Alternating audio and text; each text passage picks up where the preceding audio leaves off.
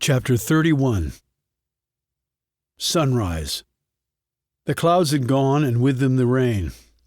So it was true sunrise, where the colors changed at first subtly, and then subtly transformed the heavens in a way that no other occurrence could, short of a nuclear bomb and its towering mushroom cloud.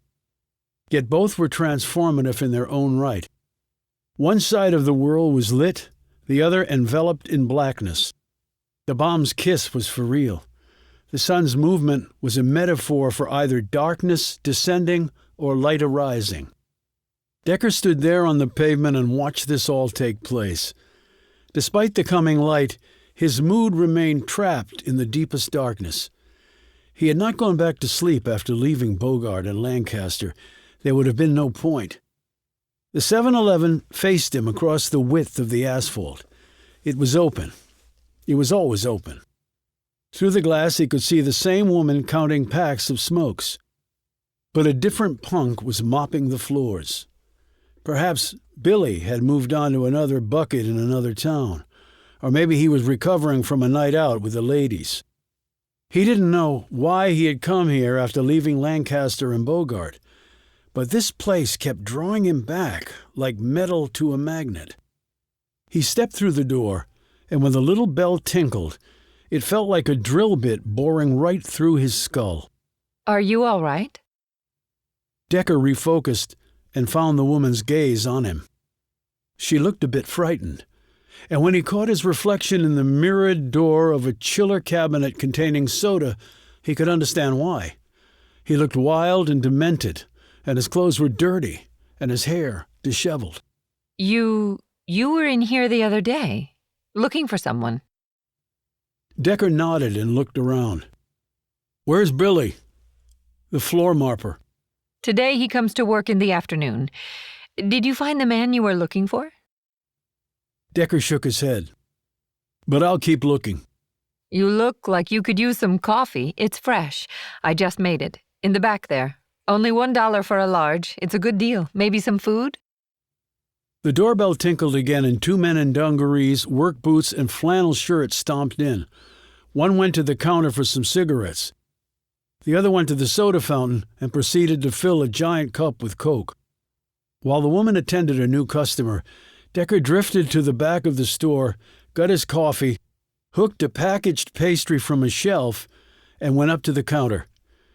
He waited behind the guy ordering smokes, who also wanted lottery tickets with particular numbers.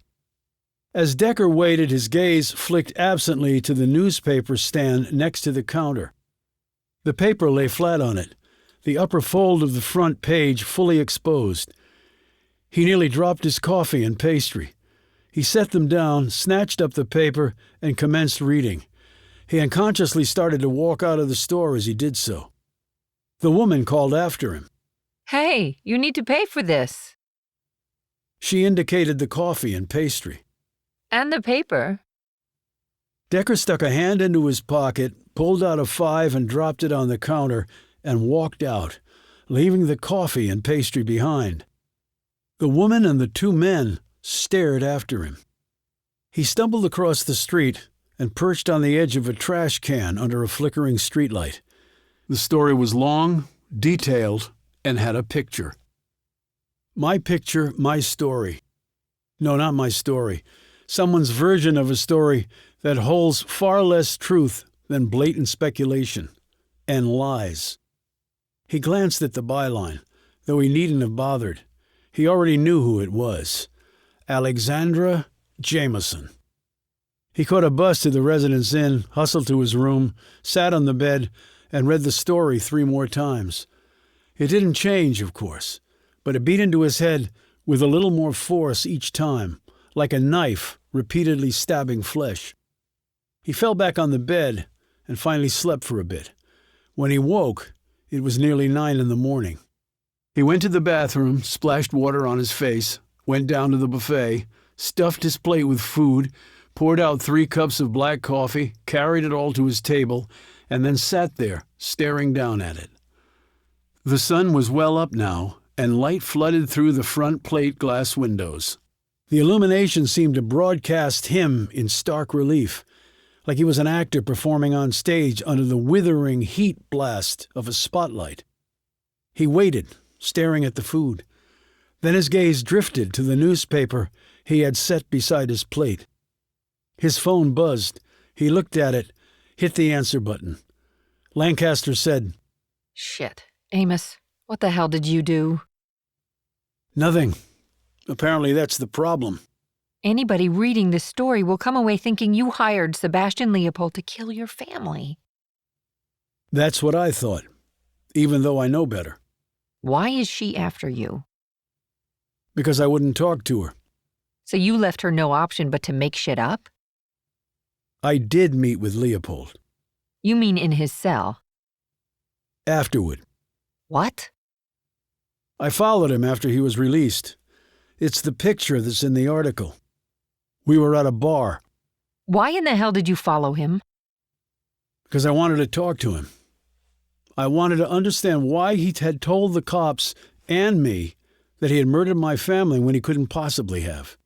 And did he tell you? No, he disappeared. You mean you lost him? I mean, he got in a car and disappeared. You saw this?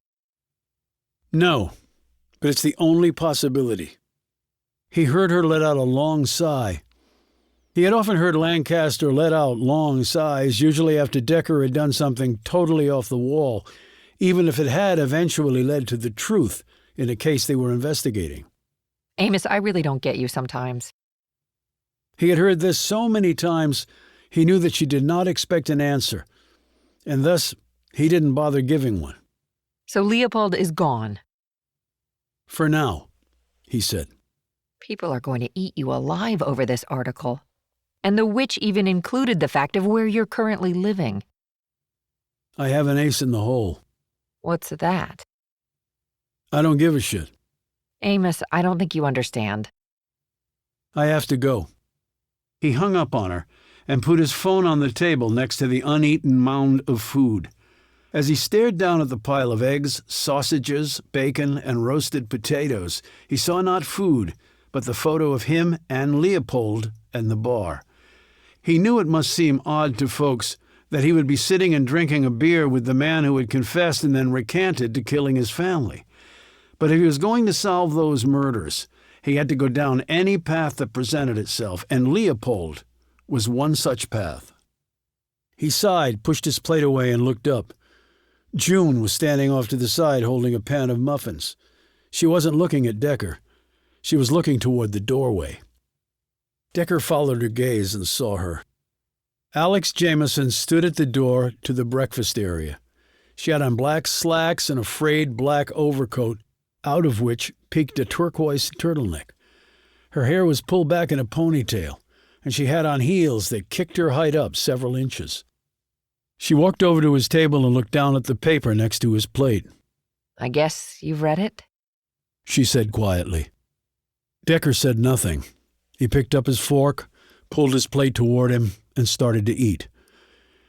She stood awkwardly next to his table. When he didn't say anything, she said, I gave you an opportunity to talk to me. Decker kept eating. She sat down across from him. It's not like I wanted to do this. He put his fork down, used the paper napkin to wipe his mouth, and looked at her. I find that people almost always do exactly what they want to do. She tapped the paper. You still have a chance to make it right. People who make things right do so because they've done something wrong. I've done nothing wrong. You were meeting with a man who allegedly killed your family. Allegedly. And now all charges are dropped, which you knew before you wrote this story, and which I knew before I met him in the bar. Why did you meet with him? I had questions for him. What sorts? She took out her recorder, pad, and pen, but Decker held up his hand. Don't bother. She sat back. Don't you want your story to get out? Decker shoved the plate of food away, leaned across the table, and said, I don't have a story to tell. He sat back, pulled the plate toward him again, and resumed eating. Okay, fair enough. But do you think Leopold had a hand in the murders? even if he didn't commit them personally. And then there's the fact that the same gun was used at the high school. Decker eyed her grimly. Brimmer could get fired for that one. It's not public knowledge. And you know it's not. Or else you would have already written about it. I could call her out on that. You want to see your contact lose her career? Or is that just considered fair game for this story? You're a very unusual man. I have no context with which to frame a reply to that observation. Sort of proves my point, doesn't it? Now Decker sat back and looked at her. Tell me about yourself, he said abruptly. What? Why? I can find out easily enough. Everyone's life is online. So to borrow your phrase, I'm giving you the opportunity to tell your story. Is this where I'm supposed to say touché? You have something to hide? Do you? No, but you know all about me. He tapped the paper next to his plate. Proof is right there. So tell me about yourself. What do you want to know? Hometown, family, education, career, life goals. Wow, you don't ask for much. Decker waited. He had no problem with silence, with waiting. His patience, like his mind, had no bounds. She folded her arms across her chest and said, I'm from Indiana, Bloomington. I went to Purdue, graduated with a degree in mass comm. Started out at some small papers in the Midwest, basically fetching coffee, writing the crap stories no one else wanted to write, and pulling the shifts no one wanted to pull. I tried some online journalism and blogging, but hated it. Why? I like to talk to people face to face, not through a machine. That's not real journalism. It's data management fed to you by schmucks you don't even know. It's reporting for lazy people who live in their PJs. Not what I wanted. I want a Pulitzer. In fact, I want a shelf of them. Then you came here. Why? Burlington is not a rip-roaring metropolis. It's bigger than any other town I was in before. It's got crime, interesting politics. Cost of living is low, which is important, because when you add up my hours worked, I don't even make minimum wage. And they let me work my own beat and follow up my own stories. Family? Large, all back in Bloomington. And the other reason you came here? There is no other reason. He pointed to a finger on her left hand. There were 2 rings there. The marks are slight but distinct. Engagement and wedding rings. No longer there. So I'm divorced, big whoop. So are half the people in this country. Fresh start, away from your ex? She rubbed at the spot on her hand. Something like that. Okay, are we done with me? Do you want to be done? You understand that you're not actually playing me, right? I'm just feeling generous, sort of going along for the ride, seeing where we end up. You follow up your own stories, you say. I do. Do you intend to try to trace a connection between the killings of my family and the shootings at Mansfield? Of course. What do your friends call you? You're assuming I have friends? What does Brimmer call you? Alex. Okay, Alexandra. Let me be as clear about this as I possibly can be.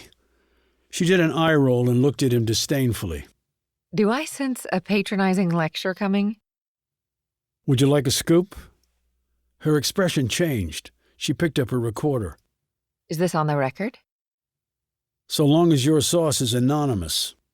You have my word. Do you normally give it that quickly? You have my word. An FBI agent was killed last night and her body was left hanging just above our heads on the catwalk up there. She was a skilled, armed federal agent who really can take care of herself. Now she's a murder victim who was dispatched as easily as someone crushing a bug underfoot.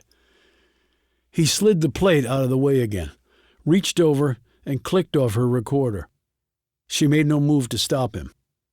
I've seen a lot in my 20 years on the force, but I have never seen... He stopped, grappling for the right words. I have never seen menace like this. But it's not just that. It's... Again, he stopped, tapping his fingers on the table and closing his eyes. When he opened them, he said, Menace coupled with brains and cunning. It's a very dangerous combination, Alexandra, and I asked about your family only because I wanted to know if you would have anyone to mourn you when you're murdered, too, because please make no mistake. He will kill you as easily as exhaling smoke from a cigarette. Look, if you're trying to... Decker didn't let her finish. He could be watching us right now, for all I know, and sizing up where and how exactly he plans to take your life. It seems that he likes to screw with me that way, kill people I'm close to or associated with. You wrote a big story on me that ties you and me together in just the way this guy seems to love. And I have no doubt he plans to keep killing until it gets down to his last planned victim. Jameson no longer looked disdainful. She looked frightened, though trying hard not to show it. And who would that be? She tried to say this flippantly, but her voice cracked halfway through. That would be me. Chapter 32. Alexandra scooped up her recorder, pad, and pen and put them back into her bag and rose. She wouldn't look at Decker. Okay, if it makes you feel better, you have officially scared the shit out of me. She said. Did you see Leopold leave the bar? What? He tapped the newspaper. The bar where this picture was taken. Now she looked at him, her features weary. I'm not going to answer that. You just did. Okay, I have one more question for you. What? He held up the newspaper. Where did you get this photo of me and Leopold at the bar? There's no attribution for the photographer. I know the profession is a stickler for that, so I'm wondering why there's no name there. I took it. No, you didn't. How do you know that? I'm pretty observant, and I happen to know you weren't in the bar.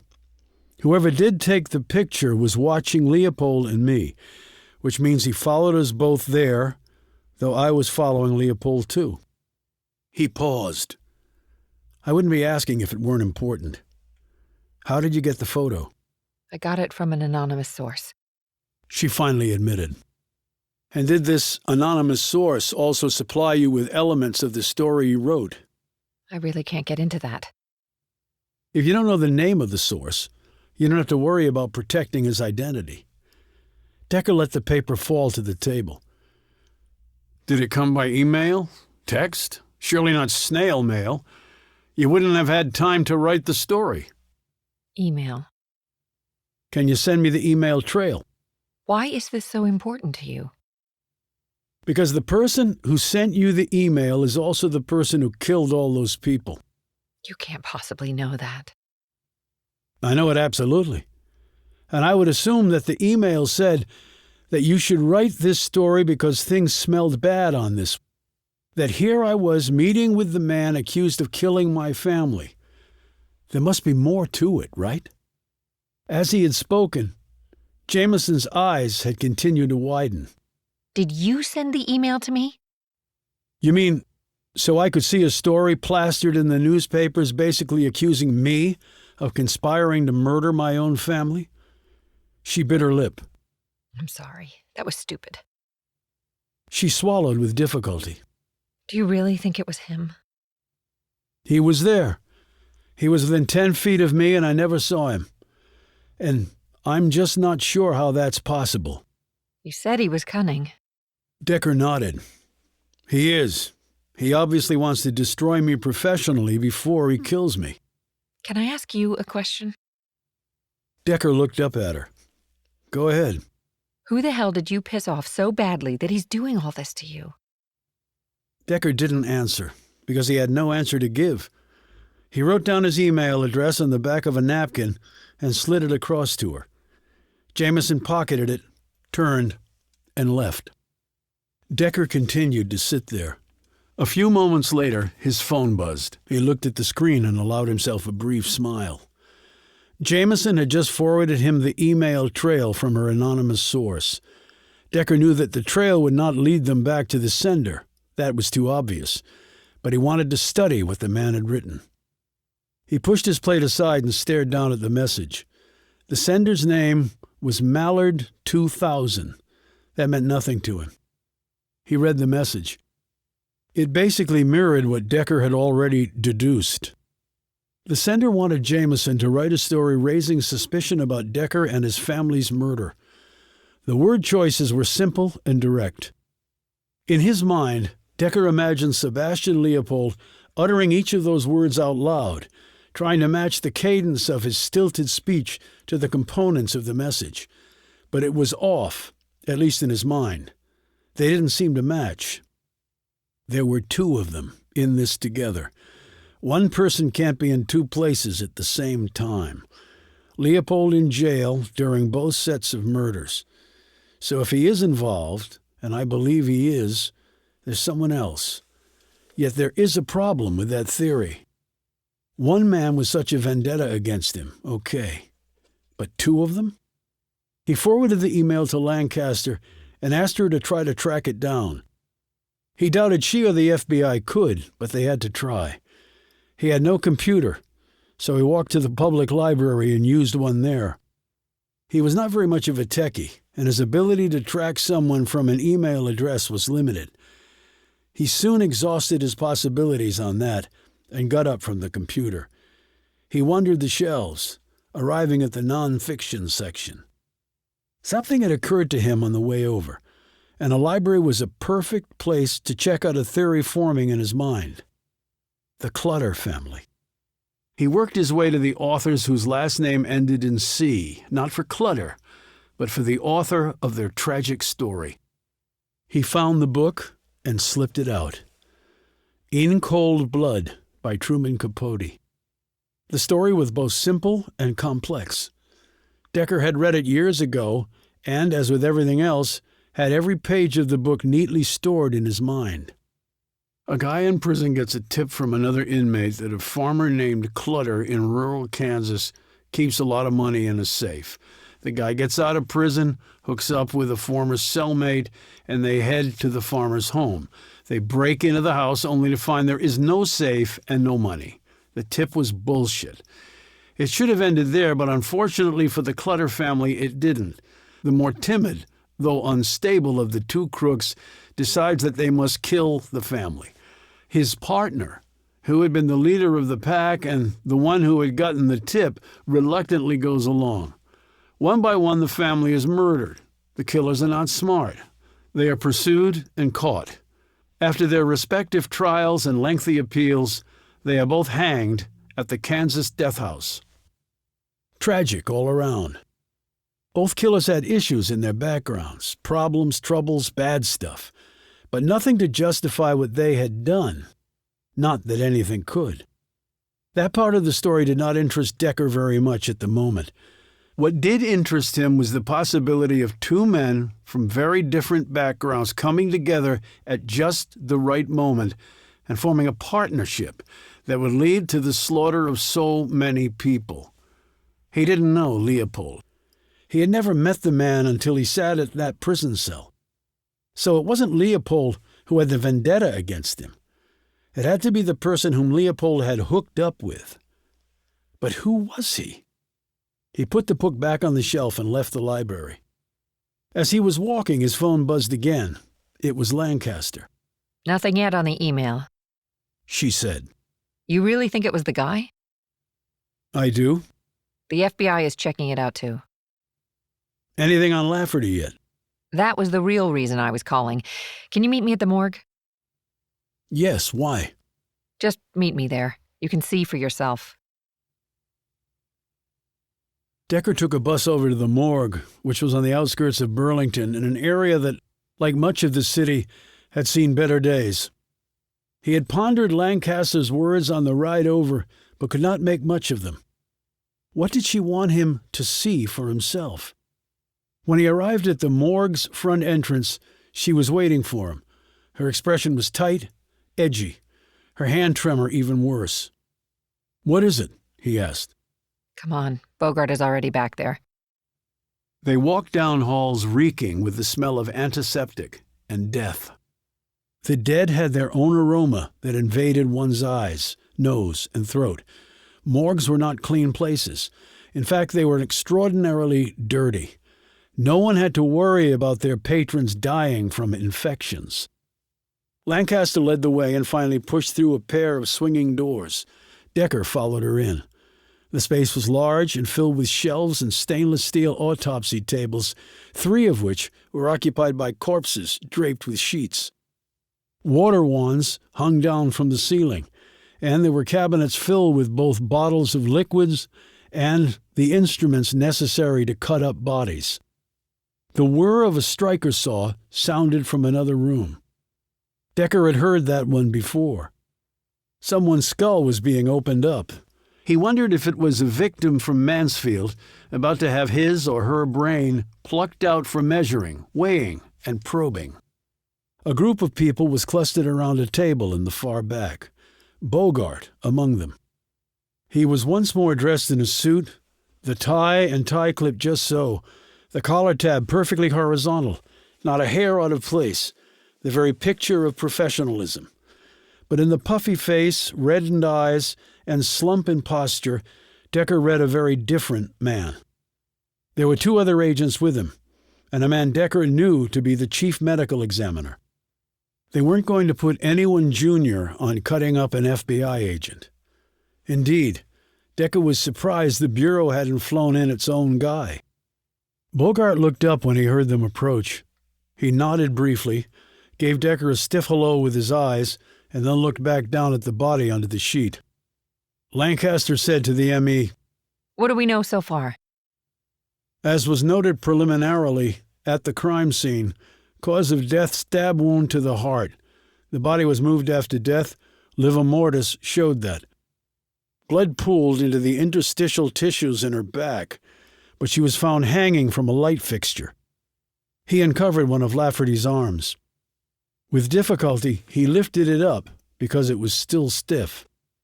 She started to come out of rigor now. Extremities backward to the jaw and neck, which more or less confirms the TOD preliminary at midnight. But the ambient temp? Asked Decker. It was cold. My colleague on site made allowances for that, and the deceased was injected with a very powerful sedative. We found traces of it. It would have rendered her unconscious and incapable of defending herself. And there was mutilation of the genitals, said Decker. The M.E. nodded. But when he started to lower the sheet to reveal the area, Decker stopped him. We've already seen it. He looked at Lancaster expectantly.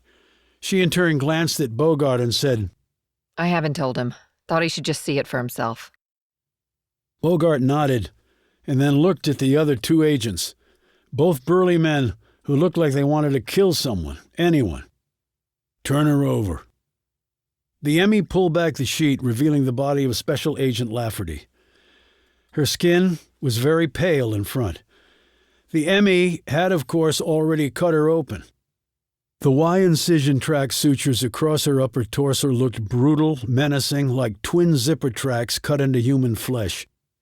Her facial skin drooped a bit because it had been sheared off in one large piece and then put back up. Her skull had been sawed open, and her brain taken out before the procedure was reversed and everything was put back together. When they turned her over, the paleness was gone. Her skin there was red, almost burnt-looking from where the blood had pooled. Decker was not focused on that. He was looking at what was on her back. He drew closer because the skin discoloration made it hard to see clearly. But then he did see it. Someone had cut something into Lafferty's back.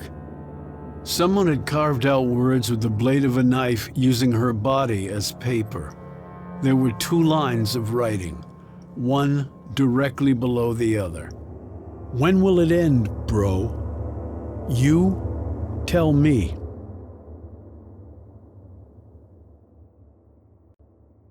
Chapter 33. They all walked outside. Bogart looked at his men and said, Give us a minute. I'll meet you at the vehicles. They left. Bogart turned to Lancaster. I'd like a private word with your partner. Lancaster glanced at Decker, who said, I'll see you later, Mary. You sure? He's sure, said Bogart sharply. Lancaster stared at Bogart. I'm sorry about Agent Lafferty. Special Agent Lafferty, thanks.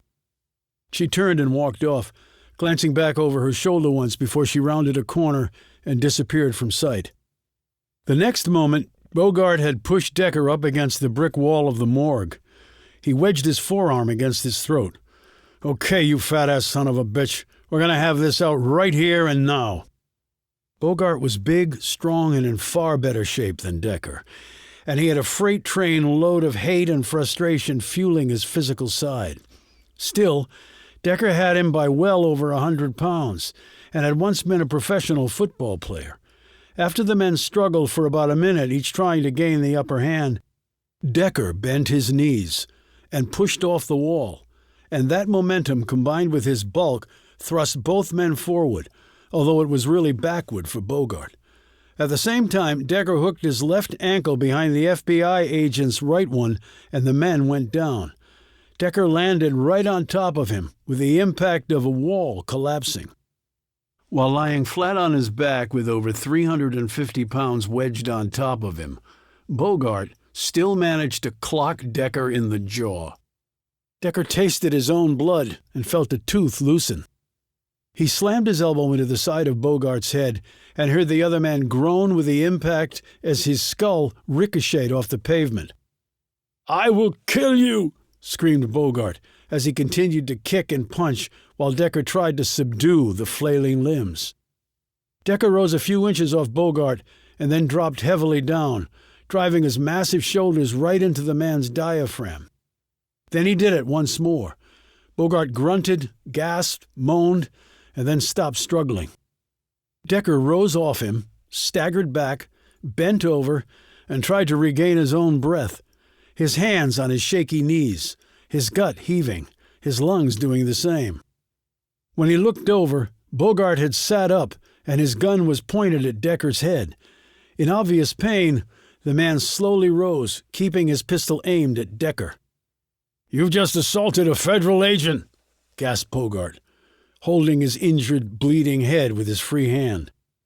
Decker looked at the gun and then at Bogart. "I could arrest you," added the federal agent. Decker straightened and then collapsed against the brick wall for support. Finally getting his breathing under control, he said, "Didn't you want to tell me something?" Keeping his gun pointed at Decker, Bogart swiped his hair out of his face and smoothed his tie. He moved closer. "What?" "You said you wanted to have it out. I didn't think that meant kicking my ass. I think that meant saying something." Bogart pointed at the door of the morgue. "He left a message on my agent that was directed at you." "I know he did. Which means you must know this guy. You must have done something to this guy. He calls you bro." Bogart shouted out this last part. Decker gave one last heaving breath and pushed off the wall, standing on his own. "I don't know this guy, and I'm not his bro. You say you never forget. Well, apparently neither does this guy. You did something. Maybe you didn't realize what it was, but he's killed. He's killed." Bogart's voice trailed off, and he lowered his weapon and then stared at the pavement, shaking his head. His expression, one of complete despair. Decker rubbed at the cut and bruise on his cheek where Bogart had punched him. His tongue pushed against the loosened tooth. "He's killed a dozen people, including my family and Special Agent Nora Lafferty," said Decker. Bogart glanced up at him and nodded slowly. "Including Nora." Bogart put his weapon away. "Look, I'm sorry If you want to press charges, go ahead. It was indefensible." Decker said, "I'm not sure what happened other than I stumbled and fell and took you with me. Pretty clumsy. But then I'm a big, fat, out-of-shape guy.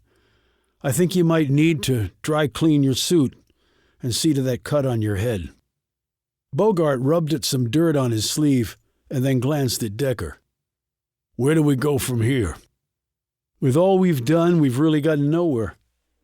You find anything useful at the Army base?" "Nothing. It was a petri dish of crap, all degraded to mush, and the Pentagon has yet to get back to us. Not sure what they could add anyway. What about that story in the paper? I talked to the reporter. Lancaster told us, gave us the IP info. My guys are tracking it. No luck so far.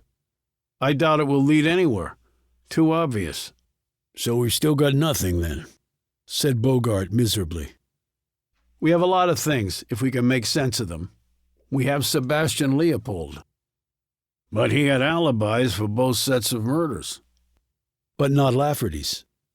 So you're saying he's working with someone? That's what you meant when you said no one can be in two places at the same time? Decker nodded.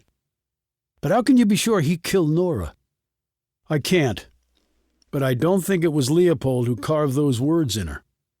Why? I met Leopold. I would have remembered this guy if I'd seen him before. But I don't, which means I didn't. That leaves his partner. This guy wouldn't have allowed Leopold to do it. It was personal. I'm his bro, no one else. He's the one with the beef against me. But Decker, how could you have run across this other guy and not remember him? If he hates you so much that he's slaughtering people. I can't answer that because I have no answer, admitted Decker. But I promise you that I will.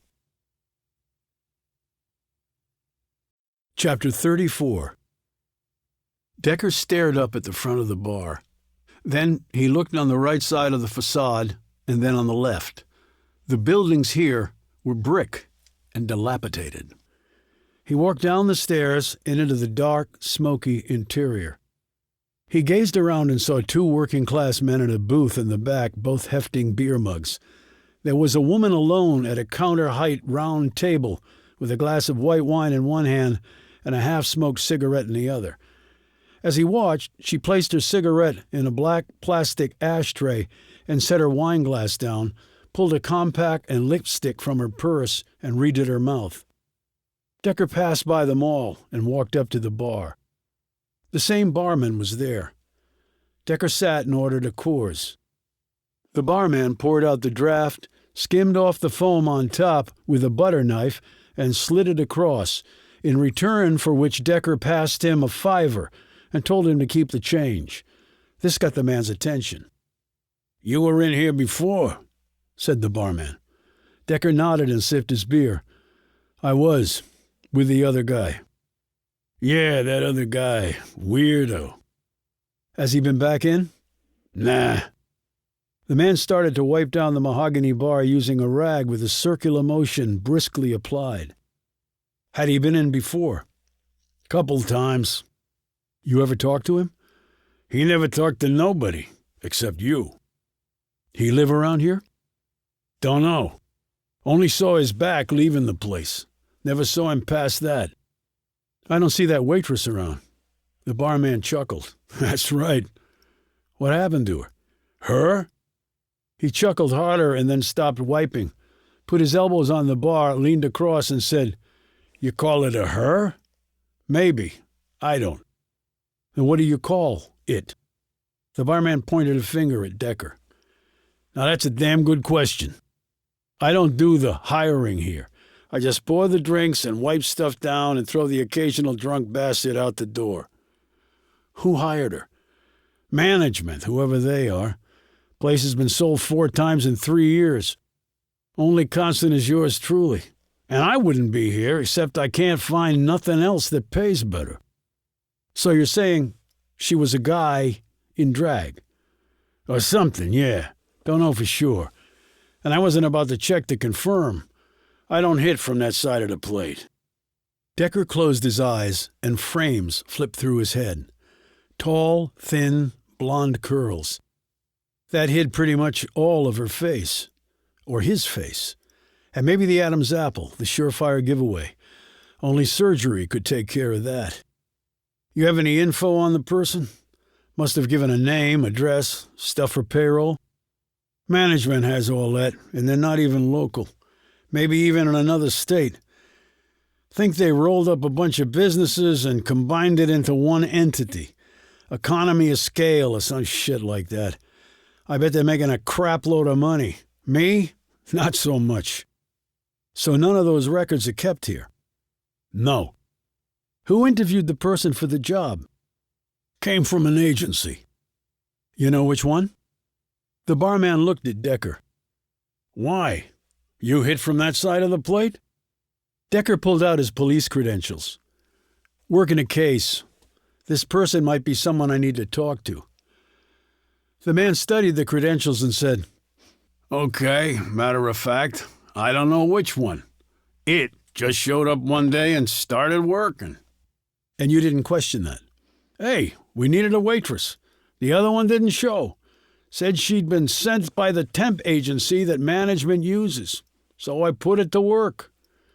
When was this? Day before you came in with that other guy. And if she hadn't been sent by the temp agency? Well, why the hell would it lie about that? You have a restroom here just for employees? Yeah, in the back. The person ever use it? I'm sure it did. Everyone has to take a pee or something more, right? Either standing up or sitting down. Show me.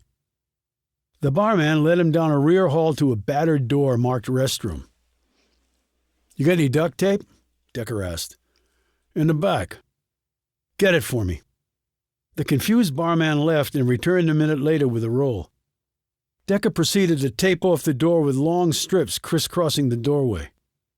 What the hell are you doing? Asked the barman. I'll have a forensics team here in 5 minutes. No one goes in. Well, what if I have to use the facilities? Use the one the paying customers do. And you're going to be asked to give a description of it. So start racking your memory for every little detail. Decker made the call to Lancaster. She said, I'll send them right now. How was your talk with Bogart? Predictable. He clicked off and walked outside. He had solved 2 things by coming here. First, the waitress had taken the photograph of him and Leopold at the bar and sent it and the story elements to Alexandra Jameson. She was the only one who could have done it. The intent had been to ruin Decker's reputation to the extent he had one. But more than that, they wanted him to maybe even start questioning the truth.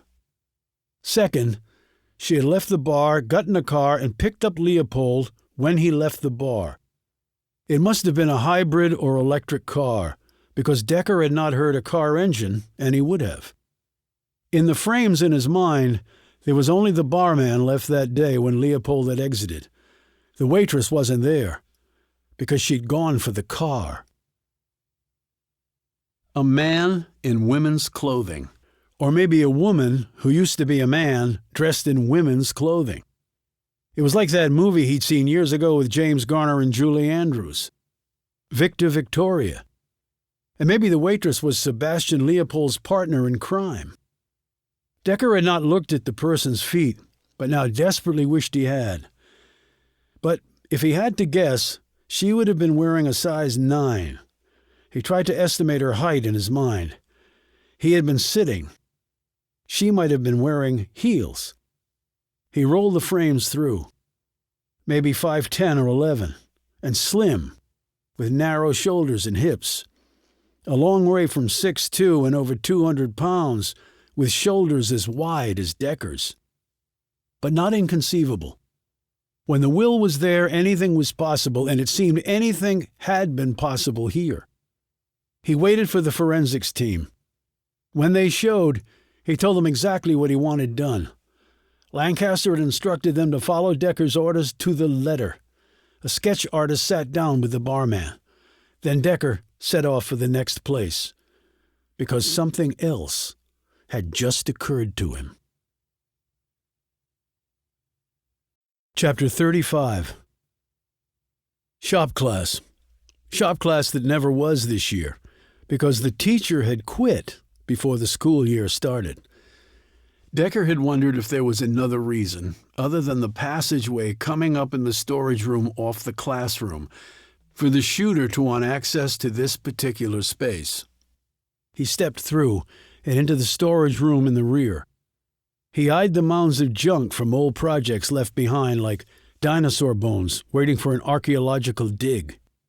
Well, Decker intended to dig. He started at the top of each mound and worked his way to the bottom. He found nothing useful. So he sat on the floor and thought about it. He went through the possible steps in his head. Up here, he decided, would not be pragmatic. The shooter would need more privacy, more of a buffer zone. He left the storage room and went down the steps to the other room that had the false wall made of balsa wood. The junk pile here had been moved to the side by the shooter. Decker didn't have to dig very deeply through all the crap. He pulled out the object and held it up. A chicken wire and leather contraption with padding built into it. The form was instantly recognizable to an old jock like Decker. Football shoulder pads. But much more than that. The structure went all the way down to the waist and included supports for the arms, broadening and thickening at every point. It was built on hinges that swung open when he undid two latches, like a shorter version of the Iron Maiden torture device from medieval times. It was like an entire torso that one could strap on and become basically twice one's size. He opened the contraption fully and tried to put it on. The thing was, though, he was already nearly the same size, so it wouldn't fit him. But it would fit someone half his size. Instant giant.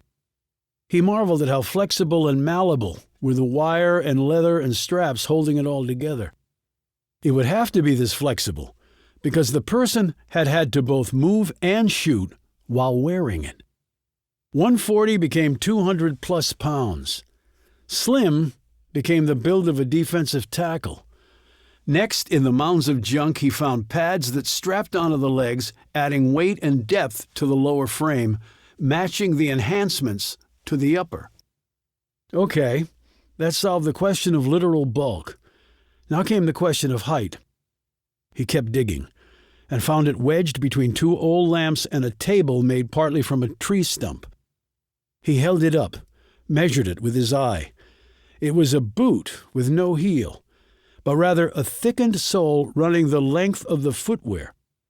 Wearing it would raise a person's height about 3 or so inches, and he concluded that it would do so more effectively than a heel.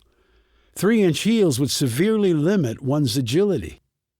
This was simply like walking on a level raised platform.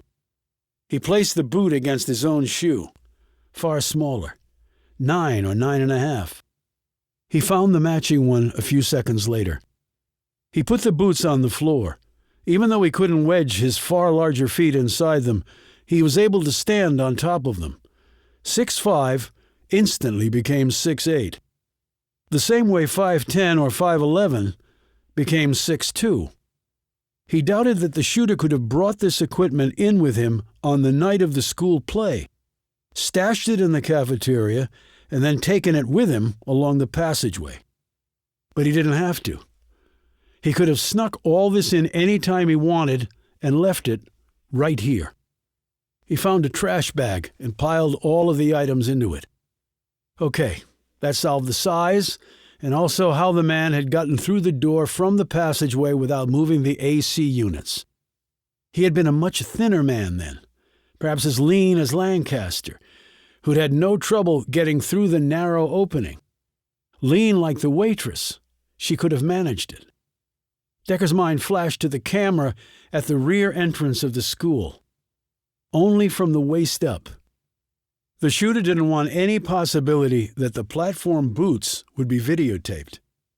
The shooter wouldn't have worried about eyewitnesses observing his feet.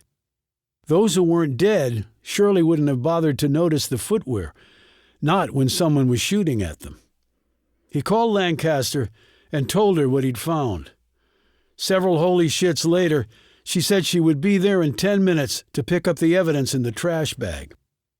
Decker perched on a counter in the middle of the shop class and looked around. He wanted to order this all in his head, putting the puzzle pieces together, if only to see how many empty spots he still had. Shooter comes into the school the night of the play, holes up in the freezer in the cafeteria. He comes out the next morning, using the passageway from the cafeteria to get to the back of the school unseen. He'd arranged to meet Debbie Watson in the shop class. He knocks her out, changes into his gear, guns up, walks in front of the camera after dragging Debbie out of the shop class and positioning her next to her locker, and then turns the corner and shoots her. Then he goes on his killing spree, from the back to the front of the school. Then he flees through the passage in the cafeteria that connected to McDonald Army Base, the existence of which he found out from Debbie Watson. He stashes the elements of his disguise in the junk pile, which would account for the second set of shoe prints going up those stairs. After that, he makes his escape through the old Army base after accessing the passageway revealed through the supposedly solid wall Decker had discovered. Okay, if that's how it went down, Decker had one very important question. Why Mansfield? Why shoot this place up? He had one idea. He had attended school here. But if this really was personal to him, there were things here that were very personal to Amos Decker. They literally had his name on them. He lowered himself off the counter and strode down the hall. School had not resumed, and there was talk that students would be transported to other high schools in the area to finish out at least the first semester. Then over the holidays, the town would figure out what to do about the rest of the year. Decker was torn about the students ever returning here. Part of him wanted this place demolished and turned into some sort of memorial for the dead. The other part of him didn't want to give the bastards the satisfaction of having forced the town to take such a drastic step. It would be like giving in to terrorists. He entered the gymnasium and walked quickly over to a large display cabinet set against one wall. In here were all the trophies and other awards won by Mansfield over the years. They were arranged in chronological order, so it was easy enough for Decker to find what he was looking for. Only they weren't there. Every award that he had won, every trophy that had held his name, and there were about a dozen, was gone. He checked and rechecked. They were not there. He leaned against the case and put his hand up to his mouth. Someone had come in here and shot up Mansfield High, and the mass murderer had done it because of him, Amos Decker. Same motivation for his family's being murdered. Me, Amos Decker. He suddenly felt like Dwayne LaCroix had leveled him again. His phone buzzed. He thought it was Lancaster. It wasn't. It was Bogart. Decker, we found something in a dumpster in the alley where Nora Lafferty was taken. You were right. It was a policeman's uniform. Decker sensed something else coming, though, from the man's unnerved tone. What else? The uniform was authentic. It was a Burlington Police Department standard issue. And the uniform had a name stitched on it. They all do. Whose name was it? But somehow Decker already knew the answer. It was your name, replied Bogart. Chapter 36. Decker arrived breathless outside the building. He rushed over to the gate and input the code in the security box. It was not a very secure code. It was Molly's birthday. The gate clicked open and he walked through. The storage units all had exterior doors, and he hustled over to the one at the very end. He pulled the key from his pocket, but then saw that the lock was gone from his unit. They had done that intentionally. They had wanted him to know. He lifted the roll-up door, his gun in hand just in case, but the place was empty of living things. In here were the possessions he had taken from his old home, because where he had moved to after that didn't have the room. But he couldn't get rid of them. In here were also his tangible memories of a life spent with the two people he was closest to in the world, Cassie and Molly. They were all neatly boxed and labeled and placed on sturdy metal shelving. This place was an expense he couldn't really afford, but he had never missed one payment, going cold and hungry to afford keeping this place, these memories, intact. This mirrored his mind, full of things but neatly organized, with everything capable of retrieval with minimal effort. There was one box in here that he needed to look at, only one. It was in the rear, to the left, second shelf, fourth box from the right. He reached that spot and stopped. The box was there, but the top was open. He lifted it off the shelf and set it down on the concrete floor. This box contained the remaining items from his career in law enforcement. And part of that was his old police uniform that he had kept when moving up to detective. He had done so because there were times at the department when even plain clothes were expected to don their uniform. When he had left the department, technically he should have turned the uniform in, but it wasn't like it could have been recycled. There was no one near his size in the Burlington Police Department. The uniform was not in the box. Someone had used it to fool Nora Lafferty into letting down her guard for a few precious and ultimately lethal seconds in that alley. They know where I live. They know I have this storage unit. They had desecrated it. He clicked back in his mind to the last time he had come here, 27 days ago, 1:35 in the afternoon. Had they observed him then? Or was it before that last time? Then he hurried to the gate, where there was a security camera. He didn't think it would provide a likely lead, and he turned out to be right. The camera lens had been spray-painted black. Obviously, no one had been monitoring this camera if they hadn't noticed it could no longer record anything for at least nearly a month. He called Bogart. 15 minutes later, several SUVs pulled up to the gate. Decker let them in, and then led the team back to the storage locker. He explained as he went along. When they arrived at the locker, Bogart's team went into action, searching for prints or other traces and any leave-behinds. Bogart and Decker stood side by side and watched. "Why didn't you turn your uniform back in when you left the force?" the FBI agent asked. Decker knew exactly where this conversation was going, but there was nothing he could do about it.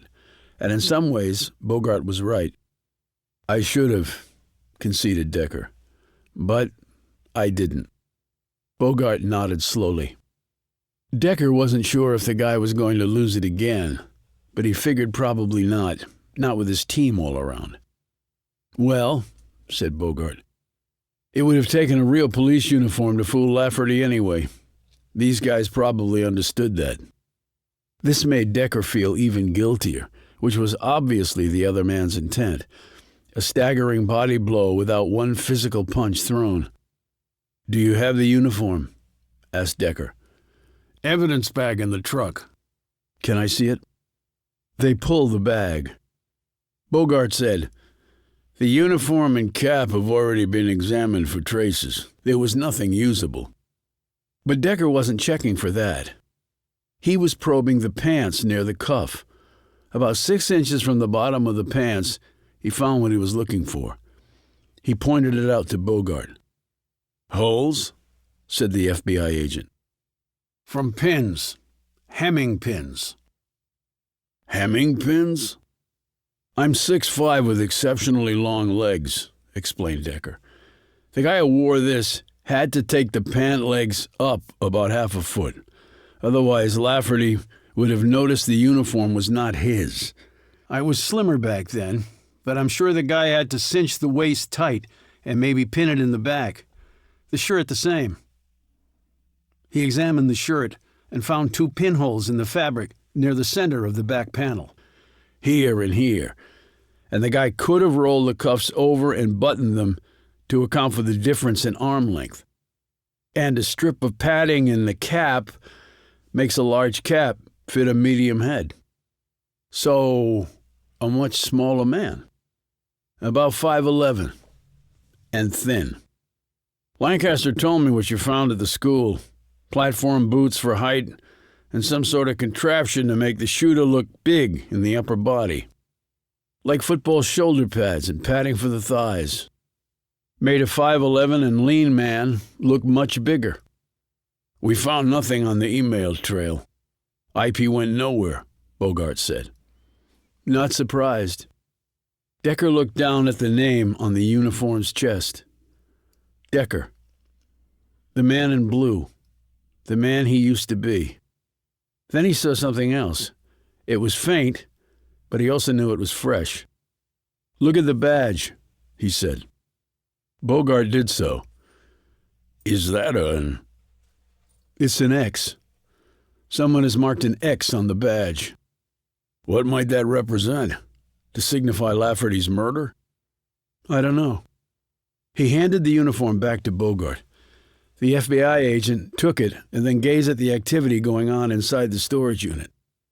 "How come you kept all this stuff?" Decker looked up and said slowly, far more to himself than Bogart, "It's all I had left." Bogart glanced at him, sympathy flitting across his features. Decker must have noticed this because he said, "No reason to feel that way. You make choices and you live with them." "You didn't choose to have your family murdered, Decker." "I think the man who did it believed the choice was all mine." "That's truly sick." "Yes, he is." Chapter 37. When Decker got back to the Residence Inn after the search at the storage unit turned up nothing, he found that others had visited him and left very telltale signs behind. A hatchet was stuck in the wood of the door. Slurs had been spray-painted across the window and brick front. Headless baby dolls lay on the concrete. Copies of the news story that Alex Jameson had written were strewn across the catwalk, or else taped to the wall, with venomous words scribbled across them. The photo of Decker had been doctored in several of them to make him look like the devil. Under it was written, "Child Killer." Decker pulled the hatchet free, kicked the other items aside, opened his door, and went in, locking the door behind him.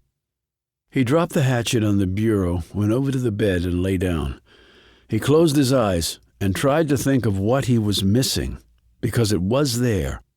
He knew it was. For the 100th time, he started to go through all the known facts of the case in chronological order. The knock on his door interrupted these thoughts. He struggled up, crossed the room, and said, "Who is it?" Somebody who owes you an apology. He recognized the voice and opened the door. Alex Jameson was standing there holding one of the headless dolls. "I'm really sorry," she said, and she actually looked it. "What do you have to be sorry for?" "Shit, Decker, you're making me feel worse than I already do." She was dressed all in black, tights, long sweater that covered her butt, low boots with chunky heels, and a short jean jacket. A large bag was slung over one shoulder. You have time for a cup of coffee? Why? I'm not here to interview you. Why then? Brimmer told me you've done all the heavy lifting on this case. Found all the leads, even though she wouldn't tell me what they were. She's learning then. Coffee? I have some things I want to talk to you about. I'll buy, please. It's important. He closed the door behind him, and they walked down the steps, across the street, and over a few blocks to a coffee shop that occupied a small niche between two larger stores, one of which was boarded up, and the other one not far from that fate. Whole town is going down the tubes, observed Jameson as they passed the shuttered store. Before long, I'll have nothing to write about except bankruptcies and foreclosures. They got their coffees and sat at a small table near the back. Decker watched as she spooned sugar into her cup. "What do you want to talk about?" he asked bluntly. I am sorry about the story, Decker. In retrospect, you didn't deserve that. I don't think you had anything to do with what happened to your family. Like you said, I think some psychopath is looking to first screw you and then destroy you. And he used me to do that, and I jumped at the bait just so I could write a story. But that got me wondering why. I mean, who could have that sort of vendetta against you and you not know it? Decker sipped his coffee while eyeing her directly, but said nothing. And I'm sure you've been racking your brain trying to think of the same thing. I have. It has to be personal. Murder almost always is. No, I mean more than that. Brimmer told me there were a couple of communications the killer made. Again, she wouldn't tell me what they said, but they were apparently directed at you. Decker said nothing, but his look clearly told her that he was interested. So I did some digging. Into what? Into you. How? I'm a reporter. We have ways. And what did you find? You're from Burlington, biggest sports star the town ever had, the young man who made good. This comment made Decker think of the trophy case at the school.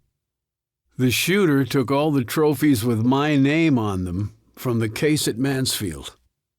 She sat back and looked satisfied and also puzzled by this.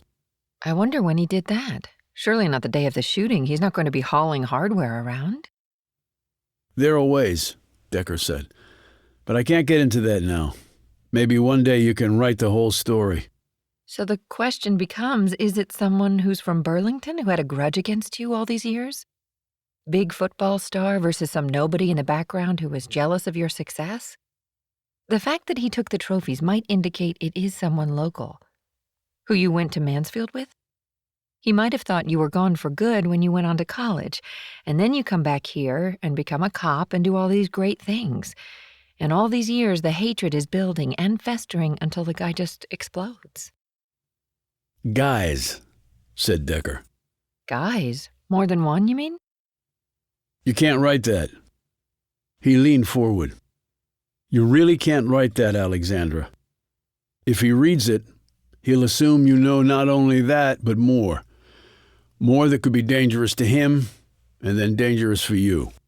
I get that, Decker. You thoroughly scared me before. I go nowhere without Mace and my phone on 911 speed dial. But you came back. You're here now trying to help me figure this out. They could be watching. Why take the risk? I didn't get into journalism to be safe. I got into this line of work because I wanted to take risks. You and I are a lot alike on that score. How so? I figure the only job riskier than pro football and police work is being in combat. So you're a risk taker. So am I. And if we can do a little good in the meantime, why not? So, any guys you remember from here that hated you? I was good at sports, but I wasn't good at anything else. And I wasn't a prick. I had fun. I was a goofball. I made people laugh. I messed up. I was not Mr. Perfect by a long stretch. Aside from what I did on the field, I wasn't that special.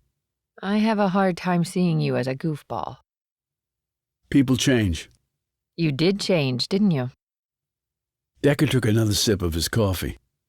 People change. I'm no exception. People do change, but I think you changed more than most. How do you mean exactly? The hit. I watched it on YouTube. Good for you. It was horrible watching it. I can't imagine how it was actually being the recipient of it. I don't really remember it. They told me later I shit my pants. Violent collision like that overpowers the central nervous system. During the preseason, the equipment guys came in after games to make sure all the girdles with feces in them were hidden from view and never given out to fans, along with all the blood inside the helmets and on the uniforms. And they kept the reporters out when the guys were in the trainer's room post-game so they wouldn't hear the screams. And they gave players pops of ammonia or painkillers so they could talk to the media and hide the fact that half their brain was gone. I'm not a big fan of football. Gladiators of the 21st century, wrecking each other for our amusement while we drink beer and eat hot dogs and cheer when a guy gets wiped out. You'd think we would have gotten beyond that. I guess there's too much money in it. See? People don't actually change all that much. After the hit, you just disappeared for a long time. Got cut by the team, went into limbo. I couldn't find anything on you. And then you turned up back here and joined the police academy. A buddy of mine got me your test scores. You have a lot of buddies? A good reporter needs all the help she can get. The scores were all perfect. A fact my old captain told me too. So Captain Miller looked into it as well. Why all the interest in me? Because I figure that to find this guy, or guys, we have to work backward from the motivation to the source. You're the motivation. So I have to understand you to get to them. She paused and tapped a spoon against her coffee cup. So where were you during that time? That's my business. You don't want to catch these murderers? Didn't say that. But you know I'm right. You're the key to what's happening. She leaned forward and tapped his thick hand. I want to help, Decker. What you want is a Pulitzer. I tell you what. You let me help, and I won't write any story without your permission. You get to vet and approve the whole thing, or you get to pull the trigger, and it'll never see the light of day. You'd agree to that? Yes. Why? Andy Jackson, you know him? The English teacher at Mansfield. Last surviving victim of the shooter. He tried to stop the shooter. He died an hour ago. Andy didn't always teach at Mansfield. He was a professor at Purdue, where I went. He's the reason I'm a reporter. He came here to take care of his ailing mother, sort of person he was. You never said this before. Because that was my business, but I'm saying it now. She put out a hand. So that's my deal. No story if you say so, but in exchange, I get to help you track these bastards down. What do you say? Decker slowly put out his hand, and they shook. So where do we start? He rose. At a storage unit. Chapter 38. It was late, and they were sitting cross-legged on the concrete floor of the storage unit going through boxes. Jameson had returned a few minutes before with dinner in the form of Chinese takeout. She had laid out napkins, paper plates, and plastic utensils, and filled Decker's plate with food before doing her own. He looked at her in some surprise. She explained, I'm not domesticated, but I am the oldest of 7 kids. I'm used to playing parent at mealtime. He nodded and bit off a chunk of a spring roll while Jameson spooned some egg-drop soup into her mouth. She had brought them each a beer as well. Decker took a swig of his and then set the bottle down. Jameson looked around the unit. You really kept everything, didn't you? Things that were important to me. I don't see anything here from your playing days. He shrugged and stabbed his fork at a piece of shrimp. Not important to me. She nodded slowly. But with what happened to your family, doesn't it hurt to keep all this stuff? Your daughter's clothes, your wife's cookbooks, letters, pictures? The only thing that hurts is not having them here. He looked at her. How long were you married? Too long. He looked at her expectantly. 2 years and 3 months. I guess not that long, actually. What happened? Things just went sideways. He wasn't the guy I thought he was. And I guess I wasn't the woman he thought I was. Kids? Thank God, no. That would have made it a lot harder. Yeah, it would. Kids make everything better. And harder. She leaned back against the cardboard box, drew her knees up, and sipped her beer. She tapped her head. So, the hit altered your mind somehow? Decker nodded and took a swig of beer. I saw some of the reports from that institute place in the box back there. Was it weird? He set the beer down and rubbed at his beard. Do you mean that I feel like a guinea pig? Yes. How did the others come by it? None of us were told that officially. I guess patient privacy. But there's always scuttlebutt. Most were probably born with it. A few, like me, suffered a brain trauma. I think some of the folks at the Institute knew about me because the hit was on TV. Did you all have similar... Gifts? There was a core part of it. Near total recall of certain things. Aside from that, it differed quite a bit. One of them could play any musical instrument with pretty much no instruction. Another could divide any prime number in his head, no matter how large. There was this other woman who had qualified as a Grand Master of Memory when she was 7. Grand Master of Memory? What did she have to do? 3 tasks. The first was to memorize 1,000 random numbers in an hour. Next, she had to memorize the order of 10 decks of cards in an hour. And lastly, memorize the order of one deck of cards in under 2 minutes. Wow, who knew it would be so easy? Said Jameson sarcastically. There are around 150 people in the world who have successfully performed the 3 tasks. Didn't think it would be that many. It's not in the grand scheme of 7 billion people. Could you do it? I've never tried, never saw the point. They both fell silent. Jameson watched Decker closely. Even though this guy's motivation is you, it's not about you. You realize that, don't you? Now 13 people have been murdered because somebody has a problem with me. This is definitely about me. You didn't pull the trigger. Someone else did. And whatever he thinks you did, it doesn't justify what he's done. Tell it to the victims' families. You are the family of victims. Decker pushed his plate away and struggled up. His knees and back were killing him, and he had to take a leak. He went outside and around the corner, unzipped his pants, and relieved himself. He was surprised when Jameson spoke. She had apparently followed him. You don't need to guilt trip yourself. That's what he wants. You know that. It's all part of it. He gets inside your head, he wins. On 2 fronts. One, his brain beats your brain. So he gets personal satisfaction. And if you're not thinking straight, you have no shot at tracking him down. Win-win for him. He's counting on that. Decker zipped his pants back up and turned to her. I know that.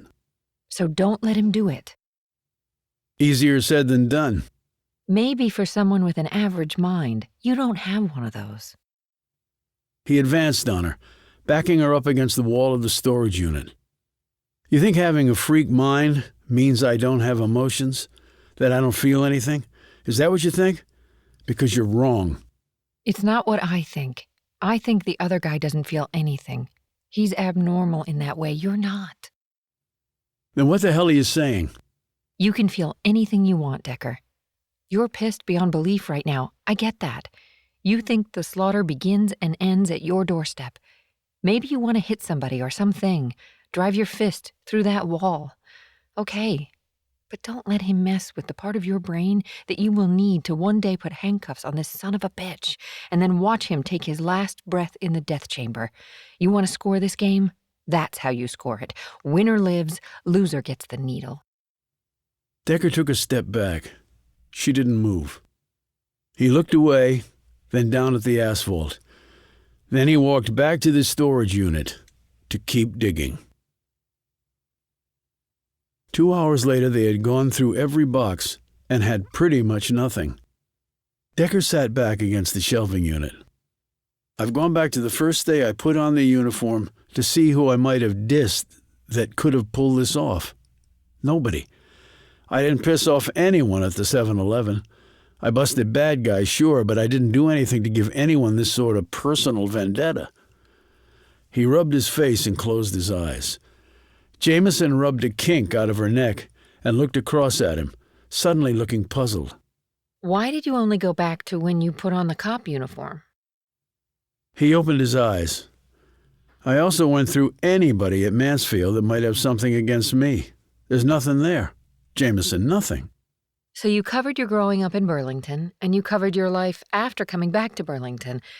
What about in between? What? You think the guy who laid me out on that hit is behind this? After his knees and shoulders gave out, he was cut from his team, went broke, turned to selling drugs, and he's currently in the custody of the Louisiana prison system.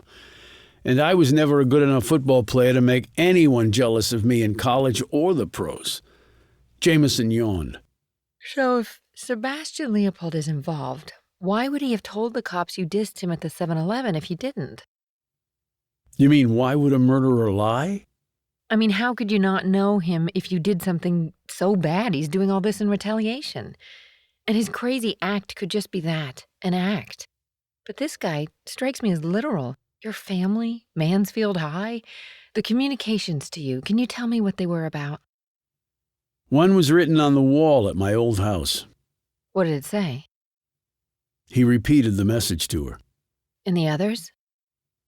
He told her about the code embedded in the musical score on Debbie Watson's wall, and then the words carved into Lafferty. Jesus. So he refers to you as bro in each message? Decker nodded. And he also says you two are a lot alike, that you're all the other has. Yes. And with the last message, he's asserting that you actually have control of this thing, that you can determine when to end it. Decker looked at her. Meaning him or me? And he obviously wants to be the one left standing. I would expect so. Okay, but it seems to me that he feels like he's in competition with you. Brothers, part of something that we're just not seeing. Decker opened his eyes. Like a team? You were never in the military? He shook his head. Then maybe like a team. I already told you. I was never good enough to tick someone off in football. I never took somebody's position and along with it a paycheck. Besides, I can't see someone murdering all these people because he was third string to my second string on a college football team. And in the pros, I was just a spare piece of meat. I was never missed. But you're convinced Leopold is involved in this? Yes. Based on your gut? Based on the fact that he's disappeared. I've checked every homeless shelter in town. He's never been to any of them. He played me. He walked out of that bar knowing that he was going to disappear, and the waitress was working with him. The waitress is the other person, the one with the beef against me. She's the one I really want. But you mentioned that this waitress might be a man. Yes, I shoot her, in fact. Leopold was in lockup both times. It had to be the other one. And he used the stuff you found at the school to make himself appear bigger. Pretty clever since the cops live and die by physical description. Once they get that height and size in their heads, they never look at anyone outside that box. It's just beaten into us. So Leopold and or the shooter might know how cops think? Yes. Jameson mulled this over. Then the only direct fact he's really told anyone is that you dissed him at your local 7-Eleven. But you're sure he's lying about that, so we have to go back to that and start from there. Decker? Decker had lurched to his feet and was looking down at her. What is it? You said it was our only direct fact. Right, I know, but... But it's not. Not what? A fact. He hurried from the storage space without another word. She jumped to her feet, grabbed her bag, and followed. Chapter 39. Decker and Jameson sat across from Lancaster at police headquarters. Decker had briefly explained how he came to be working with Jameson and also why he was here. We've torn apart my storage unit, but there was nothing there, he added. And then it occurred to me that I had made an assumption that was based on something that had not been confirmed. I accepted as a fact something that had not been proven to be a fact. That's why we're here. And so you want to hear my interview notes with Leopold after he was taken into custody? Yes, as precisely as you can make them, Mary. Every word counts. Literally. Lancaster looked a little apprehensive, but then collected her pages and set them in front of her. Well, to start off, he didn't say much. In fact, he wasn't making much sense. As soon as he finished, I thought his best bet would be to plead diminished capacity. I don't think his capacity is diminished at all. Quite the opposite, replied Decker. Just read me what he said, and if you can remember anything else, that would be helpful too.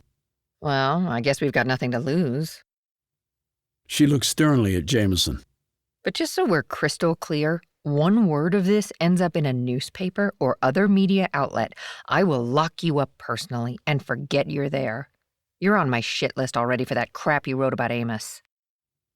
Jameson held her hands up in mock surrender, but her tone was deadly serious. It never will. Detective Lancaster, not from me. And I am a shit for what I wrote. I shouldn't have done it, but I did. And now I'm trying to make it right. It's all I can do. Lancaster ran a critical gaze over her. And Jackson was really your college professor? He was a lot more than that. He was my mentor. Easily verifiable if you don't believe me. I believe you. Lancaster said curtly. Then I guess we're all on the same page and the same team. She looked down at her notes and started reading. When she got to the part about Decker dissing Leopold at the 7-Eleven, Decker stopped her. Those were his exact words? I dissed him at the 7-Eleven? Yes, I told you that before. What did you ask him next? Well, I asked him which 7-Eleven. I was trying to see if his story made any sense. We don't get many folks walking into the precinct and copping to a triple homicide a year and a half after the fact. And he said the local 7-Eleven, near me. Lancaster looked down at her notes again and frowned. No, he actually said that you'd know which one. She glanced up. I guess I just assumed that you would know at which 7-Eleven you had dissed the guy. At least dissed him in his mind. So he never said the local 7-Eleven? The one near my house at 14th and DeSalle? Lancaster paled, and when she spoke, her voice was strained. No, Amos, he didn't. That was a leap of logic for us both, I guess. But I should not have made that assumption. That was a rookie mistake. I made it too, Mary. Lancaster still looked crestfallen. Can I see your notes? He asked. She handed them across, and he started reading through them. Lancaster glanced at Jameson, leaned forward, and said in a low voice, So how do you enjoy working with Decker? I did it for about 10 years. No 2 days were ever the same. Jameson spoke in the same low tone. It's, unusual. He just jumped up and walked out of the storage unit. I had to race after him. Lancaster let out a rare smile. Story of my life.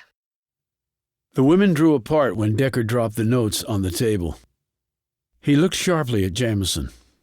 The email address you got the story elements and photo from. Mallard 2000 was the handle? You know it was. I sent it to you. Lancaster said, The FBI couldn't trace it back, so I don't see how it's helpful. It's actually very helpful. And I should have seen it before. Seen what before? Asked Jameson. That the answer I was looking for wasn't in tracing it back to the sender. It was right there all along in the name. In the name? Said Lancaster. What name? Decker stood and looked at Jameson. You have a car? She nodded and rose too. A subcompact with 100,000 miles on it and held together with duct tape. But it gets great gas mileage. She looked him up and down. It might be kind of tight for you. Where are we going? Chicago. Chicago? Exclaimed Lancaster. What the hell's in Chicago? Actually, it's a suburb of Chicago. And what's there is everything, Mary. But how do you know where to look in Chicago? Decker said impatiently. He gave me the address, 7-Eleven. Lancaster shook her head and said incredulously, Okay, but Amos, do you know how many 7-Elevens there are in the Chicago metro area? I'm not looking for a convenience store, Mary. I'm looking for the street number, 7-Eleven. Lancaster stared at him blankly. Shit. Are you telling me it was never a 7-Eleven? It was a street number? But he said the numbers 7 and 11, which can just as easily be 711. You just wrote it down the way anyone would have who lives in this country. You just assumed he meant the store chain, when he actually didn't. But he never corrected me. Did you expect him to draw you a map? This is a game to them, played by their rules. Okay, you have the number, but that's pretty useless unless you have a street to go with it. I do have a street. That was in the email address. Mallard 2000? But how do you even know it's in Chicago? How does that city tie into what happened in Burlington? It doesn't. It ties into me. But Amos, what does... Lancaster stopped in mid-sentence because Decker had already rushed from the room. Son of a bitch. Yelled Lancaster. Jameson shot her an apologetic look. Story of your life? Just keep me informed, Jameson, and watch him. He's beyond brilliant, but even brilliant people do stupid things. I will. And then Jameson hurried after Decker. Lancaster slumped back in her chair and looked down at her notes. and she balled them up and threw them across the room. Screw 7-Eleven. Chapter 40. As it was originally configured, the subcompact had not exactly fit Decker, since they were roughly the same size.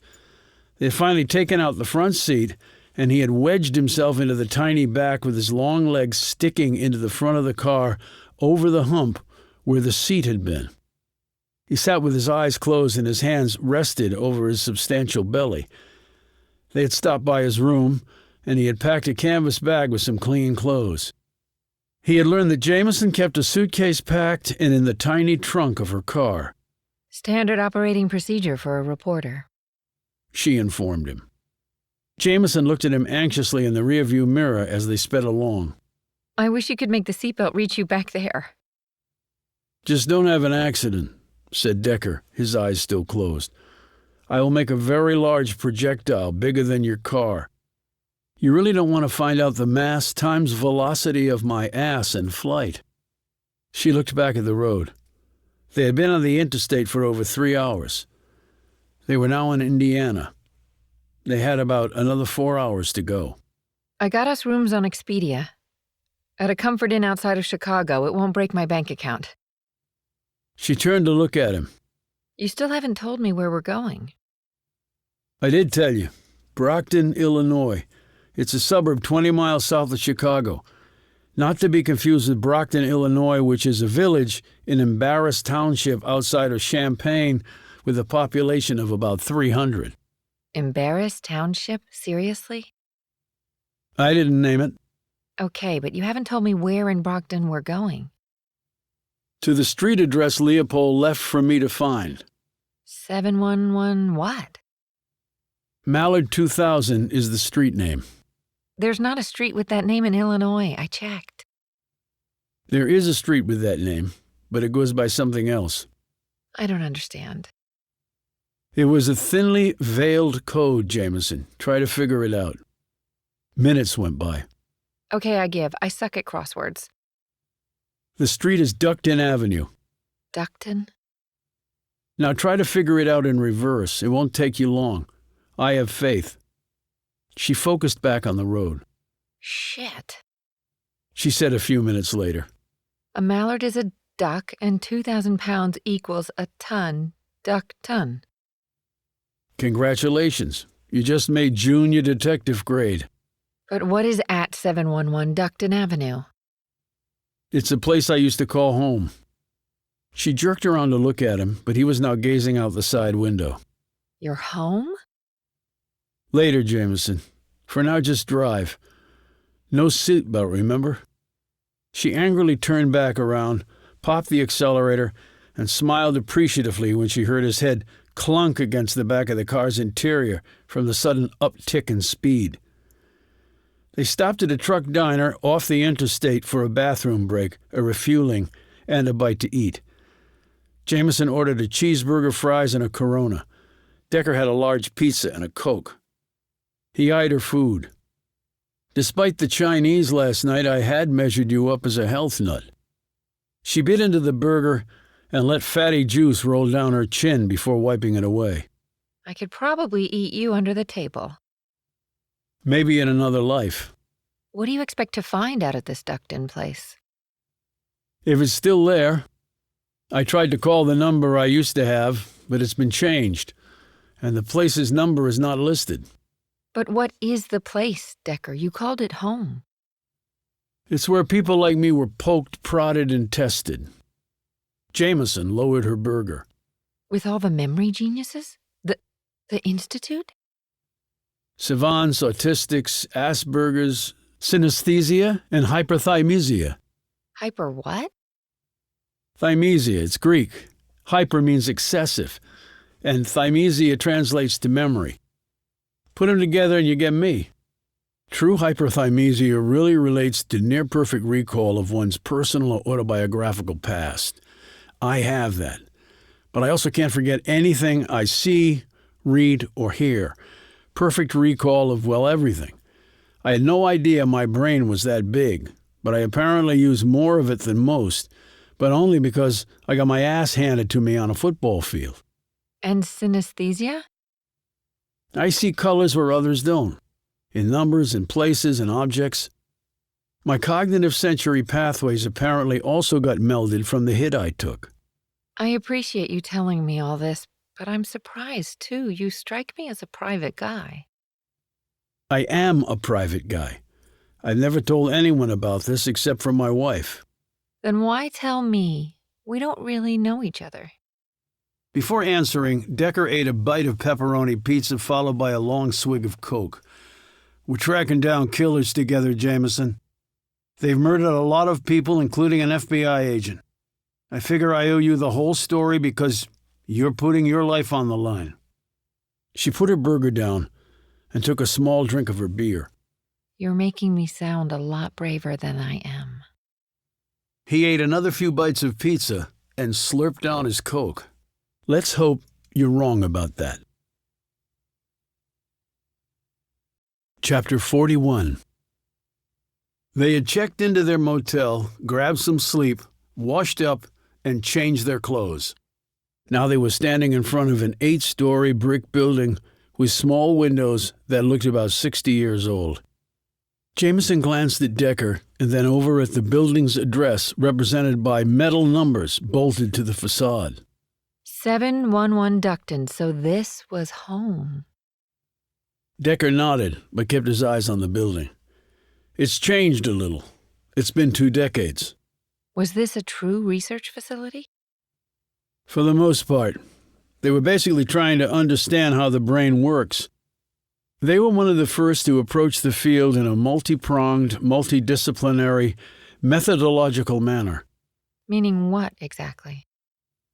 Meaning that they didn't just hook electrodes up to your head and measure brain activity that way. They did all the physiological things you would expect. The brain is an organ, after all, and it basically works on electrical impulses. But they also did counseling sessions and group and one-on-ones. They dug deeply into our lives. They wanted to know the science of folks like us, but they also wanted to know, well, us. What having an exceptional mind was like, how it had impacted or changed our lives. Sounds pretty thorough. They were. But what was the result of all that? Decker shrugged. I was never told. I was here for months, and then was told I could go. But there was never any follow-up, at least not with me. Wait a minute. You were told you could go? Were you here involuntarily? No, I volunteered. Why? He turned to look at her. Because I was scared, Jameson. My brain had changed, which meant pretty much everything about me had changed. My emotions, my personality, my social skills. I wanted to find out why. I wanted to find out what my future might be like. I guess I wanted to find out what I would become for the long term. But I guess there were a lot of positives. I mean, a perfect memory makes school and work pretty easy.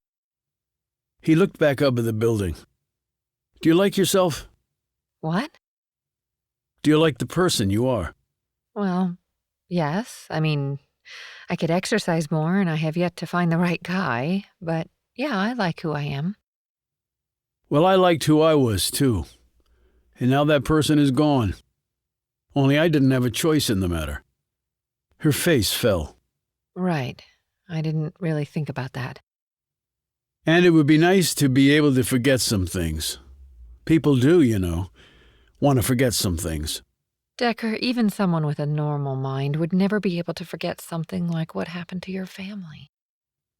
But I remember every single detail of it in the color blue. I will never forget any of it. Even exactly how I felt when I found the bodies. Not until the day I die. For me, time does not heal, because my mind no longer allows for the passage of time to dull my memories. They are as vivid today as the day it happened. It's like a picture that never ever fades. Some people can't go back. I really can't go forward. I'm sorry. He turned to look down at her. I can't process sympathy anymore, he said. I used to, but not anymore. He walked into the building, and Jameson hurried after him. The building directory did not contain the name of the research facility. Decker went over to the reception desk, set up in one corner, and flashed his temporary police credentials, but the woman there could not help him. She had never heard of the place Decker named. Decker and Jameson walked around the large lobby. Decker was peering everywhere, taking it all in. Going for a trip down memory lane? Said Jameson impishly. He looked down at her with raised eyebrows. She blushed. Sorry. I was just trying to lighten the mood. I guess humor doesn't really work with you either. But Decker had hurried across the lobby to a small flower shop in the corner of the floor. Jameson caught up with him as he approached the counter inside. A woman in her late 40s was behind the counter. She had light brown hair cut short, and her build was blocky. Black slacks and a long-sleeved white blouse constituted her work clothes. Can I help you? She asked Decker. This place has been here a long time, Decker began. I remember it. She smiled. Dora's Floras. It's been here ever since the building opened in 1955. My mother was Dora. She started it. I remember her too. You look like her. The woman smiled more broadly. I took over the shop 10 years ago. She and my father had built up a great business. When I was in college, I'd come here and help them.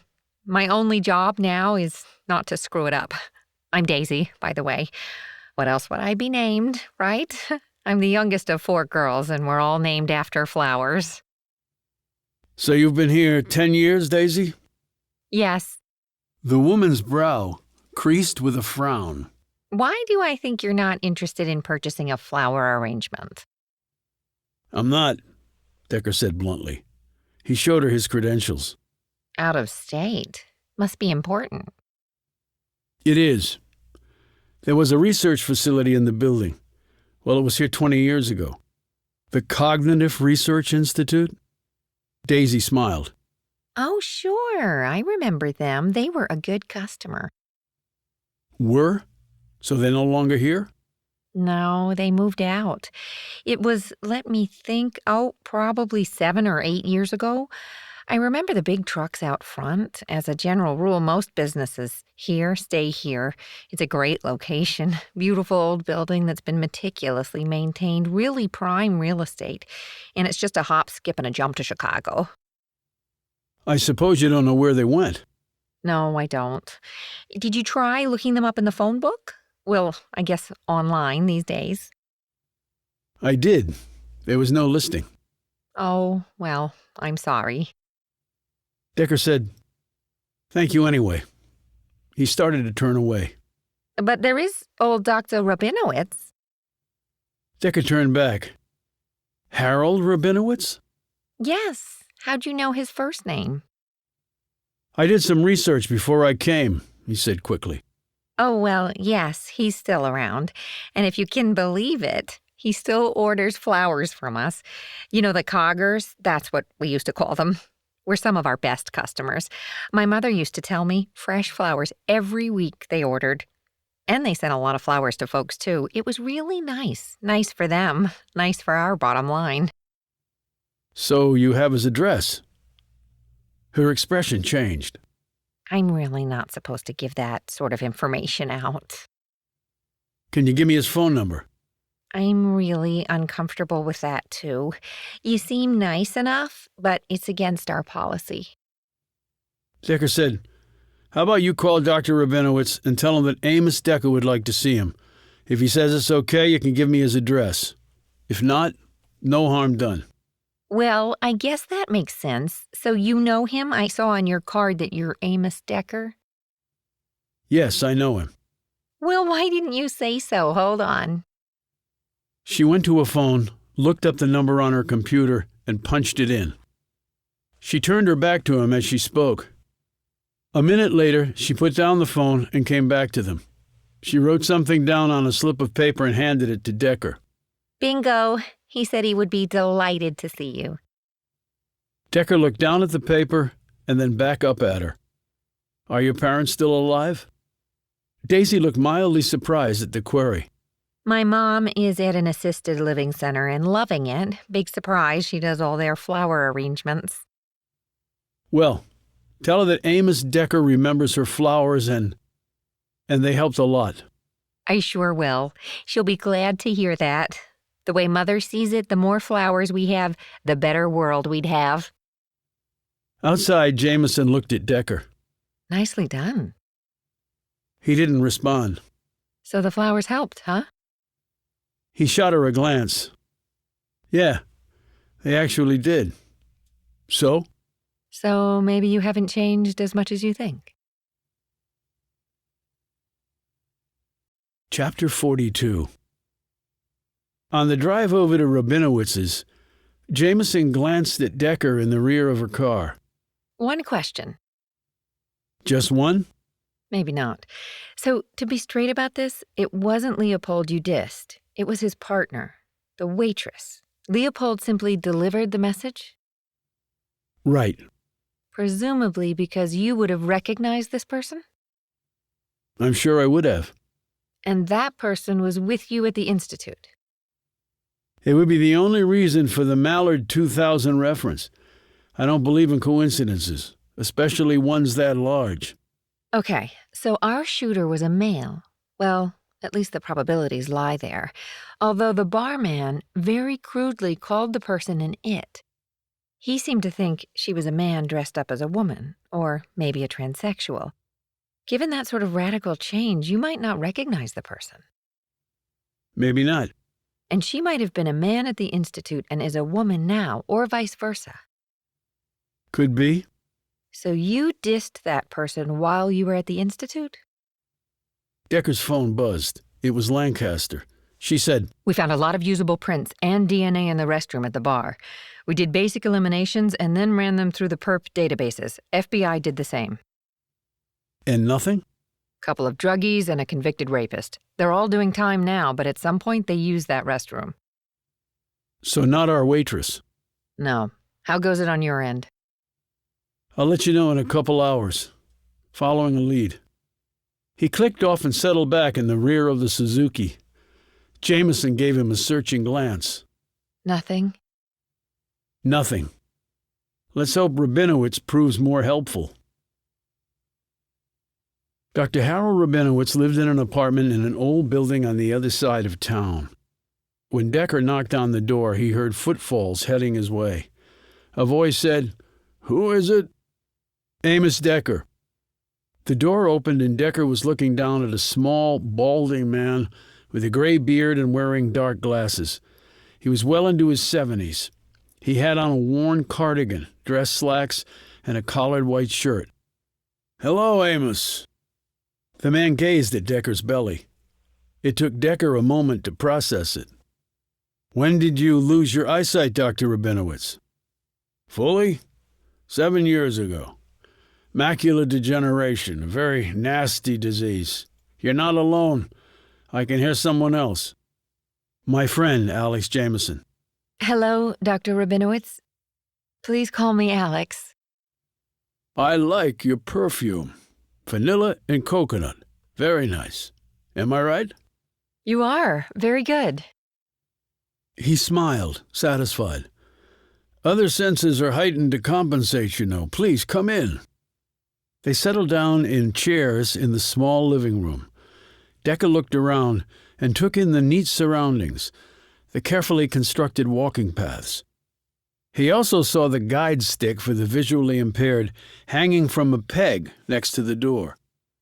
"I was surprised to hear that you wanted to see me," began Rabinowitz. "I won't take up too much of your time. I've gotten to the point in my life, Amos, where all I have is time. My professional work is done, my wife is deceased, my health is declining, my old friends are dead, my children have their own health problems, my grandchildren are graduating from college and starting their own careers, so your visit is very welcome to me." Decker settled back and kept his gaze on the man while Jameson shot glances between them. Decker said, "How long have you been gone from the Cognitive Institute?" "They put me out to pasture 10 years ago. I would have stayed longer, but my eyes were starting to go even then. They've moved. I know, I keep in touch. The Institute has grown, you know. No, I didn't. Hence the move.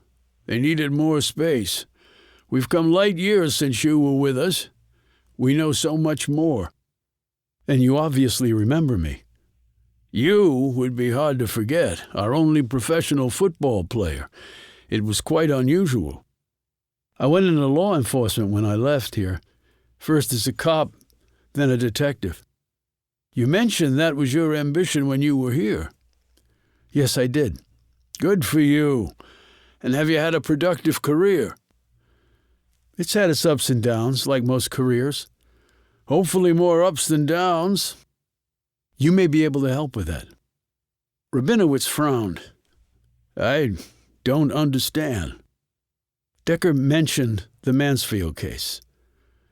Rabinowitz said, I heard about that, along with the rest of the country. So tragic, so awful. So many lives just ended for no reason.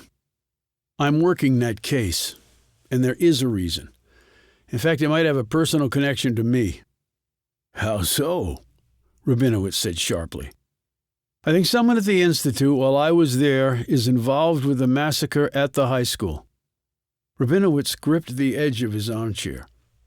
What? I can't give you specifics, but the killer communicated the old address of the Institute to me. He said that I had dissed him. He indicated that was why he killed all those people. Oh, my God! Rabinowitz nearly toppled from his chair, but moving fast for a big man, Decker managed to snag his arm and hold him in his seat. Decker looked at Jameson. Water? She jumped up and hurried into the next room. She was back in less than a minute with a glass of water. Decker gave it to Rabinowitz, and he drank down a bit before carefully placing it on the table next to him. I'm sorry, said Decker. I shouldn't have just dropped that on you. Sometimes I just don't realize. Rabinowitz wiped his lips with a trembling hand and then settled back in his chair. Your neurological switches were set awry, Amos, for want of a better term. I know that certain societal parameters and cues are difficult for you, as they were for many of the folks who pass through our doors. It just goes with the territory.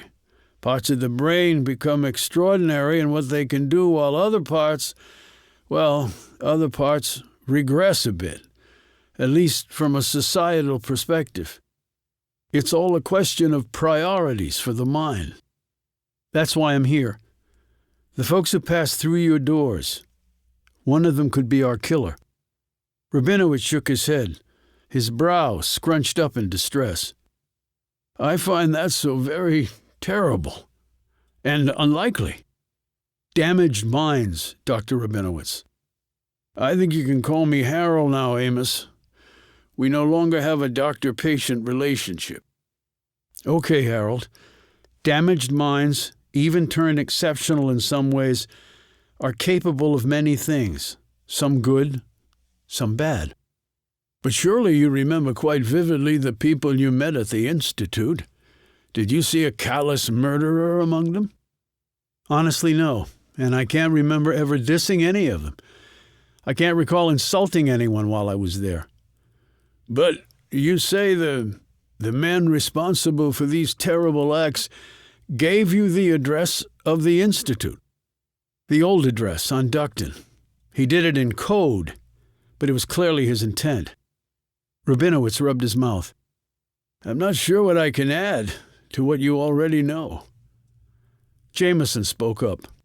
You've focused on patients who were there with you, but what about doctors, psychologists, or other healthcare professionals you met while you were there? Decker nodded slowly. I hadn't thought about that.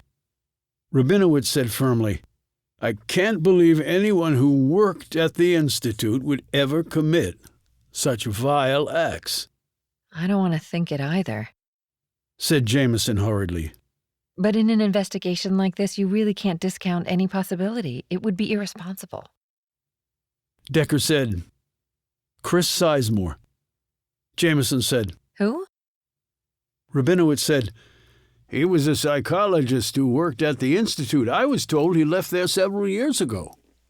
Why do you mention him, Decker? Asked Jameson. "Because he and I did not get along. We had words. Nothing that would have led me to believe he could be our guy, but we didn't get along." Could he be Leopold 20 years later? Decker closed his eyes and clicked through the appropriate frames in his head. Right height and build, facial features similar, but it was hard to tell Leopold's age. Sizemore would be in his early 50s now. Bottom line, while doubtful, I can't be certain that Sizemore and Leopold aren't the same person. The tats on his arm could have come later. He could have lied about being in the Navy. His voice could have changed over the years.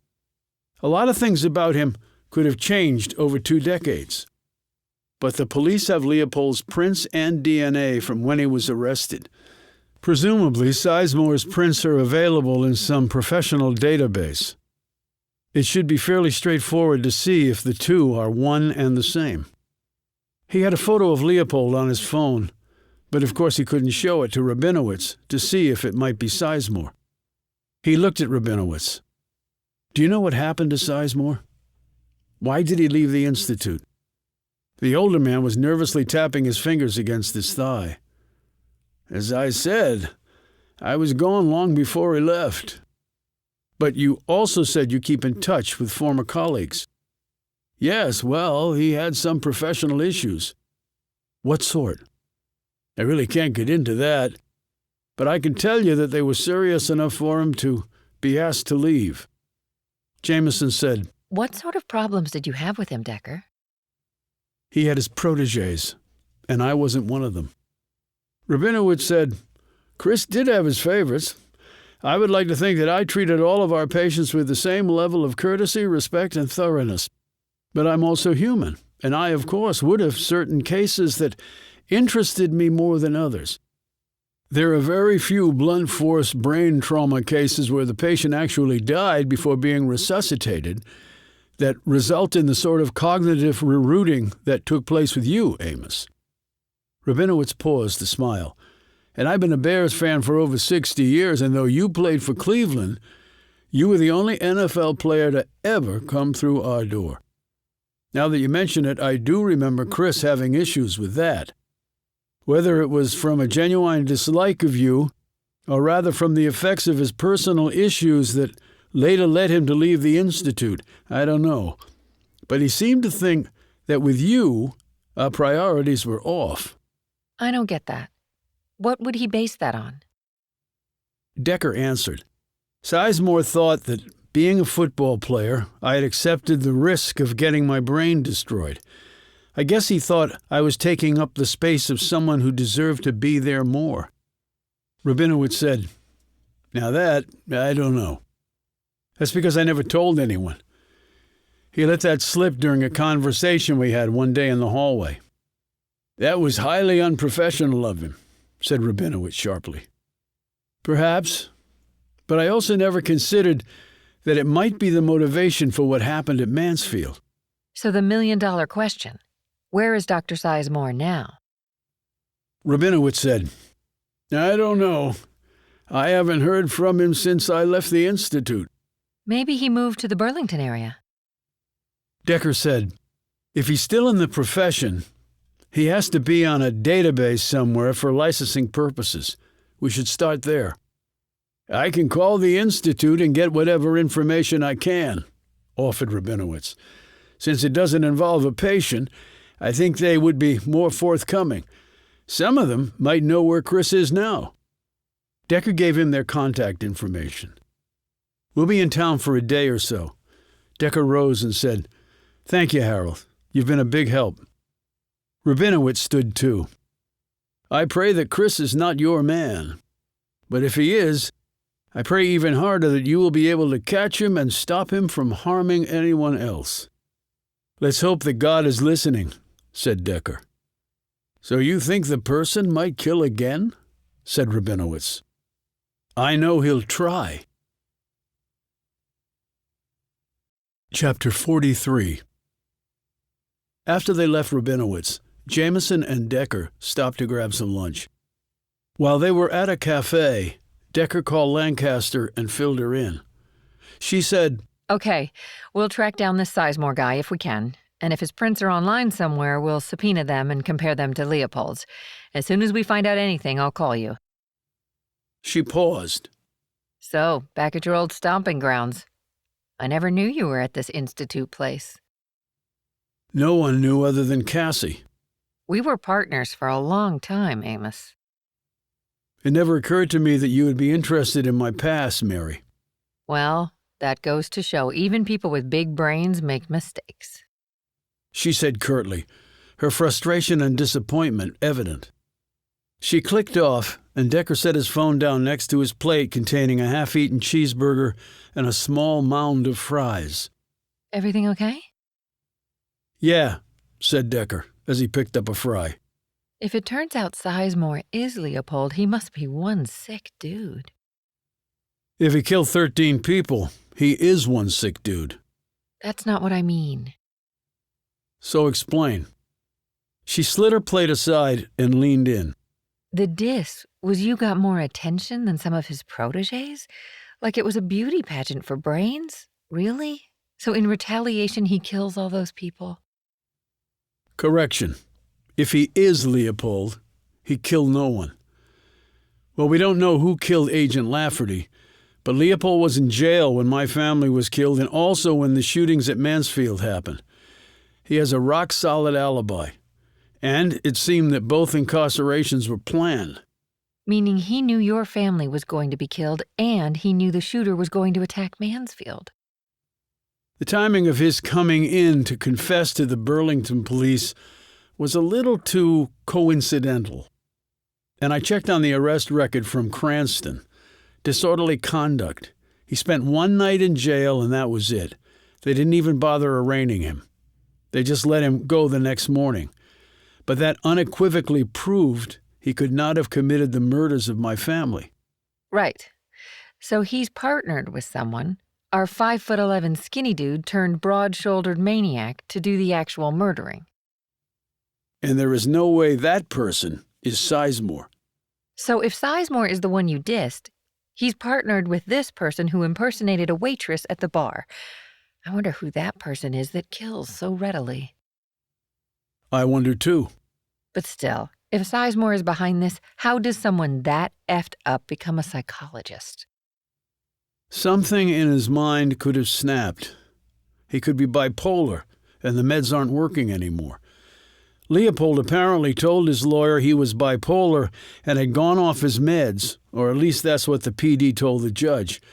Or he could have had some sort of trauma, either physical or emotional, that changed him. He had a lump on his neck and drug tracks on his arm. Could be a lot of stuff going on inside him. A lot can happen to someone in 20 years. If it is Sizemore, he took a risk in letting me confront him. He knows how my mind works. I don't forget anything. If it is him, I could have recognized him. But you didn't, so maybe it's not him. Maybe. It's still all so scary. Of course it's scary, because something like that could happen to any of us. Or he could be just plain evil. Or he could be, agreed Decker. Does that make you feel better? She shivered. I don't think anything about this case could make me feel better. Decker's phone buzzed. He answered it. Rabinowitz said, "Amos, I don't know if this is good or bad news, but the Institute has been forwarding professional mail to Chris since he left. Enough time has passed that it's slowed to a trickle, but they did have an address." Decker wrote it down, thanked Rabinowitz, and then looked up the address on his phone. He said, "It's halfway between Chicago and Burlington. We passed it coming up here." Meaning if he still lives there, he could get to Burlington and back relatively easily. "Let's go." Decker, shouldn't we call in the police on this?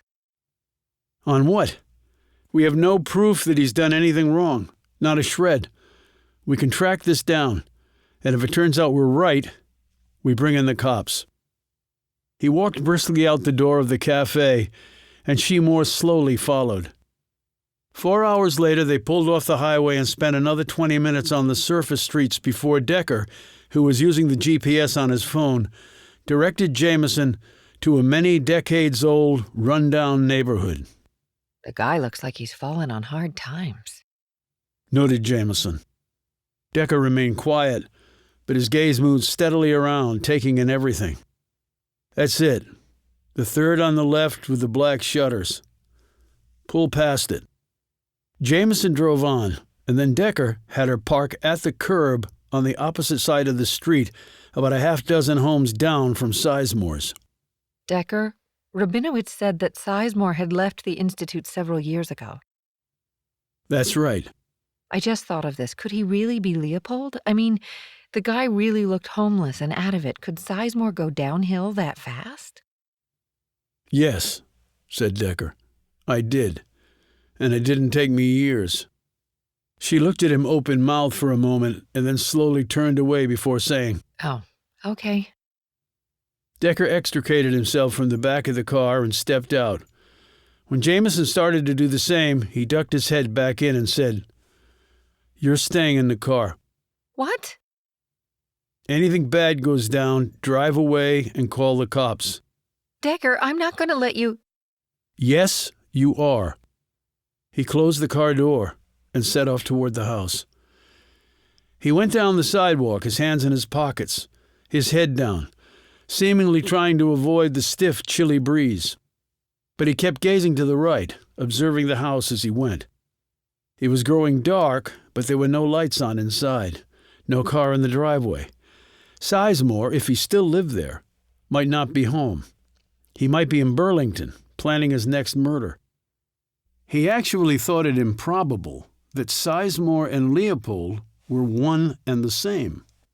Though it had been 20 years, and people could change, Decker felt like he would have recognized the man, even though he hadn't had that much interaction with Sizemore at the Institute.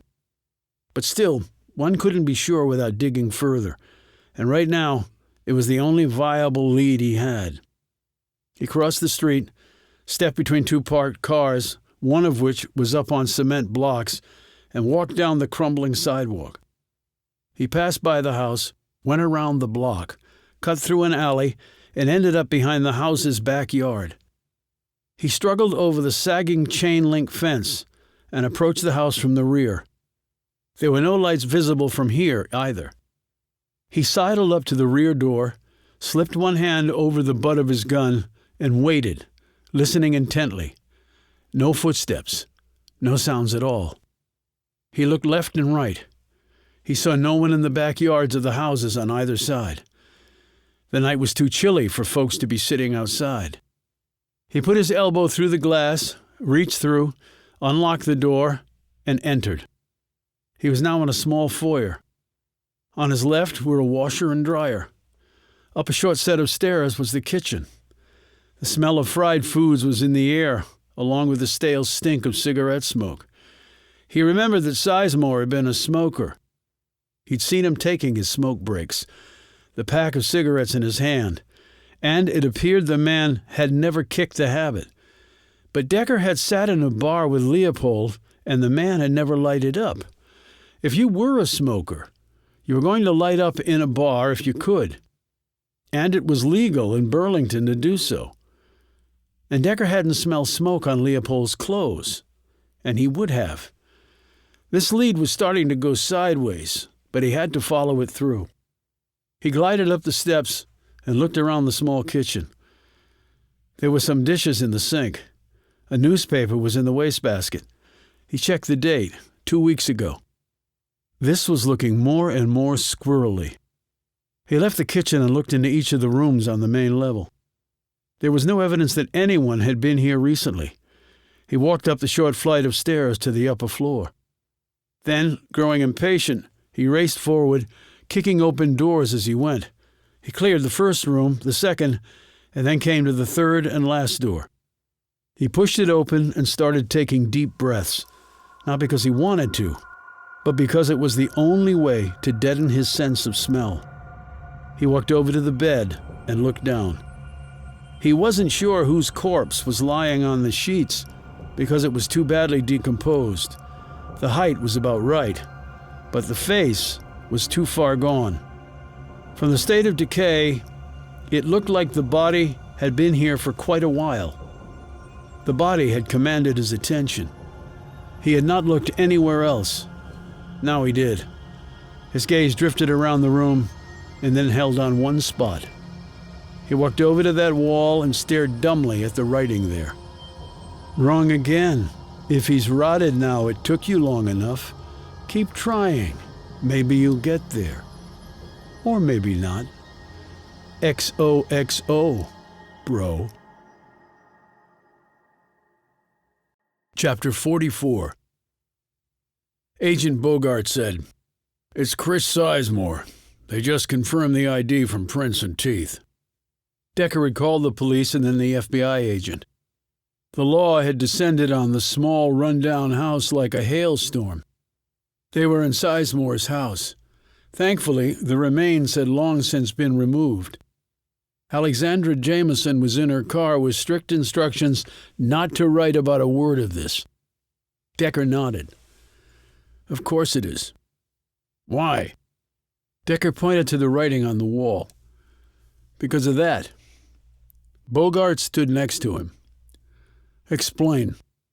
"They said I was wrong again. This is Sizemore's house. I would only have come here because I thought he was involved. He wasn't. He was just another victim."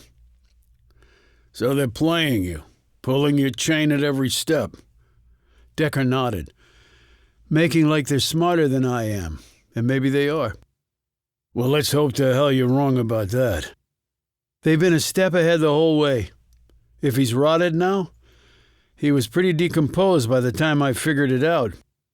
"Well, they had a long time to plan this. You might just catch up, the tortoise and the hare, and you have the FBI behind you. It's not like you have to do this alone." They walked outside. It was now the early hours of the morning. "So 711 Duckton," said Bogart. "Your old stomping ground, you said." "Yes."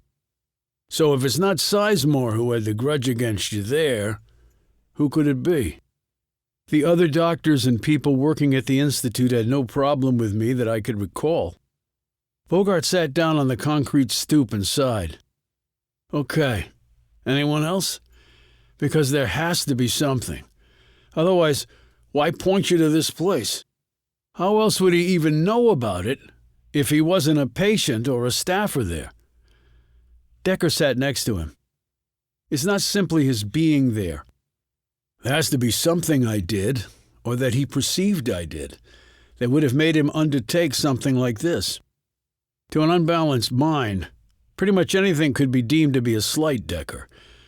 You walked in the door ahead of him. You sneezed on him. You answered a question he wanted to answer. Who the hell knows? I have to know. I'm the only one who can know. Well, you never forget anything, so I have to believe that it'll come to you. That's the problem. If it hasn't come to me, then it's not there." Decker tapped the side of his head. "I don't have things come to me. I go inside my head and retrieve them. There's a difference." Bogart rose and looked down at him. "I guess there is, now that you explain it." He shoved his hands into his pockets. "Well, the ME estimates that Sizemore has been dead about 2 weeks. No telling where Leopold and his friend were then. We're going to canvass the neighborhood, see if anything turns up. I doubt it will. I slipped in the backyard while it was still light and broke in. And big as I am, no one apparently saw anything." "Well, we're still going to do it." "Does Sizemore have a job?" "We're checking that now. If he did, you'd think someone would have reported him missing when he didn't show up. Some jobs don't require you to show up anywhere. I'll let you know what we find." Bogart left him, and Decker rose and walked back over to Jameson's car and climbed in. She looked sleepily at him from the driver's seat. "You could have gone on to a motel," he said. "I'm sure I could have hitched a ride with one of Bogart's guys." She shook her head and said, "No, I couldn't have slept anyway. So was it Sizemore?" It was. Dead about 2 weeks. When you came out of the house before, you said the message on the wall was another taunt? That I had gotten it wrong, but to keep trying. He also implied that maybe I wasn't as smart as I thought, and he called me bro again. He's really playing mind games with you. Appears to be. She stretched and yawned. So what now? We get some sleep. We both think about things. Maybe some ideas will come. You really think that will happen? No, I don't. He thought, because things don't come to me, they're already there. Or else, they're not. Chapter 45. They left the next day and began the long drive back to Burlington. Decker hardly spoke at all, and any questions posed to him by Jameson went largely ignored. She finally gave up and turned on the radio. They stopped to eat at a trucker's grill off the highway. Amid a sea of big rigs, Jameson pulled her minnow of a vehicle into an available slot, and they climbed out. Decker was moving stiffly. She noted this. Sorry about the cramped quarters. He rubbed his neck, straightened his back until he heard a little pop and said, I'm hungry. The place was crowded, and they were led to a corner table in the back adjacent to the pool hall where truckers smacked balls and bet on the outcomes. Next to that was a gift shop where the most popular items seemed to be lingerie and sex toys for the missus or girlfriend back home.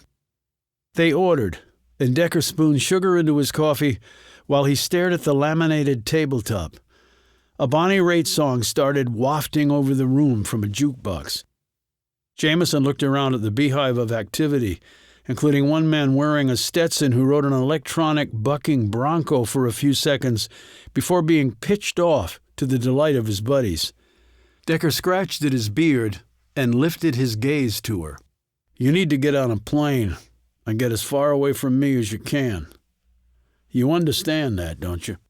I thought we'd been through this and it was settled. Andy Jackson was... He was your friend and mentor. And being your friend and mentor, he would not want you to be murdered. I have my mace and... They could be here right now, you know, watching us, watching you. You're just trying to scare me. I don't have to try to scare you, Jameson. You're a smart woman, which means you're already scared. Their food came, and they ate in silence, each seemingly unwilling to meet the other's gaze. When the check came, Decker paid. You don't owe me anything. I ate a lot more than you. Splitting the tab wouldn't be fair. They walked back to the car. Decker, without seeming to, kept vigilant observation of their surroundings. Where do you want me to drop you? Asked Jameson, as they drove along the city streets after having reached Burlington. Your place, the school, the police department? Another life? Are you going to be getting on that plane? She turned to look at him. I don't know. I hear Florida is nice this time of year. Maybe Miami? I don't like running away from trouble. This isn't trouble. It's something more than that. It's more about survival. And what about you? You're staying, right? You're not hopping on some plane and getting the hell out of Dodge. I'm staying, was all Decker would say. And you can drop me off at my place. She did. As he climbed out of the car, Decker said, Stay or go. Either way, let me know, okay? She nodded and then drove off.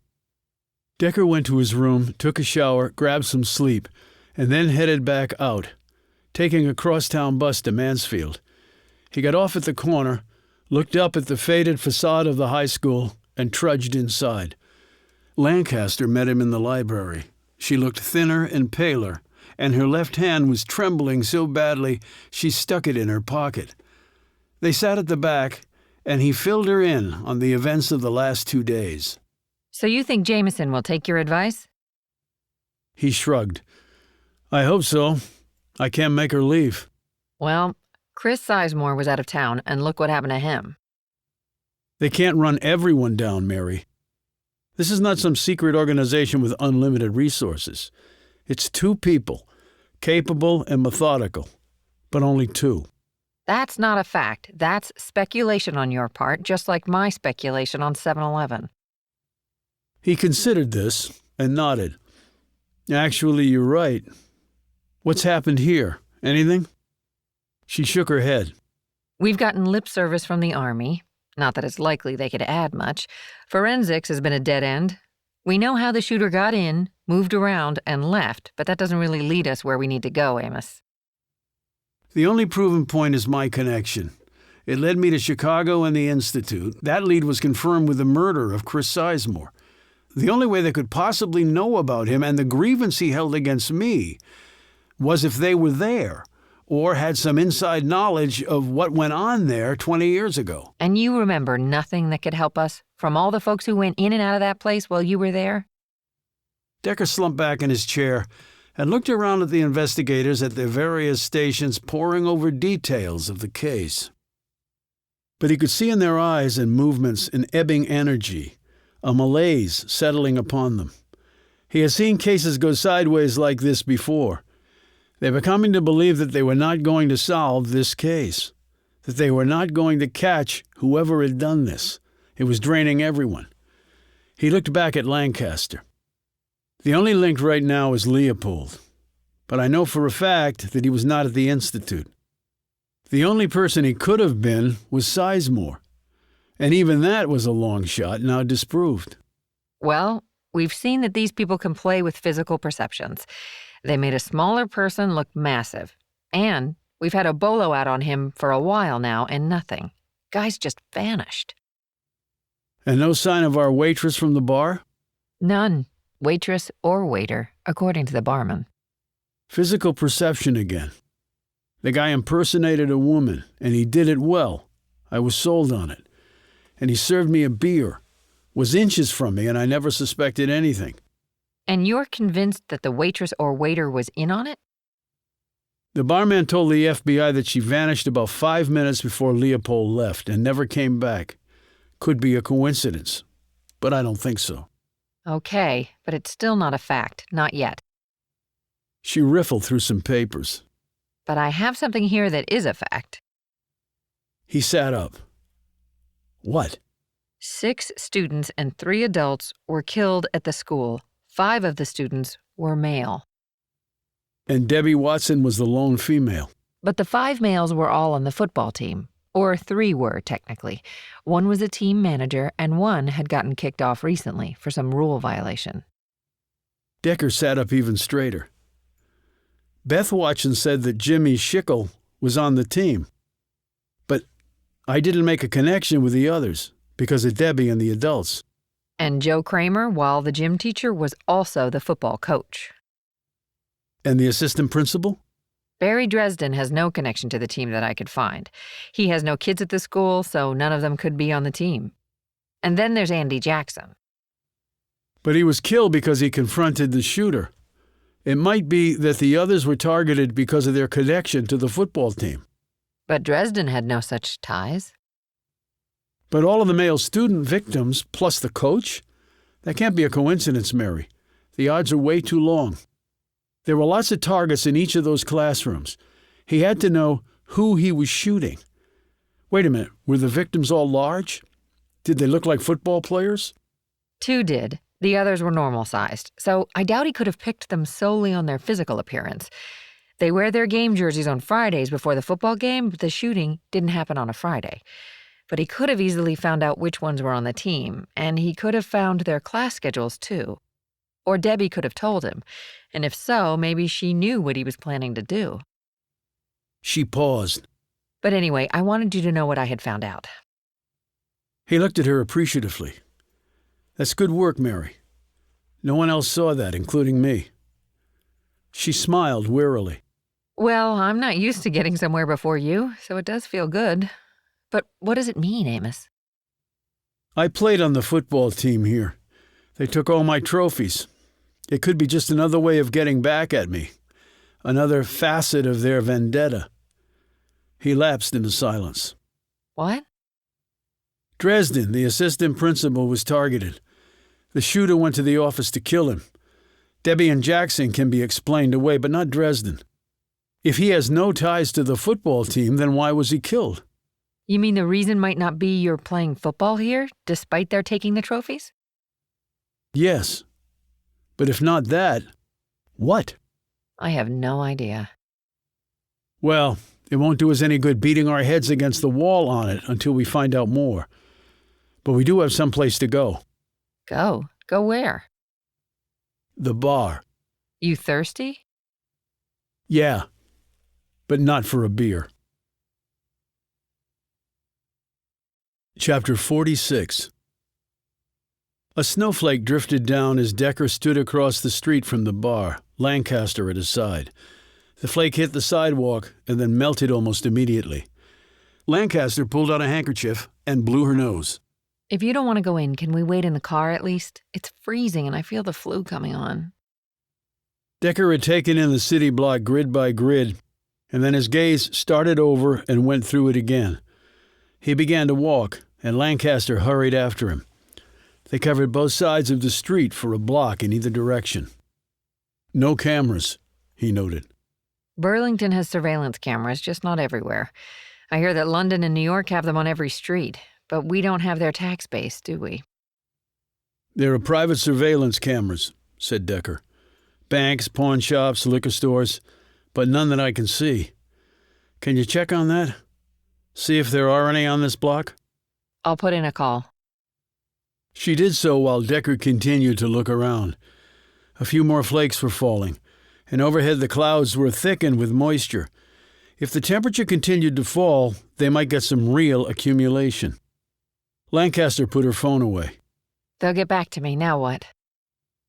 Decker headed across the street to the bar, and she followed. It was full, with most tables occupied by couples, although there seemed to be a bachelor party going on in the back of the room. Lancaster eyed with disdain the stripper, who was in the process of shedding her skin-tight Catwoman costume. Amazes me what gets young men excited. It's the same thing that's always gotten them excited, said Decker absently. Pretty women in the process of taking off their clothes. He worked his way to the bar and eyed the barman, the same guy he had talked to before. The man came over. "What's your poison?" he asked. "I'll take a Miller on draft." Decker looked at Lancaster. I'm officially on duty, She said in a low voice. "And a Virgin Mary for my friend," said Decker. When the man went off to fill this order, Decker turned around on his stool, leaned against the bar, and took in the room. Lancaster did the same. So Leopold led you to this bar where his partner was allegedly masquerading as a waitress. You guys talked, and then, with the alleged aid of his alleged partner, he vanished. "Allegedly, yes," said Decker irritably. How did he know you were going to follow him here? "How could I not? All charges dropped. He knew that I knew the police procedure. Processed out of his cell at Central Lockup and sent packing. He knew I'd be waiting outside. And if for some reason I wasn't, so what? No skin off his teeth. They'd find another way to lure me in." So you followed him here. What was his endgame? Maybe he just wanted to see me again up close, size me up. But if we're reading this right, the person that really wanted to see you was the waitress. Maybe the one who was at the Institute with you. The one you insulted somehow. I'm sure that was part of it, too. It's a wonder he didn't kill you right then. Or at least try to. I haven't suffered enough, Mary. Haven't suffered enough? All these people dead, including your family? The story that Jameson wrote trashing you? Him taunting you the whole time? Still not enough, Mary. Not for them. What do they want, Amos? I mean, what else could they possibly want from you? More, Mary. I just don't know what that is yet. But Decker did know what their real endgame was. They want me. The barman brought their drinks and said, "Hey, man, you cost me some business the other day. Cops all over the place. Scared away half my customers." You get paid the same, right? Said Lancaster bluntly. "Tips, honey," said the barman. "I live on my tips." He put an electronic cigarette to his lips and took a puff. You think the owners of this place pay an actual living wage? If you do, get your head examined. Decker said, I'm sure your waitresses rely on their tips too. They do. But maybe not the one who skipped out on you. Maybe she has another source of income. Maybe it does. You sure it was a guy? Asked Lancaster, watching him closely. The barman eyed her. What's your interest? She flashed her badge. He took another electronic puff and said, I used to work as a grip off-Broadway. Lot of its around that world. I can tell guys from girls, although I have to admit this one was really good. So if it was a guy, why did you let him work? Asked Lancaster. I don't give a shit if a guy wants to dress up like a chick so long as he can serve the drinks without spilling. All I need is bodies. I don't count penises. Decker said, According to you, the waitress left before the guy I was talking to did. Well, I couldn't find her after you left. Had to serve drinks at the tables myself until I got a replacement in. So yeah, it apparently skipped out. And you called the temp agency? Asked Decker. I did, and you were right about that. No record of her. Score 1 for you. Decker's gaze drifted down to the man's waist. A key fob poked from the top of his front jeans pocket. What kind of car do you drive? The barman looked down in surprise, then back up at Decker. Why? You need a ride somewhere? No, just curious. Nissan Leaf. That's an all-electric. I know it is. Great gas mileage as it doesn't run on gas. I just plug it in. Very quiet, I expect, said Decker. Too quiet sometimes. I've left it running more times than I can remember. Just walked off with the key in my pocket and the damn thing's still on. Is that right? Where do you keep it parked? Alley outside. Did you notice on the day I was here that when you went out to the car, it was in a slightly different location? The man thought for a moment and then said, No, not that I remember. Why? Because I looked in that alley when I was here that day, and there was no car there. The hell you say? Snapped the barman. His eyes widened in surprise. But it was there when I left work. You always keep the car key on you? Not always. Sometimes I hang it on a hook over there. He pointed to a wall behind the bar. Have to move it sometimes when we're expecting a delivery. Beer truck can barely squeeze in that space, and it's a dead end, so they have to back out. Sometimes I let one of the waitresses move it, if I'm tied up. Well, I think the waitress in question drove it without your permission. Decker dropped some dollars on the bar. Tip included. He and Lancaster walked out. Chapter 47. The snow had begun to fall more heavily as Decker stared at the gray Nissan Leaf. Looks like he's charging it now. She was staring at a power cable running from a port on the car to an electrical box next to the side door of the bar. Decker didn't look at the cable. He was staring at the walls of the alley. Over there, he said. Positioned up high and trained so that it would take in most of the alley was a video surveillance camera.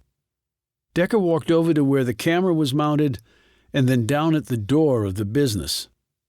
Pharmacy, he said. This must be the delivery entrance. A lot of thefts from pharmacies around here, said Lancaster, who had come to stand next to him. Not surprised they have a camera. Logical place to hit it from the rear. That's why the door's barred and locked. We need to get the footage from this camera, and we need it now. They hurried around to the front. A clerk was behind the cash register, and there was an off-duty police officer near the entrance. Lancaster flashed her badge at him. I know you. Donovan, 4th Precinct, right? Yes, ma'am. What do you need, Detective Lancaster? She explained, and they walked together over to the cash register, where Donovan conveyed this to the cashier. He said, I can pull it. A few minutes later, Lancaster and Decker were walking out of the drugstore with the DVD. They drove straight back to Mansfield, where Lancaster popped the disc into her computer and brought up the images. There was a time stamp, so Decker gave her the date to forward to. She worked the computer's controls until Decker said, "Stop it, right there." She did so, and the frame on the screen froze. He said, "Now, roll it forward in slow-mo." Lancaster hit the requisite buttons to accomplish this, and they watched as the waitress exited the bar, opened the door of the Leaf, and climbed in after disconnecting the charging cable. A few moments later, she drove off. 10 minutes later, she drove back up again, got out, reconnected the cable, and re-entered the bar. But the guy said she didn't come back. "Just wait a minute," said Decker. The woman came back out a few seconds later, turned, and walked off down the alley. Decker looked at Lancaster. She went back in to hang the keys on the hook. Bar guy probably never even saw her. Right. So she picked up Leopold and then dropped him off somewhere. Pretty smart to do it with someone else's car, no plate for us to run. But we can check the car for her prints. She wasn't wearing gloves. While Lancaster put in a call, Decker was staring at the screen. When she clicked off, he said, "Okay, run it again, but this time enlarge the image as much as you can." Lancaster did so several times at Decker's request. From where the camera was angled, they were watching from the rear of the car. They could see her slide in the driver's seat and later swing her long legs out to exit. Her short skirt rode up her thighs when she did so. But there was no direct shot on the face. She's got great legs. Gotta give her that. "He does," corrected Decker. "At least, I think it's a guy." The barman was right, though. About what? He told us he'd seen lots of guys as girls when he worked off-Broadway. But he said this one was really good, and she or he is. I mean, those really look like a female's legs. Decker slowly nodded and then looked back at the image. He ran it through 2 more times before shutting it down, but there was still never a clear image of the person's face. So, any mental breakthroughs? Decker shook his head. Only there was something. It seemed to be staring him right in the face, but he just couldn't make it out. Lancaster yawned and stretched and then looked around at the activity going on in the library. I wonder when Bogart will show back up. "He didn't tell me his travel plans," said Decker. "He came up to where Sizemore lived on a jet. I assumed he'd be returning the same way. He would have beaten me back in any case." Well, he hasn't checked in here. Probably not the only case he's working. Maybe not, but I hope Mansfield takes priority, even with the FBI. "I wouldn't know," said Decker absently. Lancaster checked her watch. It's nearly 11 and I've been at this since 5 this morning. I have to get home. You need a ride? I doubt you should walk. It's starting to really come down out there. She was staring out the window of the library, where under the lights, the snow was falling rapidly. "Okay, I guess I'm done here for now." They walked to the exit. She said encouragingly, We have quite a few leads, Amos. We just have to run them down. "They aren't leads, Mary. They're mostly fluff that will go nowhere. They've planned well." Well, you know what they say about the best laid plans. "I know the saying. Unfortunately, it's often wrong." They climbed into her car and set off. She glanced at him. You seemed like you saw something on the security video. "I did.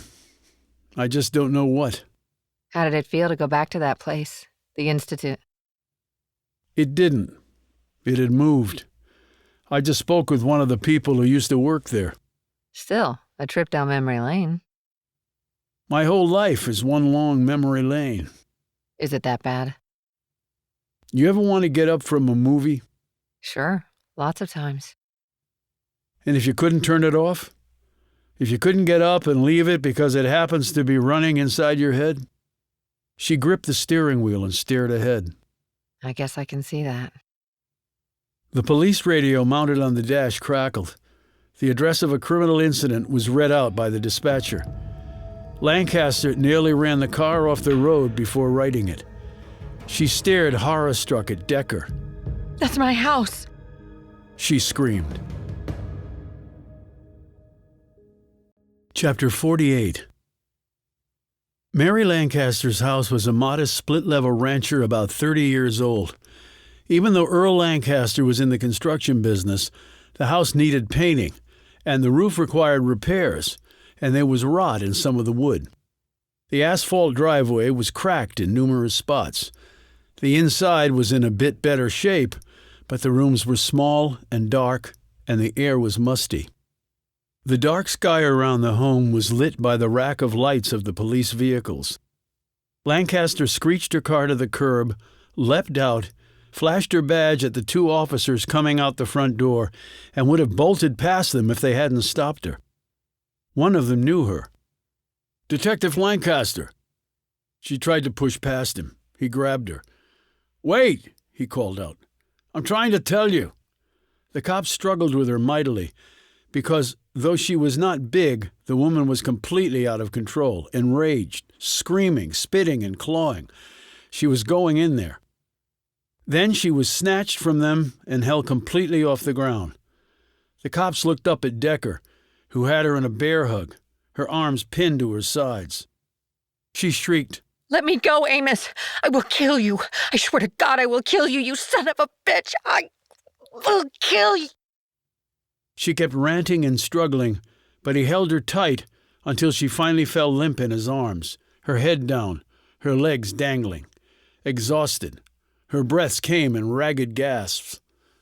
The cop looked up at her. "I was trying to tell you that your family is okay." What? Then why the hell are all these people here? Decker slowly set her on the ground. The cop said, "Because there was an incident." I tried calling into dispatch, but I couldn't get through. Where the hell is my family? "They've been taken into protective custody." What? Why? Captain Miller's orders. At that moment, Miller walked out of the house. Captain, what the hell is going on? "Earl and Sandy are fine." "What's the incident?" asked Decker.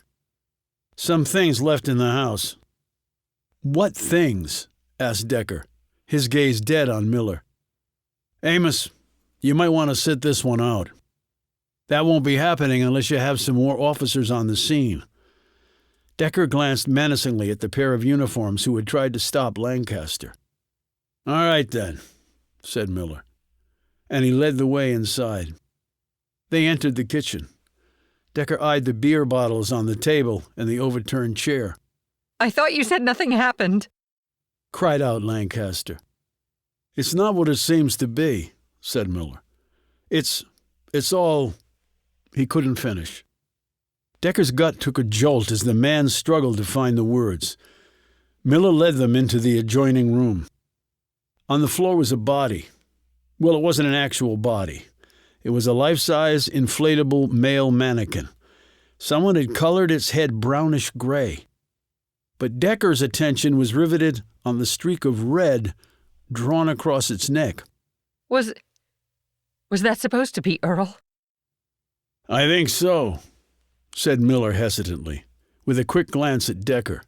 "Sick bastard." Decker also noted that an X had been drawn over each of the mannequin's eyes. Everyone had seen mannequins before. They were ubiquitous and thus innocuous. But this mannequin, it was the most sinister thing Decker had ever seen. It was like the Threes marching in the dark at him. Pale, bloody, staring, silent, lifeless. The symbolism reeked of depravity. Decker looked toward the stairs, and then he looked all around. He had been here several times in the past, but his mind, while obviously registering this fact, had now connected it to another fact. This house was nearly an exact copy of Decker's. Not unusual in working-class cookie-cutter communities, where one builder used the same set of plans in constructing hundreds of houses that were essentially the same structures. but for a different color paint or some minor architectural differences. So there's another one of, what, Sandy? She put a hand out and snagged the back of a chair to steady herself. "There's another mannequin up there, yes," said Miller, again nervously eyeing Decker. In Decker's mind, he thought back to when he had bolted upstairs very much like these at his house, the night he had lost everything. So there's just one more of these things in my house? Decker looked back at the mannequin with the slit throat, and then his gaze settled on Miller. And something in those eyes, coupled with what he had just deduced, made Decker say, "No. There are 2 more there." "Yes," said Miller miserably. 2 more. What the hell are you talking about? There's just Earl and Sandy. Wait, is one supposed to be me? Decker was already heading for the stairs. The first door they came to was partially open. Decker pushed it all the way open, and they stepped inside. A leg was sticking up on the other side of the bed, just as he knew it would be. He stepped to that side of the bed and looked down. As he knew it would be, this mannequin was a female, dressed in a see-through nightgown. There was a blackened dot drawn in the center of its forehead to represent a bullet being fired into its head. Her eyes, too, had been marked with X's. Miller said to Decker, "I guess you know where the 3rd victim is." Lancaster gaped as the truth struck her. Oh my God. That's supposed to be... "Cassie," Decker finished for her. Miller put an arm on Decker's shoulder. "Amos, why don't you go back downstairs?" Decker shook his head. "No." "Amos, please." "No." He bolted down the hall and opened the door to the bathroom. The others rushed after him. On the toilet was the 3rd mannequin, smaller, a child. They had even drawn in curly hair on the head like Molly's. The robe belt held her upright. Ligature marks had been drawn in around her throat. X's had been drawn over her eyes. The killers had indeed replicated exactly what had happened at Decker's home, but fortunately substituting mannequins for real people. But there was one difference, a significant one. Above the toilet were words inked onto the wall. "This could so easily have been real. But ask yourself this. How much pain will you cause, bro? End it now. Do the right thing, like you should have back then. Find the courage. Don't be a coward, bro. Not now. Or next time, the blood will be real. Last chance." Decker stared at the words for the longest time. Then he turned and left the room, took the steps 2 at a time, and walked outside. Lancaster and Miller followed him. She caught up with him at the end of the driveway. Where are you going? "I'm sorry for all this, Mary." You have nothing to be sorry for. My family is fine. "They won't be next time. They'll be dead." No, they won't. Look, this is not about you. It's about them. "No. It's about me and them." He set off down the street as snowflakes swirled around him. Chapter 49. Decker was sitting on the bed in his room at the Residence Inn. The snow continued to fall outside, but the ground was warm enough that most of it wasn't sticking. It was just slush, just like his mind was. My wonderfully perfect mind that remembers all. But parts of his thoughts were crystal clear. In his hand, Decker held his pistol. A nice, serviceable weapon. He had carried it with him as a detective, and had brought it with him into civilian life. This was also the pistol he had first stuck in his mouth and then placed against his head as he sat on the floor staring at his dead daughter. He had not pulled the trigger that night and still didn't exactly know why. With a perfect memory did not come a perfect mind or resolute decisions. Sometimes with perfection on one end of the equation, One was left with stark imprecision on the other. Perhaps it was nature's way of balancing things. Regardless, he had not killed himself that night. But tonight was a new night, wasn't it? He racked the slide and heard a round fall neatly into the chamber. He nudged off the safety and raised the weapon to his head, placing it against the right temple. Find the courage. Don't be a coward, bro. End it now. Decker thought that there must be both courage and cowardice in killing oneself. Did he have enough of both? Or was he totally lacking? Yet he thought he did. Now, anyway. He closed his eyes and let his finger drift to the trigger guard and then to the trigger. A couple foot-pounds of pressure and it would be over. It was the narrowest gap in the world between the finger and the trigger. A simple movement. Hook the digit and pull back. Folks did it every day, only not with a gun. He tried to clear his mind, to just relax and let go of whatever it was that was tethering him to this world. It couldn't be much. What exactly did he have left? The image of first Molly and then Cassie eased into his mind. Two frames of memory he could never let go, even if he could somehow release all the others. He held on them, his DVR momentarily frozen. The knock on the door caused him to open his eyes. He didn't move. The knock came again. Amos, I know you're in there. Please open the door. The images of Cassie and Molly held for an instant longer, and then the frames rolled through and other visuals took their place. Decker rose and opened the door. Captain Miller stared back at him. The collar of his overcoat turned up against the cold, beaten up old galoshes on his feet. I want to talk to you, said Miller. Right now. He didn't wait to be invited in. He strode past Decker into the small room. His gaze alighted on the pistol on the bed where Decker had dropped it. Miller glanced sharply at him. You do that, they win, you know. Do they? Decker said. Miller picked up the pistol, engaged the safety, and placed it on the bureau against the wall before sitting on the edge of the bed. Decker closed the door and sat in a chair across from him. Of course they do, said Miller, since you're the only one who has a shot at taking them down. They got you to eliminate yourself. They have free rein to keep doing what they're doing.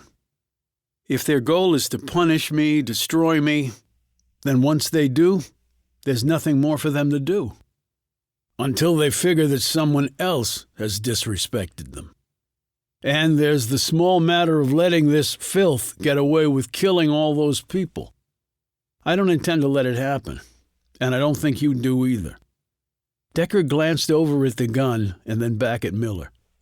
Miller said, We can't bring any of them back. The only thing we can do is make this right by catching the people who killed them and make sure they never, ever hurt anyone else. That's it. May not sound like much, but in a civilized world, it's all we've got. Civilized world? Which always has parts that aren't civilized. Decker shifted slightly in his seat and more dramatically in his thoughts. Who called it in? The incident at Lancaster's house. Earl Lancaster did. He was out with Sandy at a school function. They didn't get home until nearly 11. That's when they found what they found and called 911. Anyone see or hear anything? Still canvassing, nothing yet. It was dark and messy. Easy enough to slip in. They could have brought the mannequins in, deflated, and then quickly inflated them. He rubbed his forehead. Thank God they didn't opt for the real thing. Which is puzzling, since they've had no problem killing anyone. Miller nodded thoughtfully. You know, it's like these people can turn invisible. Not invisible.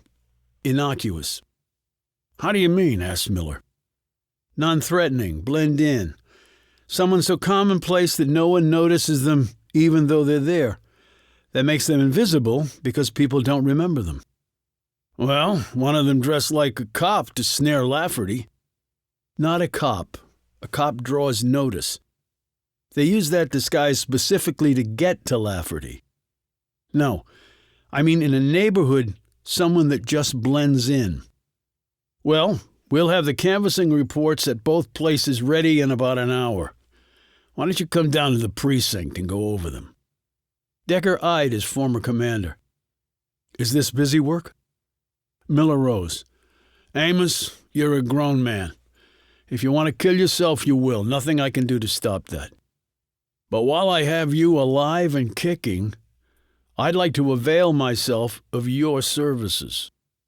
So let's go down to the precinct and see what we can see. He turned and walked out the door. Decker sat there for a few seconds, then rose, grabbed his gun, slipped it into his coat pocket, and followed. Chapter 50. 4 cups of coffee and a stale breakfast burrito later, Decker pushed back from the table where he had been going over all aspects of the case and hit the john. When he came out, Alex Jameson was leaning against the wall, apparently waiting for him. She looked up at him, her arms folded across her chest, her heel tapping against the dulled linoleum. I guess I missed my flight out of here. She said. There's always another one. Maybe. Maybe I'll go someplace warm when we're all done here. This is not your fight or your concern. Don't even go there, Decker. What are you doing here? I wanted to see you, let you know that I was still working the case. Ann Miller called me. He knew I went with you to the Institute and that I was with you when you found Sizemore. So? Miller appeared from around the corner. So I thought another pair of fresh eyes on this sucker can't hurt. I'm not too proud to ask for help. He pointed at the two of them. So why don't you get to it? She's not on the force. Neither are you, shot back Jameson. Where's Lancaster? Asked Decker.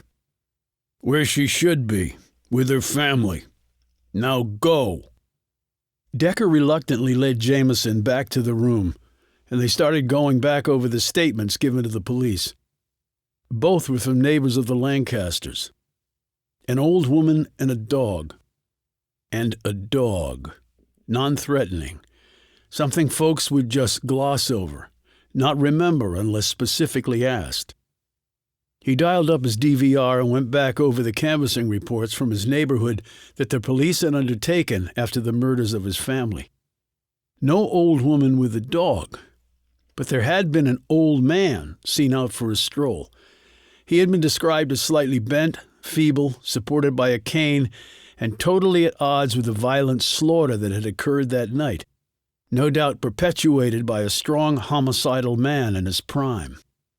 Totally innocuous. Nobody gave him a second thought. Nobody wondered who he was, or why he was there that night, including me. There had been no forced entry at the Lancasters. They'd apparently walked right in. An old woman in disguise, an old man in disguise. His killer seemed to be a true chameleon. Decker glanced back at the file on the Lancasters. Walked right in. He thought back to last night. The house had been neat and tidy. Mary had been working impossible hours. Earl, he knew, while a competent contractor, had his hands full with their daughter Sandy. He didn't see the guy vacuuming, dusting, and doing the dishes every 5 minutes. He rose from the table and headed out. He had questions that needed answers. He had apparently forgotten that Jameson was even there until she said, Where are we going? I'm going somewhere. I don't know where you're going. But I'm safer with you, right? Decker struggled to find a reply to this, but then just gave up. Jameson held up her keys. And unlike you, I have a car. No, you have half a car. Decker stalked out, with Jameson scurrying after him. Against her wishes, Lancaster also had been placed in protective custody and was staying in a house rented by the FBI and guarded both by local Burlington cops and bureau agents.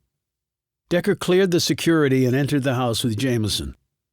Little Sandy had run forward and thrown her arms around Decker's legs. Not knowing what else to do, He had patted her on the head until she let go, stared straight up at him, and said, "You're Amos Decker." "I know I am. And you're Sandra Elizabeth Lancaster." She had wagged a finger at him. "I know I am." Then she ran off, with her bedraggled father trying to keep up behind her.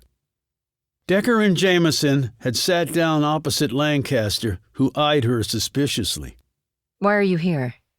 "Like Decker here, I'm a consultant on the case." "I never knew a case to have so many consultants," said Lancaster. Then she settled her gaze on Decker. "How are you doing?" "I'm doing," said Decker. "Those heartless pricks. What they did at my house. Recreate your crime scene." Jameson shot Decker a startled look. "You didn't know?" asked Lancaster. "No." said Jameson quietly. "Fortunately for us, they used mannequins instead of real people," said Lancaster. She shivered, took out a pack of smokes, and then put them away again. Decker eyed her. She said, "I'm trying to quit, for Sandy's sake." "Secondhand smoke?" said Jameson. "No, I never smoke in the house or car. I meant I wanted to be alive to see her grow up, especially after." She reached into her pocket, pulled out a tissue, and dabbed at her eyes as she looked away, embarrassed. She stuffed the tissue back into her pocket and said, "I don't want to be here. I want to be working the case. Those bastards came into my house and did that. I want them more than I've wanted anyone in my whole career." "Did you or Earl hire a cleaning service for your house?" Decker asked. She looked puzzled. "A cleaning service?" "I know how security conscious you are, especially with Sandy. How she got out of the house that one time and you didn't find her for hours." "What is your point, Decker?" She snapped. "No forced entry at your house. They just walked in, Mary. I wonder how that could be, unless someone had a key. Earl and Sandy had gone out. He locked up, right?" "Yes, he always does. And you're right, Earl did hire a maid service, but they don't have a key to our house. We'd never have allowed that. Earl knew when they were coming and he let them in." "But once in the house, could someone posing as a maid have gotten access to a key, made a copy of it, and used it to enter the house later?" "But how would they know he'd even hired a maid?" "If they were watching the house, they could see the car or van pull up. They usually have signs on them." "But how could they impersonate a maid?" "Call the service and ask them if someone posing as you or Earl called and canceled them coming on one of their work days." "Decker, do you really—" "It's just a phone call, Mary, and it might be a break for us. You said you wanted to be working the case, so work." She slipped out her phone and called the maid service. From the words she spoke, Decker knew the answer before she hung up. "You were right, Amos. They got a call saying not to come." So that's when the fake maid came and made an impression of the key. You keep your keys where? "On hooks by the side door." I saw a calendar on your fridge. It has everybody's schedule? "Yes." So that's how they knew Earl and Sandy would be out that night, "I can't believe the person who did all this was in my house." said Lancaster, staring at her hands. "I just can't believe it." She glanced up. "That means Earl has seen the killer.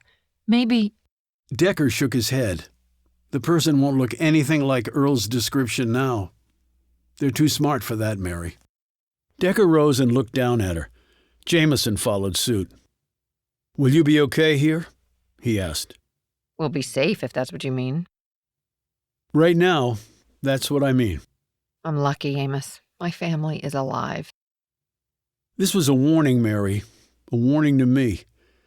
I didn't do what they wanted me to do. There will be no more warnings, which means I have to get to them before they get to anyone else. He turned to leave with Jameson. "Where are you going now?" Lancaster stared at him like he was the last person left on earth except for her. If Decker could have felt sympathy, he would have been deeply moved. To look at a video one more time. "What video?" Of someone getting out of a car. Chapter 51. Decker had watched the video on the laptop a dozen times, both at regular speed and in slow motion. Then he had sat back in his chair, closed his eyes. She had come over, the order given, the beer delivered. She had walked away. He had seen her once more sauntering along the bar, slender hips twitching enticingly before disappearing into the rear of the place. Then he had seen her once more, here, on the screen, getting out of the car, over and over and over. Everything he had seen replayed in his head. He went up and down her body over and over again, his mind focused on the little part of the face that he had seen. And then it clicked. His DVR had finally come through for him. He opened his eyes to see Agent Bogart standing there. He and Jameson were in the library at Mansfield. "You went to see Lancaster?" asked Bogart. Decker nodded, his thoughts still on the images in his head. "How's she doing? Do you still have your jet handy?" Bogart looked surprised by this. He perched on the edge of the table. "Yes, why? Can I get a ride on it?" "If I say you can. What's up?" Decker rose. "We need to get to Chicago." "You were just there." "I need to go again." "You have a lead?" Bogart glanced at the laptop screen. His eagerness was palpable. "I have a lead." Can I come too? Asked Jameson quickly. Bogart looked at her and then at Decker. The latter shrugged. Bogart said, "Okay, but keep in mind that the FBI is not running a freaking airline service, and not one word of anything gets printed." I quit my job at the paper. "What?" said Decker. "Why?" I'm working this case full-time now, and I couldn't do my other reporting duties, and quite frankly, it was time to move on. She got up and snagged her bag. So let's go. Chop chop. She walked out of the room. Bogart looked at Decker. "A real piece of work. What'd you do to deserve her?" "I can't process that right now," said Decker. The jet flew them to a private airstrip south of the Windy City, and they took an SUV to the new headquarters of the Cognitive Institute. It was in a 3-story building in a campus-style office park about an hour outside of Chicago. Bogart flashed his FBI credentials at the receptionist, which started a chain reaction that ended with their being escorted to a conference room in the back of the building, outfitted in soothing earth colors. A man in a dark 3-piece suit with a pink shirt and yellow bow tie with green dots came in. He looked at Bogart, who flashed his badge and introduced himself. Then Darren Marshall saw Decker. "Amos Decker?" Decker rose and shook his hand. "Dr. Marshall. It's been what, 20 years? Plus 2 months, 9 days, and 14 hours, said Decker automatically. The calculation came out of his head so fast he didn't even realize he was doing it. It didn't seem weird to him anymore. It just was who he was now. "Of course, I will take your word for it," said Marshall. He glanced at Bogart. "Amos was quite an exceptional case." "I'm sure, but I know nothing about it." Marshall next looked at Jameson. "And are you also with the FBI?" No, I'm just an interested citizen trying to help. Marshall looked a bit startled by her comment. "Exceptional case?" prompted Bogart. Decker said tersely, "I suffered a head trauma. It changed how my mind worked. Made it more efficient in some ways." He paused. "A manufactured savant, as it were. Unlike your brother." Bogart nodded, studying him closely. "Okay, right, I get that." "Can you tell me what this is all about?" asked Marshall. Decker explained the situation to Marshall, who slowly nodded before he was finished. "I had heard about poor Sizemore, of course, but I didn't know it was part of this awful event in Burlington." "We had mentioned it to Dr. Rabinowitz," said Decker. "So that's why he was calling," said Marshall. "I've been so busy I haven't called Harold back yet." It's connected to even more awful events, said Bogart, none of which we need to get into at present. He glanced expectantly at Decker. Decker said, "Our killer is almost certainly a male who has partnered with someone calling himself Sebastian Leopold. Never heard of him, but you think it has a connection to the Institute? Considering that it was their carefully placed clues that led me back here, yes. And add the fact that Dr. Sizemore has been murdered. And you know they're connected for certain. I mean, Sizemore's death and the others. Another message was left at his home, again, from me." Marshall slumped back in his chair, looking highly unnerved. "My God, I can hardly believe it." Decker said, "There was a woman in my group at the Institute, Belinda Wyatt." "Yes, I remember her. She was one of Dr. Sizemore's protégés. Well, we don't encourage such attachments here. But that doesn't mean they didn't happen. In fact, is it correct to say that Dr. Sizemore was let go from here because he had formed an attachment with patients more recently? Perhaps female patients?" "I really can't get into that." Bogart leaned forward across the width of the table. "Dr. Marshall, we are hunting a killer who murdered more people than I care to mention, including a slew of high school students and one of my agents. This person has to be stopped before he kills again, so while I respect that you have confidences to maintain, any help you can give us will be much appreciated." Marshall let out a long, uneven breath. "Well, I can tell you that Sizemore had crossed the professional line with a female at the Institute around the time that he was asked to leave. I really can't say more than that." "Don't worry. He's not going to sue you," said Bogart. "He's lying in a morgue." He glanced at Decker. "Do you think Sizemore might have done the same thing with this Wyatt person?" Decker ignored this query and said to Marshall, "What happened to her?" "I would have to check the records." "Will you do that? This is very treacherous territory, professionally speaking." "Please, Dr. Marshall, just check the records." Marshall rose and picked up the phone on the credenza and spoke into it. 5 minutes later, a woman entered carrying a bulky expendable file folder. She handed it to Dr. Marshall, turned, and left. Marshall slipped on his glasses and said, "I'll need to look over the file." Bogart said, "Go right ahead. Take your time." 20 minutes passed, and then Marshall looked up. "Okay. What would you like to know?" "What was her age then?" asked Decker. 16. "She was a hyper?" "Yes, of extraordinary ability. Close to yours, in fact. But unlike you, she exhibited no signs of synesthesia, which made my case more interesting to some here," said Decker. "The duality of it. And also how you came by it. Blunt force trauma on the gridiron. Never had one before you. I seriously doubt we'll ever see another." Bogart looked at Decker. "So that's how it happened?" Jameson nodded at him. Yes. "She knows this, but I don't?" said Bogart irritably. Jameson explained, We spent some long car rides together. Decker said to Marshall, "How did Belinda come by hers? We had group sessions, but that fact was never revealed. Although some of the others here learned about my situation through the grapevine, I don't remember Belinda's ever being mentioned. Well, your background should not have been disclosed, and Belinda's was even more complicated." "How complicated?" asked Bogart.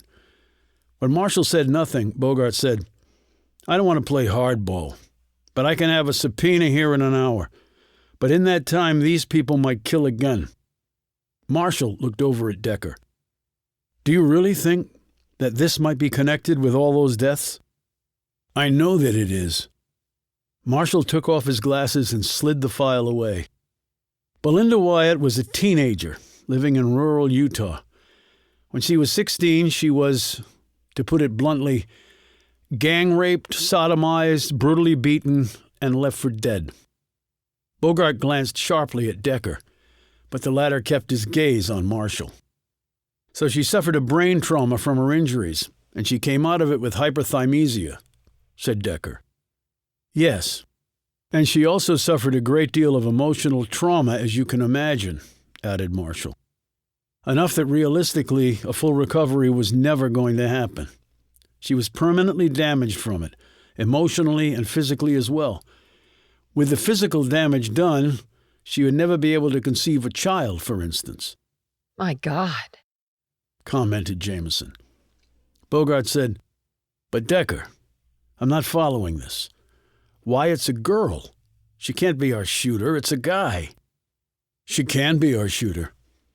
She is our shooter. Bogart glanced at him sharply. How do you figure that exactly? Decker looked at Marshall. Belinda had issues, didn't she? Other than her being beaten and raped, having to do with sexual orientation, perhaps? Marshall said in amazement, I really don't know how you possibly could have known that. To my knowledge, that was never mentioned in any session. I can't exactly explain it, other than in my head some things came together. The line of a jaw, the curve of a thigh, the hands, and mannerisms and movements, all jumbled together. Pieces of a puzzle. Your mind is truly extraordinary, Amos. So, was that why she was raped and brutalized? I would guess 20 years ago in rural Utah, someone like that would not be very popular. I was not privy to the exact details of the crime, but that could have been the case, yes. I'm not sure how far we've come as a society, actually. I would imagine that sort of condition would still provoke severe, if totally misguided, reactions. What exactly were her medical conditions? Asked Decker. Marshall seemed about to protest, but then resignation swept over his features. 20 years ago, Belinda Wyatt would have been classified as suffering from true hermaphroditism. Jameson said, you mean like a hermaphrodite? Yes, said Marshall.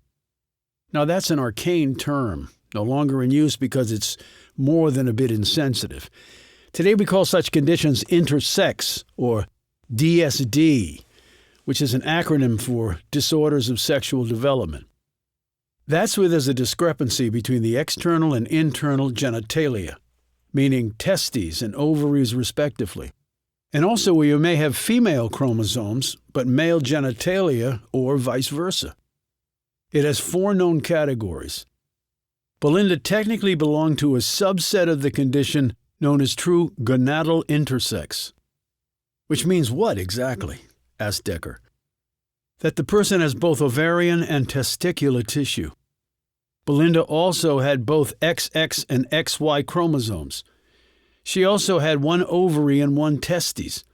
As you can imagine, it would be a difficult condition for anyone. The medical community has come a long way now in terms of helping the person to deal with the situation, to make choices, surgical and otherwise.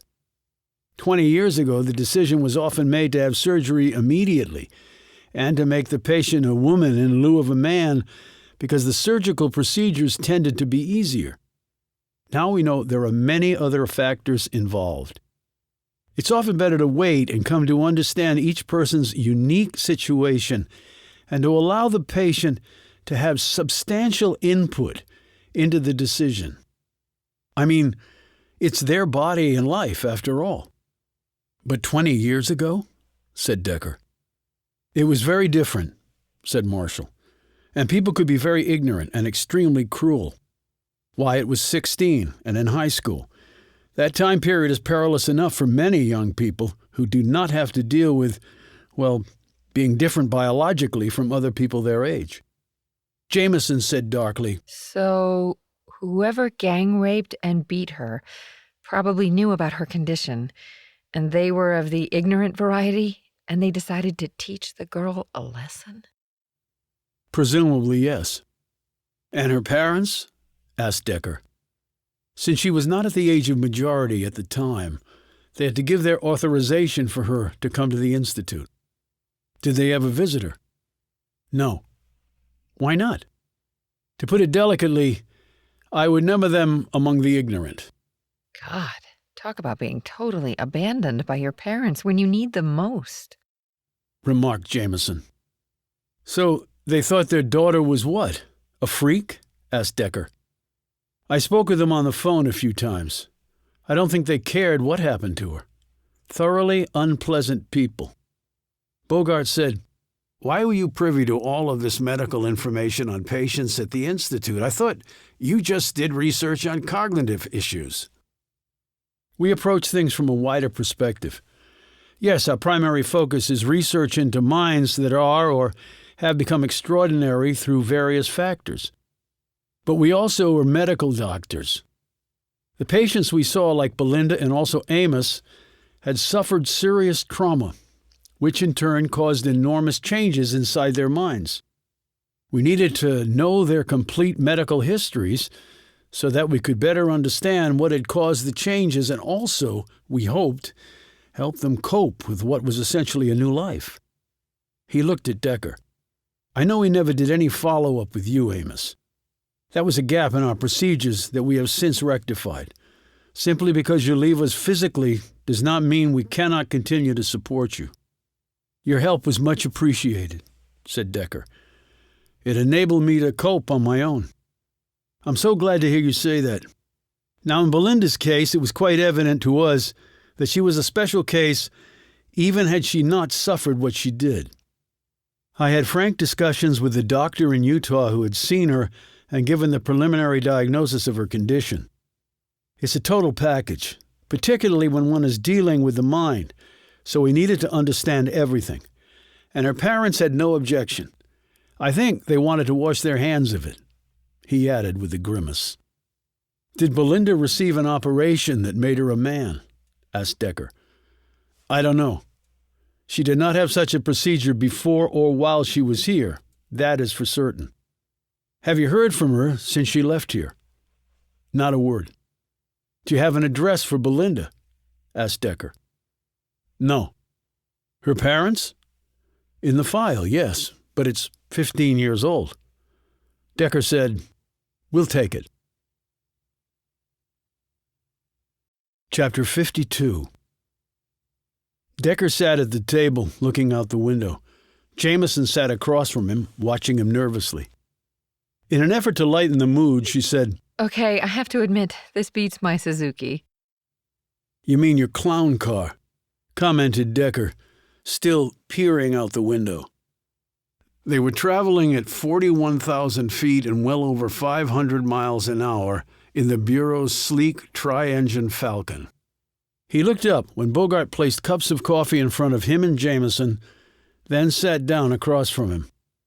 The FBI agent unbuttoned his jacket and took a sip from his own cup. Jameson looked around the plush interior. Nice ride. Bogart nodded. The FBI pulls out all the stops for cases like this. He eyed Decker, who was still staring out the window. So you took a hit on the football field and it changed your life forever. It changed my brain, and with it my life. And again, you don't want to talk about it? Decker said nothing. What do you think we'll find at the Wyatt's house in Colorado? Asked Jameson, peering anxiously between the two men. Decker said, Whatever we find will tell us something we didn't know before. And it will get us one step closer to Belinda Wyatt. Bogart took another sip of coffee. What made you look in Wyatt's direction? We were searching for a man and she's a woman. Or she was when you knew her. In answer, Decker opened the laptop in front of him and spun it around so Bogart could see the screen. Then he ran the video. Bogart looked at the frames and then turned back to Decker. Okay, it's a woman getting out of a car. The waitress from the bar. Leopold's accomplice. Maybe this Belinda Wyatt person. She certainly looks like a woman to me. Did you notice how the person got out of the car? Bogart glanced at the screen. You said it was a guy masquerading as a woman. But now that we know Wyatt has this intersex condition, we don't really know what she is, male or female. So it could just be her being a woman because she is a woman. Maybe she never had the operation. That's right. She may be exactly what she was 20 years ago. We know Leopold couldn't have committed the murders. If Wyatt is involved with him, that leaves her. She's the shooter. Okay, but I'm not getting what you mean about her climbing out of the car. She swung her legs out and stood up, like a girl or a guy would. No, not like a guy would. Nothing like a guy would. I'm not following. Turn to the side and stand up, like you're getting out of a car. What, now? Yes, now. Decker, just do it. Bogart looked put out, but he turned to his side and put his legs out into the aisle. He was about to stand when Decker stopped him. Look at your legs. Bogart stared down at his splayed legs. What about them? I swung them out into the aisle, which I have to do in order to stand up. The person on the screen did the exact same thing. Look at the distance between your thighs. Bogart stared down at the large gap between his legs. So what? Look at the screen. Bogart glanced at the screen. There, the person's thighs were nearly touching. Look at the hand, added Decker. Bogart looked at the person's hand. It was knifed into the narrow crevice between the thighs, edging the skirt down. Your legs were spread out and your hand was nowhere near your legs. Well, she's wearing a dress, I'm not. Doesn't matter.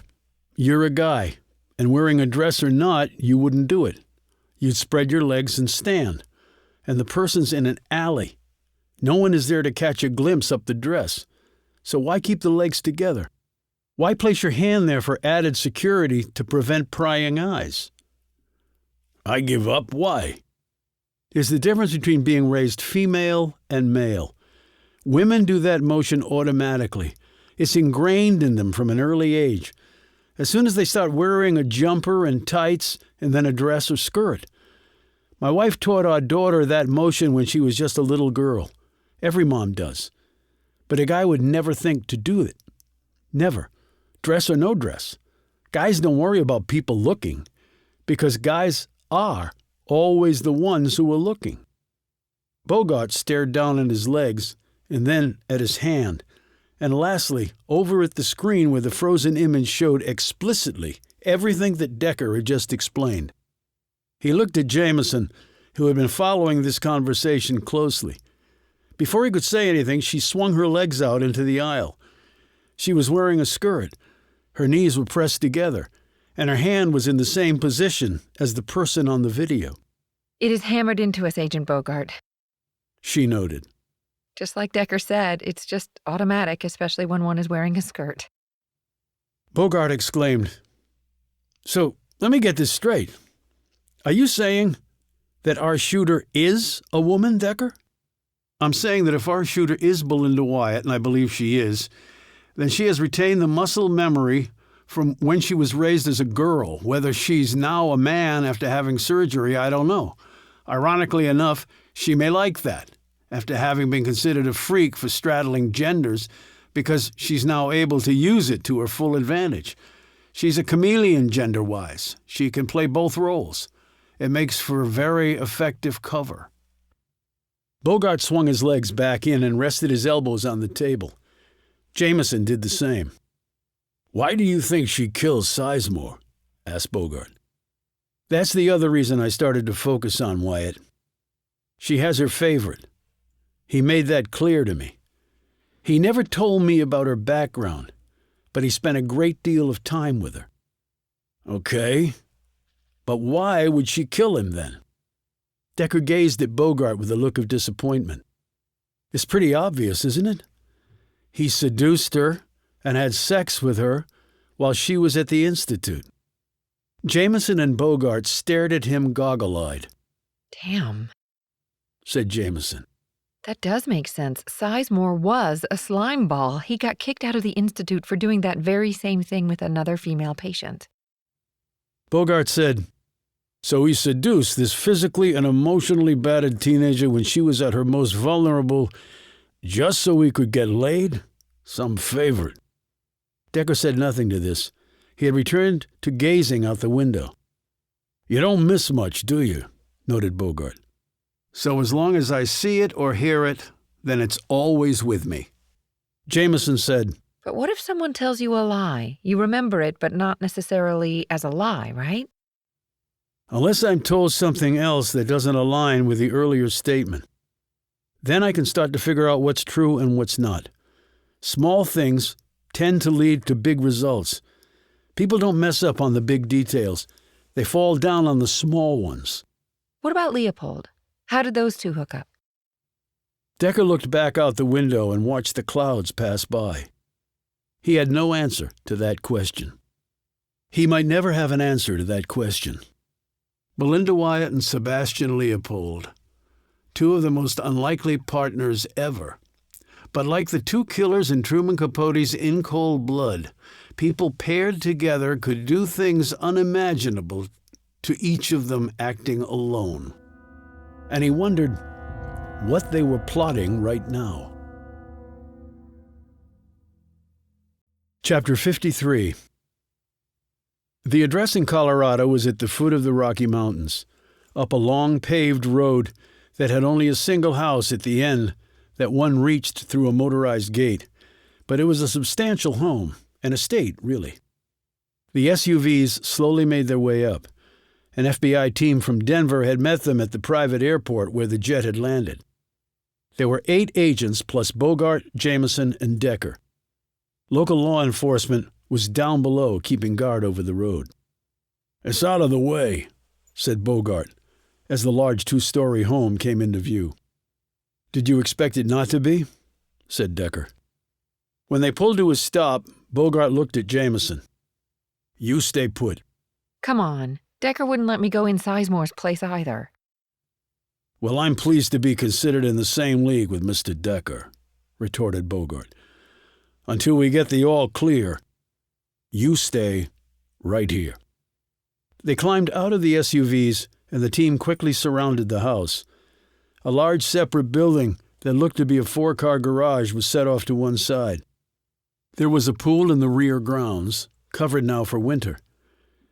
There were no other buildings, and there were no cars visible either. "Place looks abandoned," said Bogart. "For such a nice residence, the grounds are pretty let go." "We'll see," replied Decker.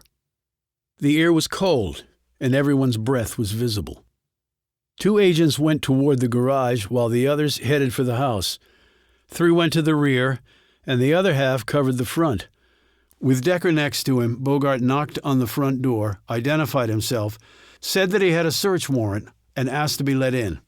All he got in answer was silence. He gave the countdown over his phone to the team in the rear. Both doors were blown in by hydraulic battering rams. The agents swarmed inside, clearing the rooms one by one until they came up the stairs. They headed up, cleared 6 bedrooms, and then stopped at the last one. "Holy shit," said one of the agents, lowering his weapon. Bogart and Decker entered the room and stared down at the 2 chairs situated in the sitting room off the main bedroom area.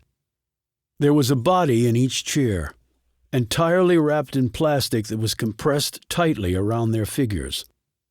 The faces visible through the plastic were of a man and a woman. "Mr. and Mrs. Wyatt, do you think?" asked Bogart. "Anything is possible," replied Decker. 8 hours later, the forensic team and ME had finished their work.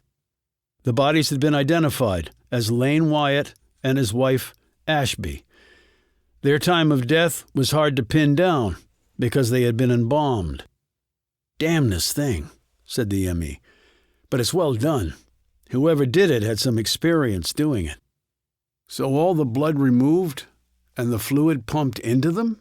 said Bogart. The man nodded. "And then they were wrapped in the plastic, and it looks like someone used a heat source to compress and then seal the plastic. Probably used a hairdryer. That and the embalming really preserved the body. No air could get in. The bodies are in remarkable shape. And they could have been here a long time or a short time. I'll try to work up a TOD window for you, but it won't be easy. Bogart said, "The cars in the garage are between 2 and 4 years old and the registrations are still current. And the food in the fridge, while expired, is not that old. And the house is in reasonably good shape. I don't think they've been dead for years, unless someone has been living here while they've been in their packages." He looked at the M.E. "Cause of death?" "Not particularly evident. No visible wounds on the bodies. Could have been poison, but obvious signs would be long gone. There might be some trace of it in their tissue, and I might be able to get some blood out of them. There's usually some left even with embalming." "Find what you can," urged Bogart. The M.E. nodded and left. Bogart turned his attention to Decker and Jameson, who were sitting at the kitchen table going over some papers they'd taken out of a shoebox. Bogart sat across from Decker. "Well, at least there were no cryptic messages to you painted on the walls." Decker nodded absently and said, "I doubt they expected us to get to here, which is actually a good thing." "Why?" "It means they're fallible, and it means we're closing the gap. The tortoise and the hare, remember?" "But why leave the bodies like that? They must have assumed someone would find them." Decker looked at him. "According to what your people found out, the Wyatts were retired. They had no family other than their daughter and no friends. They kept to themselves." "So folks might not have missed them," said Bogart, "at least for a while." "We should check to see if they used the pool service company. The pool was probably only winterized a couple months ago. If they came up to do it, they might have seen the Wyatts." "Good idea." Decker said, "The Wyatts had money. This place is over 10,000 square feet, and there's a Range Rover, Audi A8, and Mercedes S500 in the garage." "Money can't buy you happiness, I guess," remarked Jameson. Bogart looked back down at the papers. "What do you have there?" Jameson said, "Letters from Belinda to her parents when she was at the Institute. Your team found them in that shoebox stuffed under some junk in a closet upstairs." "What do they say?" Decker said, "To sum it up, they're letters from a frightened young woman imploring her parents to come see her, to come take her home. Marshall said they never visited her, so her letters went unanswered. Marshall said they were part of the ignorant folks and really didn't care about her. I wonder why they kept the letters." "Because of this," said Decker. He and Jameson laid the reverse side of all the letters out on the table side by side. Each page had a single capital letter written on the back. When read together and combined into words, they spelled out something. "I will kill them all," read Bogart. "So she will kill them all? Meaning her attackers?" "Or people who dissed her," said Decker, glancing up at Jameson. "Or people associated with the one who dissed her." "And you still don't know why Wyatt would think you did that to her?" "No, but my wife and Special Agent Lafferty were both violated. Not raped, but sexually mutilated. But Belinda was raped, and Mrs. Wyatt wasn't mutilated. She wouldn't be. This didn't start with her, and she's not connected to me. Comes back to you again.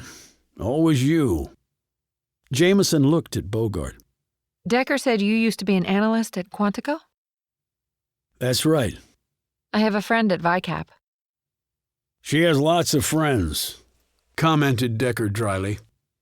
Bogart said, "Violent Criminal Apprehension Program. I was assigned there for 2 years." Jameson said, "Then you must have seen things like this before." Bogart nodded. "I've pretty much seen it all." Okay, so walk us through it. What would the mutilation symbolize? Bogart clasped his hands in front of him. "Actually, mutilation of the female genitalia can have a lot of reasons behind it. It's like a cornucopia of psychoses. Freud would have had a field day with it. I've seen a number of cases, all serial killers, where it was employed." "Then give us some examples of reasons," said Decker. Bogart leaned in, and while his voice grew softer, it also grew firmer. It can be symbolic of a hatred of women and what they represent, being mothers, giving birth. The female genitalia are the gates to the birth canal, to be a little crude about it. I've seen killers do that to women because their mothers abandoned them or let them be abused by others. Mothers are supposed to protect their children, always be there for them. When a mother doesn't do that, it can lead to some really messed up minds. The mutilation is a way of closing those gates, shutting off the birth canal permanently. Not that murder didn't already do that, but in their minds, they're actually doing something positive. Decker said, "Meaning another child can't be born to that woman and won't be abandoned or abused?" "Exactly." Jameson interjected. Well, Belinda's parents abandoned her to her fate at the Institute. They never visited her there. They ignored her pleas to come and get her. And could she have seen the rape and beating she endured as her mother's not protecting her? "Possibly," replied Bogart. "In fact, probably. Particularly if she wasn't supportive afterwards." Decker said, "But then why was the message directed at me? Why target my family, people I know? Where do I fit in all this? I don't remember even speaking to her." "We're talking about a sick mind, Decker. There's no way we can understand or make sense out of what went on in her head. This actually didn't start with you. This started with her being raped and nearly killed, and then her parents abandoning her afterwards. And it started even before that, with her condition and people's reaction to it. Her life was never going to be normal." And then there's Leopold. Let's not forget about him. "And then there's Leopold," repeated Bogart. "Decker, you're still convinced he's Belinda's partner in all this? I mean, you haven't seen him since he left that bar. I know you told me about the waitress, supposedly Belinda, and her borrowing the barman's car, but you have no hard evidence that she actually picked up Leopold in it. She could have just used it to run an errand." Decker shook his head. "She left the bar for good after she brought the car back. And the temp agency hadn't sent her. She was there to ferret Leopold away. He was the one who picked the bar. So I have no doubt that he's involved. He confessed to a crime he couldn't have committed. And he knew that he couldn't have committed. He played the role of a mentally unbalanced person well. But sitting in the bar, he had moments of lucidity, not random, but intentional. He overplayed his hand. He knew exactly what he was doing. But why confess in the first place? It was their opening salvo. After murdering my family, the confession got my attention. They knew I'd find out about it, investigate it. They lured me in. They wanted me to participate in their game." "Some game," Bogart said disgustedly.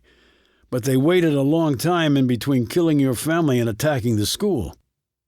It all took time to plan out. They had to find the details of the passageway, among other things." Jameson said, But who's the leader of the pack, Wyatt or Leopold? Plus, how did they meet?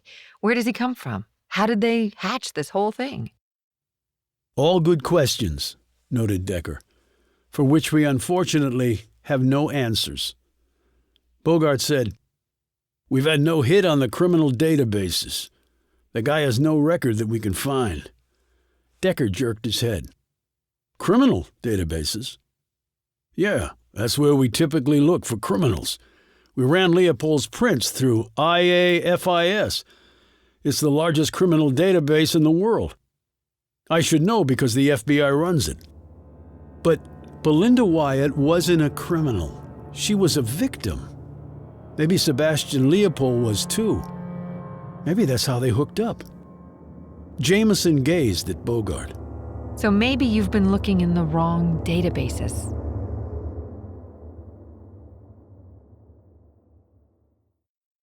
Chapter 54. They flew back to Burlington, and Decker was driven to the Residence Inn. Decker looked at Bogart and then flicked his gaze to Jameson. The FBI agent understood. He said, "Miss Jameson, We request the pleasure of your company at our safe house. She snapped. What? No, I'll be... Perfectly happy to accept, or else I'll put you in a jail cell if I have to, interjected Bogart. On what charge? Publishing false information in a newspaper and inciting a riot against one Amos Decker. Jameson started to say something, but then sank back in her seat and said with a scowl, Fine. Have it your way. As Decker was climbing out of the SUV, Bogart hooked his arm. We pop anything on Leopold's prints and DNA in non-criminal databases. I'll call you right away. I'd also like you to send me whatever you can find on Belinda Wyatt's past. Bogart nodded, and then he drove off. Decker headed up to his room and sat on his bed. He eyed the gun in his waistband and thought back to when Captain Miller had come knocking on his door. If he hadn't, would he have shot himself? With the clarity that came after stepping back from a stressful situation, Decker knew that Miller was right. If he eliminated himself, this pair would go on killing. If Decker had somehow dissed Belinda Wyatt, others could have too. Or maybe they would start on Leopold's list of dissers next. He closed his eyes and thought back to two periods of time, one recent, the other much further in the past. He took the latter first, stopping at those frames in his mind. Belinda Wyatt, tall, blonde, thin, and androgynous-looking, scared all the time. Her personality had been so invisible as not to exist, although her mind could do extraordinary things after what had happened to her. Decker recalled her as lacking confidence and even a shred of self-esteem. She barely talked in the group sessions. Decker had felt for her, to the extent he could with the new way his mind worked. What had happened to him was brutal, but he had stepped out onto that field of his own free will, and with the knowledge that pro football was insanely violent, far more vicious than even the most die-hard fan could imagine. Belinda Wyatt had been gang-raped, sodomized, beaten, and left for dead. She had been horribly violated. There was nothing voluntary about that. She had had no say in it. She had been dealing with a difficult enough life situation as it was. With the discovery of her parents' bodies, it was clear that she was involved in all the other killings, and nothing in her past, no matter how horrific, would justify her doing what she had. But she was not the only one to blame for all this. Next, Decker's mind moved forward to the recent past. He was sitting in the jail cell opposite Sebastian Leopold. He recalled down to the last detail the man's features and manner, the empty eyes, the utter calmness, the disregard for his personal safety since he had confessed to a triple murder. Of course, now Decker knew that Leopold was aware he would never be convicted of those crimes because he had a rock-hard alibi, supplied by the police of all people. That had to mean that Belinda Wyatt had murdered his family, and she had to be the shooter at Mansfield too. Once again, Leopold had an alibi, provided once more by the police. Decker's mind ground to a halt at that point. By the police? Was that important? Significant? Imperative to understand? He didn't know, because he didn't have enough information. The frames whirred back and forth in his head, going over every word of the conversation between him and Leopold. Then the frames stopped whirring, and Decker's eyes opened. Is good. Even though he had perfect recall, sometimes his mind, just like anyone else's, turned words into what it thought they should be instead of what they actually had been. He had done that here, mentally correcting Leopold when no correction was necessary. Decker had just assumed it was a contraction. Is good to it's good. He had modified the words that way because he thought he had just misheard. But he hadn't. He couldn't have. He was sitting right next to the man. He picked up his phone and called Bogart. You need to expand your search to the international databases focusing on Europe. Interpol should be able to help. Germany should be at the top of the list to start with." "Why?" asked Bogart. "Why the international angle?" "Because I remembered something wrong, and now I just remembered it right." Decker put the phone away.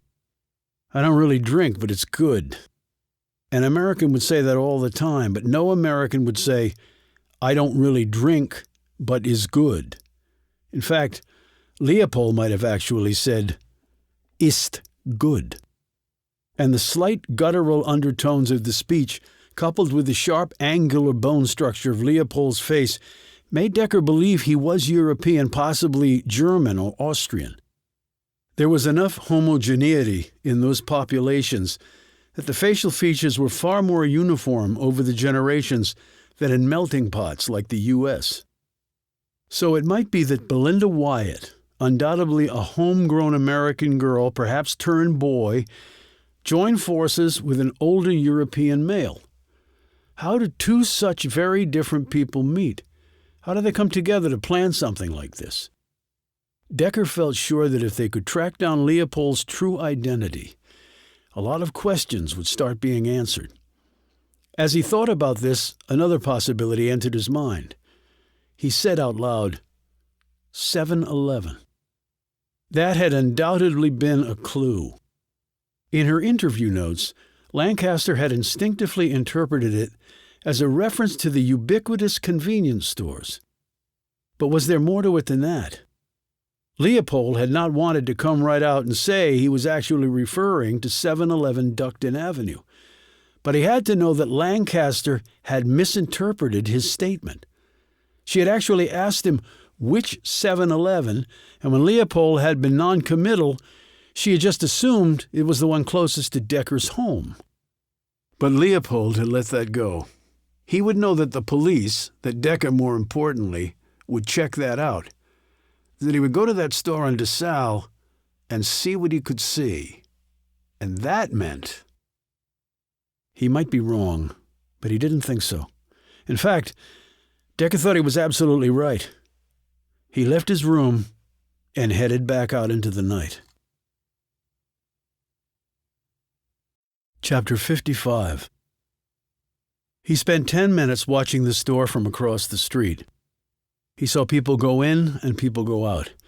Cars came and went, and still he kept watching. He was watching to see if anyone was watching him. When Decker was satisfied that there was no one doing so, he hurried across the street and approached the door. He glanced through the glass and saw the same woman at the counter, once more counting packs of cigarettes and ticking them off on her sheets. He could see no other customers in the store. He opened the door and the bell tinkled. The woman looked up. It took her a moment, but she recognized Decker. Because of his size and appearance, he was hard to forget and harder to miss. "You're back?" she said. "I'm back," said Decker, his gaze darting around the corners of the store. His hand had slipped to his pocket, where his gun sat. She said, "I owe you change from when you were here last. The coffee, pastry, and paper didn't add up to $5. "Keep the change. You work long hours, morning, night." I do work long hours, but I'm also on different shifts. Today I work the night shift. "How's business?" Slow now. We sell a lot in the morning when people are going to work. Coffee, cigarettes, and sausage biscuits, and Red Bull by the gallon. "The other person here when I came by the first time, Billy, right? Is he here?" She shook her head. No, he's not here. "He doesn't work here anymore, does he?" Decker said. She looked startled. How did you know that? "When was he here last?" The day you came in the first time. I was pissed when he didn't show up for work after that. I had to do his job, too. "Do you have his employment file here?" Yes, in the back. "Can I see it?" No, company policy. "Can you tell me his last name?" Why? He might be the one I was looking for. I don't see how. Decker held up his phone. "I can have the FBI here in 5 minutes, and they'll take every file in this place." He eyed the woman steadily. "Are you an American citizen?" She blanched. No, but I have papers. "I'm sure they're in perfect order. At least I hope they are. The FBI will check, of course. They check everything. Twice." The woman slowly put a pack of cigarettes in the appropriate slot and made a check on her inventory sheet. He could tell she was stalling as she thought about how to respond to this. My work visa might be a little overdue." "That's unfortunate. With the government in gridlock over immigration reform, it's a touchy subject. I'm sure you can appreciate that." "And if I let you see Billy's file?" Decker put his phone away. "That might change things." The woman went into the back office and came out a minute later with the file. "You can have this. I made a copy." Decker went to the door, locked it, and turned the open sign to closed. "What are you doing?" Decker pulled out his phone again. "The FBI will be here in a few minutes. I'm afraid this store will be closed for quite a while." "But I gave you the file." "And I thank you for that. But one has nothing to do with the other." "But what will the FBI do here?" "They'll be looking for any trace of Billy, and don't worry. They won't care about your immigration status." "But why is Billy so important? He just mops floors." "He's important principally because he's not Billy. His name is Belinda." Hours later, Bogart walked out of the 7-Eleven and over to Decker, who was standing in the parking lot sipping 7-Eleven coffee while the snow slowly swirled around him. Bogart said, "We got one usable print, 7 points on a mop bucket in the storage room. We ran it, but got no hits back yet. It may be Wyatt's or whoever else handled that bucket, and she might not be on any database. Or I guess she's a he now, this Billy guy. But she was gang raped in Utah, according to Dr. Marshall. They must have a police file on her." "You would think, but we checked with the police department where she grew up. They have no record of any rape of Belinda Wyatt." Decker looked stunned. "But they can't be. She was raped and beaten and left for dead. It changed her brain. That's why she was sent to the Institute. You heard Dr. Marshall. And he said he'd talked to the doctor from Utah. She had been raped and beaten and left for dead." "Well, maybe she was. But maybe she didn't file a police report, Decker. That's a possibility." "But why wouldn't she?" "Consider her personal situation. It being a small town, where everybody knows everybody else's business, she might have made the decision not to report. Or her parents made that decision for her," retorted Decker. "That's actually far more likely," conceded the FBI agent. Decker finished his coffee and threw the cup into a trash can. Belinda was very tall for a woman about 5'11" and skinny. Billy was that height, and lean, too, but he was wiry, maybe 150 pounds. "And definitely a guy?" "I think so, but he looked androgynous, too. Belinda looked the same at the Institute. I've already given your sketch artist a description. They're working on a finished drawing now." "We can get that all over the place once it's done." "I would just get it out to law enforcement for now. Don't go public. They may go underground if they discover we've gotten that far." Bogart didn't look convinced, but said, "Okay, we'll play it that way. For now." He put his hands in his pockets and studied the pavement. "We heard back from the pool service company, the Wyatts used in Colorado. They came and winterized the pool 2 months ago but didn't see anyone. Their fees are on an automatic pay system. In fact, all their bills were on auto pay. They didn't have to interact with anyone. Dead end. No pun intended." "And Leopold?"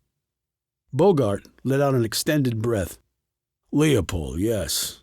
I was getting to him. We finally got a hit." "His real name?" "Surprisingly enough, Sebastian Leopold. You were right. He's Austrian." "And his story?" Still coming in. But the gist is his wife and daughter were murdered, and the killer was never brought to justice. When did he come over here? Hard to pin that down. The murder was 8 years ago. So any time after that, I guess.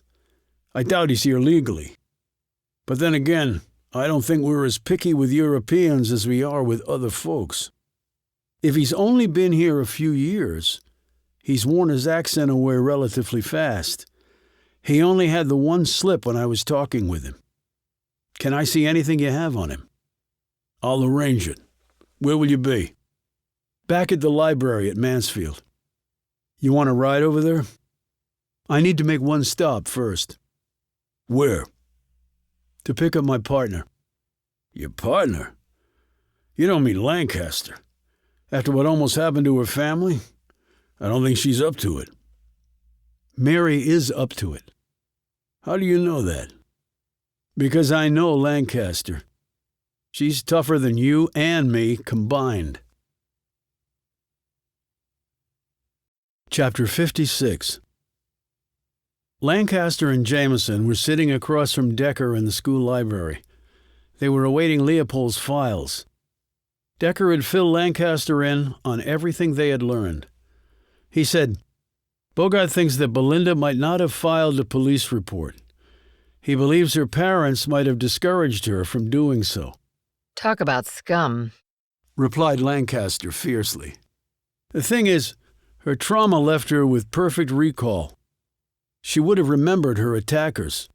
If she knew them in the first place, said Jameson. Decker replied, Small-town Utah. Everybody probably knew everybody. At the Institute, did she ever talk? Asked Lancaster. Almost never. In the group session, she never talked about what had happened to her. I didn't know until Dr. Marshall told me. And she was probably attacked because her assailants knew of her intersex condition, added Decker. Lancaster shook her head. I never heard the term until you told me. I can't imagine what that must have been like. You said Marshall told you she had one testis and one ovary? Yes. The absolute shit she must have taken in school. In gym class, one of the other girls spots her private parts, word spreads. It really must have been horrible. Decker was staring down at the document in front of him. He had just seen one fact that did not align with another. Lancaster was well used to this look. What? He glanced at her. Dr. Marshall said the address he had in the file for Belinda's parents was 15 years old, but she was at the Institute 20 years ago. Well, maybe they kept in touch for some reason. I doubt Belinda stayed there for 5 years. It must be a more recent address. But Marshall also said that the Wyatts never visited her at the Institute. So why would he have had the later address in the first place? Were they corresponding? He pulled out his phone and made a call. Dr. Marshall was in a meeting, but called back 5 minutes later. Yes, Amos, you're correct, he said. The Wyatts did move, but we kept in touch for about 7 years after, and they sent me their new address so I could write to them from time to time. You didn't mention that when we questioned you. I know, I'm sorry, but I take patient confidentiality very seriously. I tried to be as helpful as I could while still respecting that professional duty. You said they never visited her at the Institute. I assume that meant they weren't interested in her care. In fact, you said you believed them to be ignorant people in regard to Belinda's condition. That's right. How did you come by that opinion? And how did she even come to be at the Institute if her parents didn't care what had happened to her? I don't think they initiated it. Who did then? I'm not sure.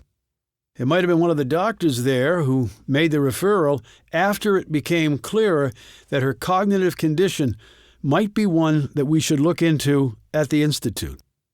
Even 20 years ago, we had a national reputation, he added proudly. And we had enough funding to have paid for all of her expenses. Okay, but if the Wyatts had no involvement in sending her to you, why would they correspond with you? Decker thought he knew the answer, but he wanted to hear it from Marshall. Well, Because they were scared, Amos. They were scared of Belinda. At least that's what they told me. When she came back home to Utah, she was a very different person to them. And I don't mean for the better. Our work with her at the Institute apparently did not help her, and she left home soon thereafter. But they would apparently get messages from her, pretty frightening ones, and so they were scared. That she would, hurt them? I don't like to speculate about that. Well, just give me your educated guess. He could hear Marshall let out a long breath. All right. I think they were terrified that she was going to murder them. Well, they were spot on about that, thought Decker. Can I have their old address, the one in Utah? Do you have it? Marshall gave it to him from the file. Decker thanked him and clicked off. He got on the computer and did a satellite search of the old address. He spun the laptop around so that Lancaster and Jameson could see. Okay, ordinary house in an ordinary neighborhood. Lancaster said. Looks like mine. And like mine, said Decker. But the point is, the Wyatts' new house was 5 times the size, with a pool and a separate 4-car garage filled with luxury vehicles. Lancaster's brows knitted together. What did the Wyatts do for a living? The info Bogart dug up says he was an assistant manager at the DMV. Mrs. Wyatt worked as a waitress in a diner.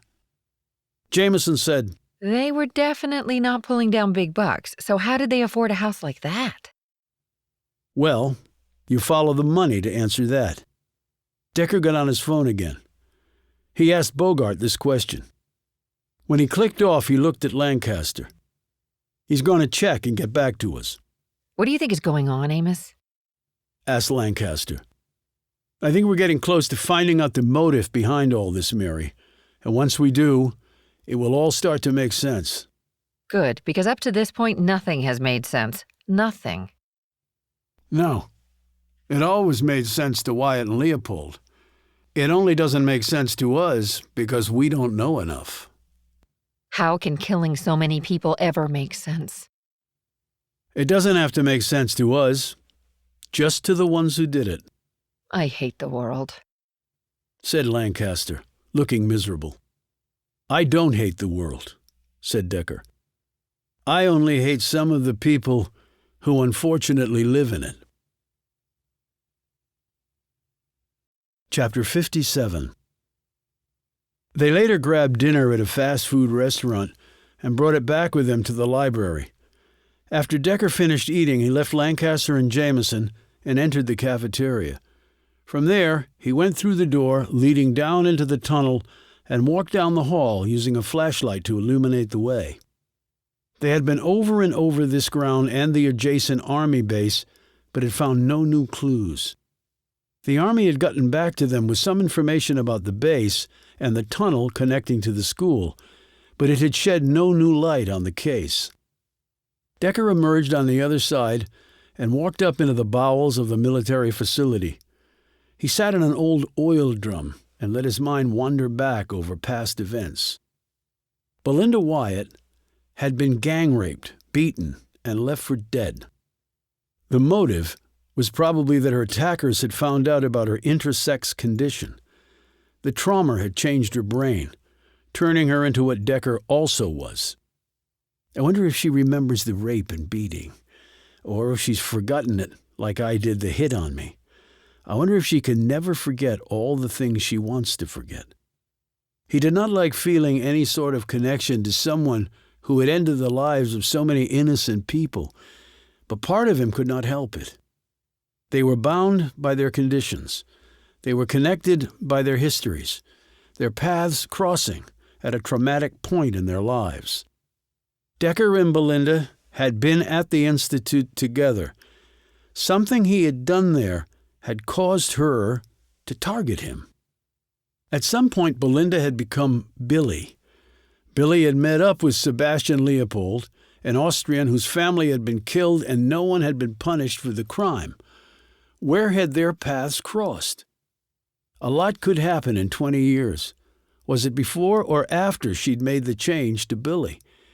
Had their meeting precipitated all the killings? And what the hell did I do to Wyatt to deserve all this misery? I thought I might find you here. Decker glanced over to see Bogart standing at the top of the steps leading from the tunnel.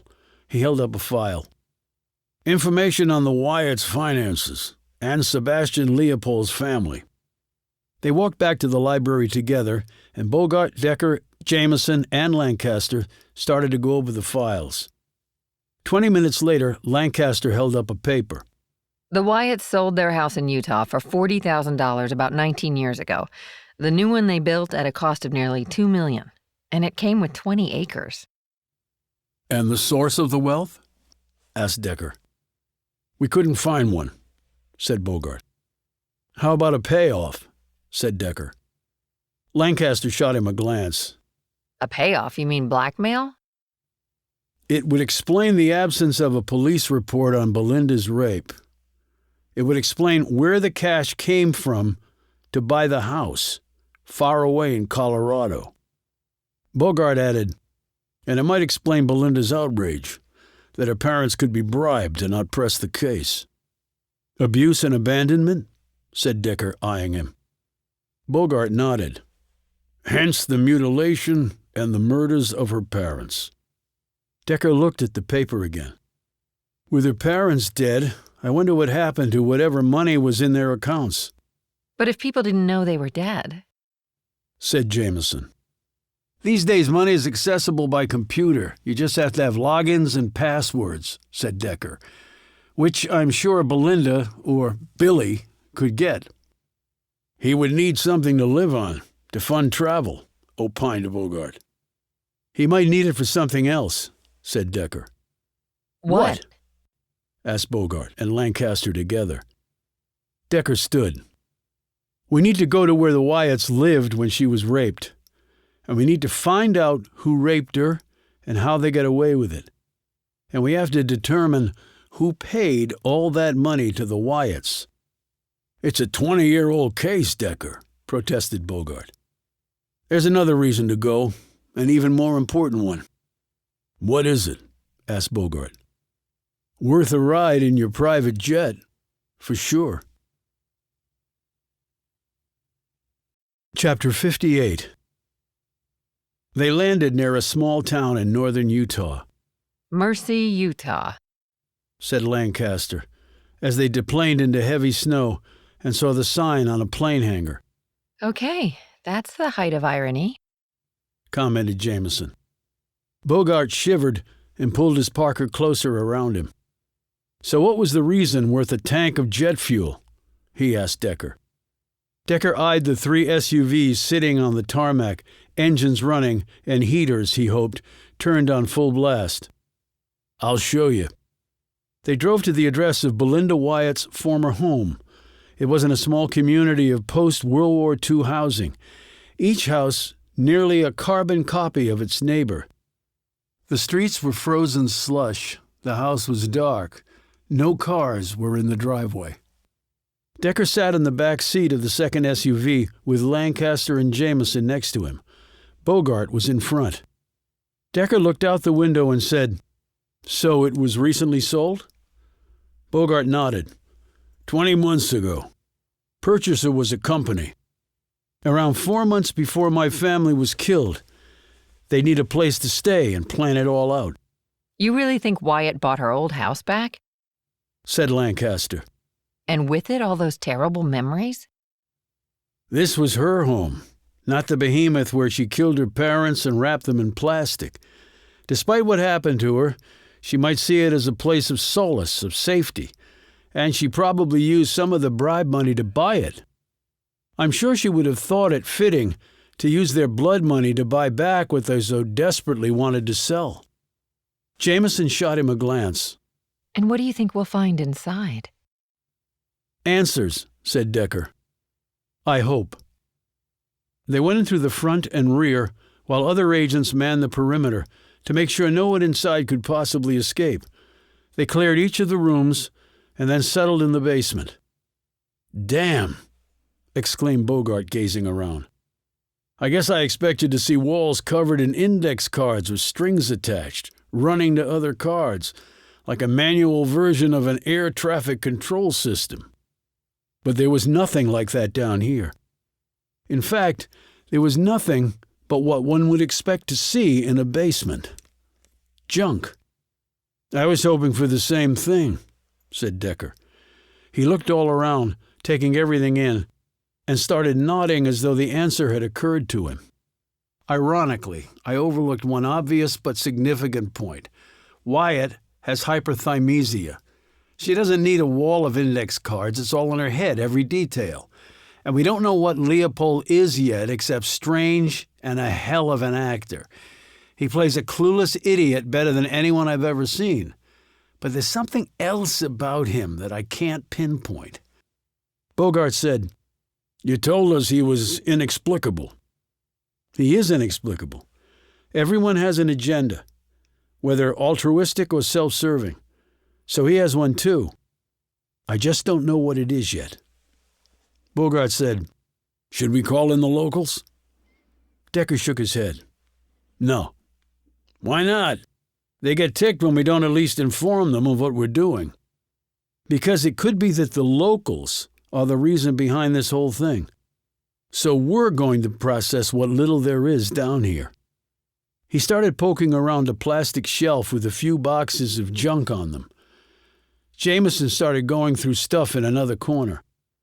Lancaster and Bogart exchanged a glance and then did likewise. 2 hours later, Bogart said, "Okay, there is nothing here, nothing." "No, there is," said Jameson. She held up a newspaper clipping. "Where'd you get that?" asked Lancaster. "It was stuffed in a box and under the table over there with rags on top." "So what?" said Bogart. "It's junk, just like everything else here." "No, when people save newspapers, they always save a stack of them. This was the only newspaper in this entire room. To a mind like Wyatt's, I bet it was a particle of disorder, which made me wonder why it was here. There had to be a reason."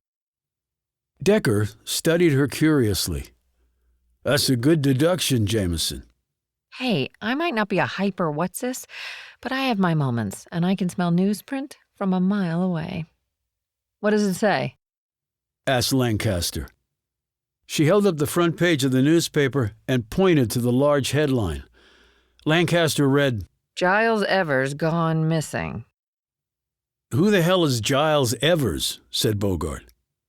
Jameson said, "He was a police officer. The news story also said he was the son of Mercy's most prominent citizen, Clyde Evers, former mayor.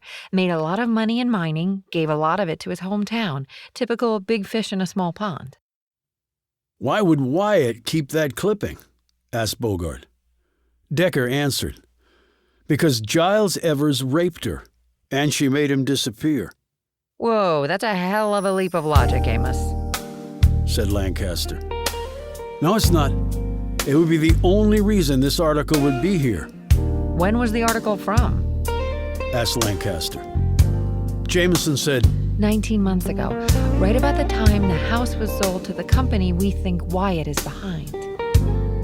Bogart and Lancaster stared at Decker. "Okay. You're saying she was attacked by a police officer?" said Bogart in a skeptical tone. "By police officers," said Decker. "It was a gang rape. And they did it because of her intersex condition, and Evers's old man paid off the Wyatts to keep it hush-hush. He got his son in the clear, saved the police department a ton of embarrassment and the rolling of heads. I can't imagine the Mercy Police Department is all that big. It might be that all the street cops were part of the rape. Hell of a hit for the men in blue to take. And the town. A town that maybe had no sympathy for someone like Belinda Wyatt." "But we can't be sure of that," said Lancaster. "You're just speculating." "We can confirm it," said Decker. "Let's go talk to some folks who were around back then." Chapter 59. The police chief from 2 decades ago had died 6 years before of a heart attack. There were 2 officers from that time who were still with the department. Neither of them knew anything about the Wyatt case. They had told Bogart when he and the others showed up at the single police station in town. The group was rapidly shown the door. As they drove away, Lancaster said, They're lying. I could see it in their faces. "Small town, small enough that everyone knows everyone else's business," said Decker. "I say we go to the top of the list," You mean Giles Evers' father? said Jameson. Clyde Evers? If he's still alive. Bogart was looking at his smartphone, on which he had been doing a search. "Apparently he is, and it looks like he still lives here." The address they drove to turned out to be a small house on the edge of town. As they pulled up, they could see lights on in the front windows. A porch ran along the front of the plank-sided house. Smoke curled upward from a chimney stack. The snow had started to fall once more. The house was run down, the lawn was lumpy, the trees and bushes diseased and mangled, and the single car in the driveway was an ancient Ford truck. Lancaster muttered, The town's patriarch, huh? Must have fallen on hard times. "There might be a good reason for that," said Decker. At their knock, the front door opened and an old man, bloated and bent, stood there. His white beard reached to his chest, and his frayed pants were held up by knotted rope suspenders. Bogart identified himself, flashed his badge, and said they needed to speak to him about his son. Evers nodded dumbly and led the four of them into a tiny room where a fire crackled in a soot-smeared, stone-faced fireplace. The inside of the house was dark. It smelled both of mildew and mothballs, and of whatever meal the man had microwaved that night. Decker's gaze shot everywhere before coming to rest on the old man, who fell back into a recliner, his shoeless feet off the floor. He scratched his cheek and looked at each of them in turn before his gaze returned to Decker. "You don't look like FBI." "That's because I'm not." "Uh-huh," Evers said absently, as his gaze settled onto the fire. "So, you're here to find my boy?" he said to the flames. "Didn't think they'd get the Federals involved. But so be it. All I got left is that boy. Not much, but that's it." "You sacrificed a life for him, didn't you?" said Decker. He looked around again. "Pretty much everything, right?" Evers shot him a glance before looking back at the fire. "What the hell do you know about anything?" "So you don't know where he is," said Decker. Evers turned a fierce gaze on him. "What are you saying? That I took my own damn son? Are you simple or what?" "I'm saying that Belinda Wyatt took him. But you already knew that." For a moment, Evers looked like he might collapse to the floor. But then he regained his composure and even flung his flabby hand out dismissively. "Belinda Wyatt.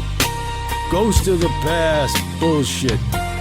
What's she got to do with anything?" Decker said, "She has to do with everything. She took Giles, and if we do find him, it'll just be his body. There could be no doubt of that. Something you also know, Mr. Evers. Your son is dead." Bogart, Jameson, and Lancaster all stared in alarm at Decker because of this provocative statement. But Decker never took his gaze off Evers. The old man's lips trembled and his breathing accelerated. He reached to a side table, picked up a cigarette and lighter, and ignited his smoke.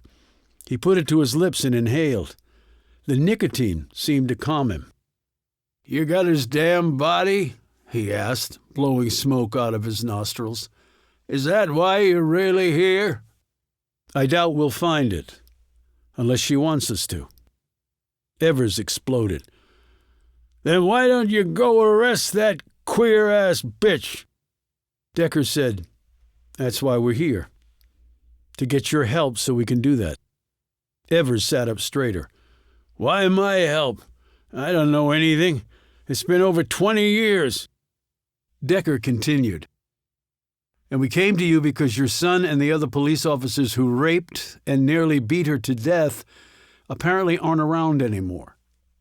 But you are." Evers sat up straighter. Nothing was ever proved. Hell, no case was ever even brought.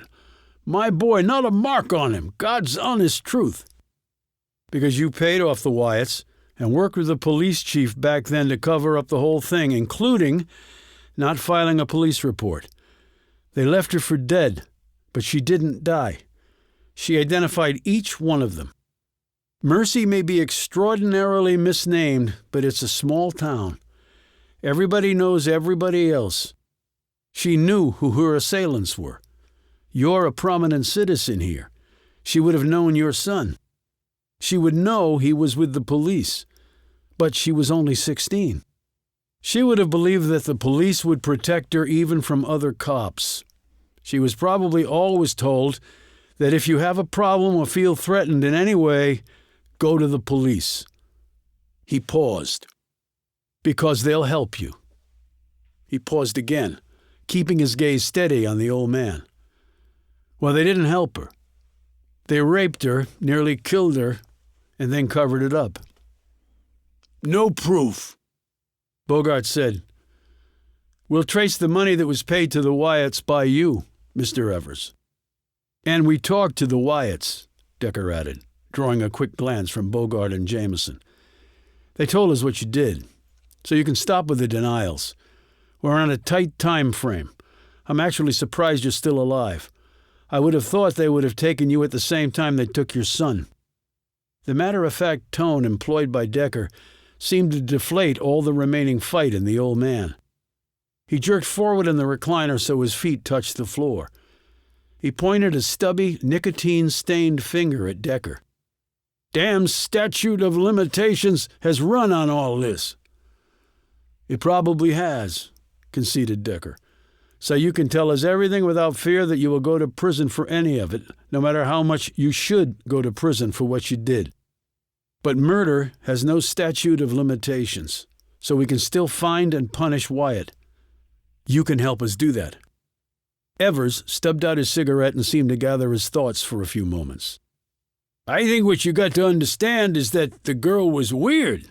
Asking for it, yes, sir. Asking to be gang raped and nearly beaten to death? Said Jameson, her mouth curved in disgust. What woman would ask for that? Well, not that, of course, but those boys got carried away is all. Boys being boys. Hell, you know. No, I really don't, said Lancaster, with even more disgust in her voice than Jameson's. And the boys would include your son? Interjected Bogart. Evers nodded curtly. He was always in trouble. Got him to join the police force. Chief was a long-time buddy of mine, owed me. Hell, the whole town owed me. Thought they would get him straight. Swear to God I did. Shows how wrong I was.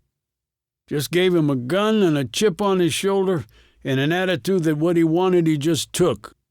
How did his attention get drawn to Wyatt? Asked Bogart. Well, see, there was talk over at the school about her. Like I said, weird shit. Never acted normal. Hell, like I said, she was queer-like, disgusting crap. My boy's a red-blooded American man. He wasn't gonna brook none of that vileness. It's a sin. Actually, it's not, said Lancaster. But keep going. Evers lit another cigarette and puffed as he talked. Well, he and some others decided to go teach her a lesson. How did they do that? Asked Decker. Evers pointed a finger at Decker.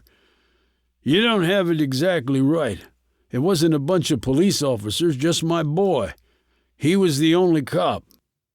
I don't understand, said Decker, looking taken aback. Belinda was gang raped. She was, but my boy was the only one in uniform. Who were the others? Asked Lancaster. Oh, just some punks from the high school football team, and Decker interrupted. And the coach? Lancaster hurriedly added. And the assistant principal? Evers looked amazed. That's right. How do you know that? Lancaster looked at Decker. Amos, that's how she chose her targets at Mansfield. That's how she chose the location. Decker said, "How many football players were involved?" Evers shrugged. "I don't know, 4, 5. Try 6. "Hell, man, come on. How do you know that?" said Evers. "Even I can't remember. And I was here." "Belinda Wyatt told us." "But you said—" "Just keep going." "Where did the rape take place?" "In the cafeteria, my son told me.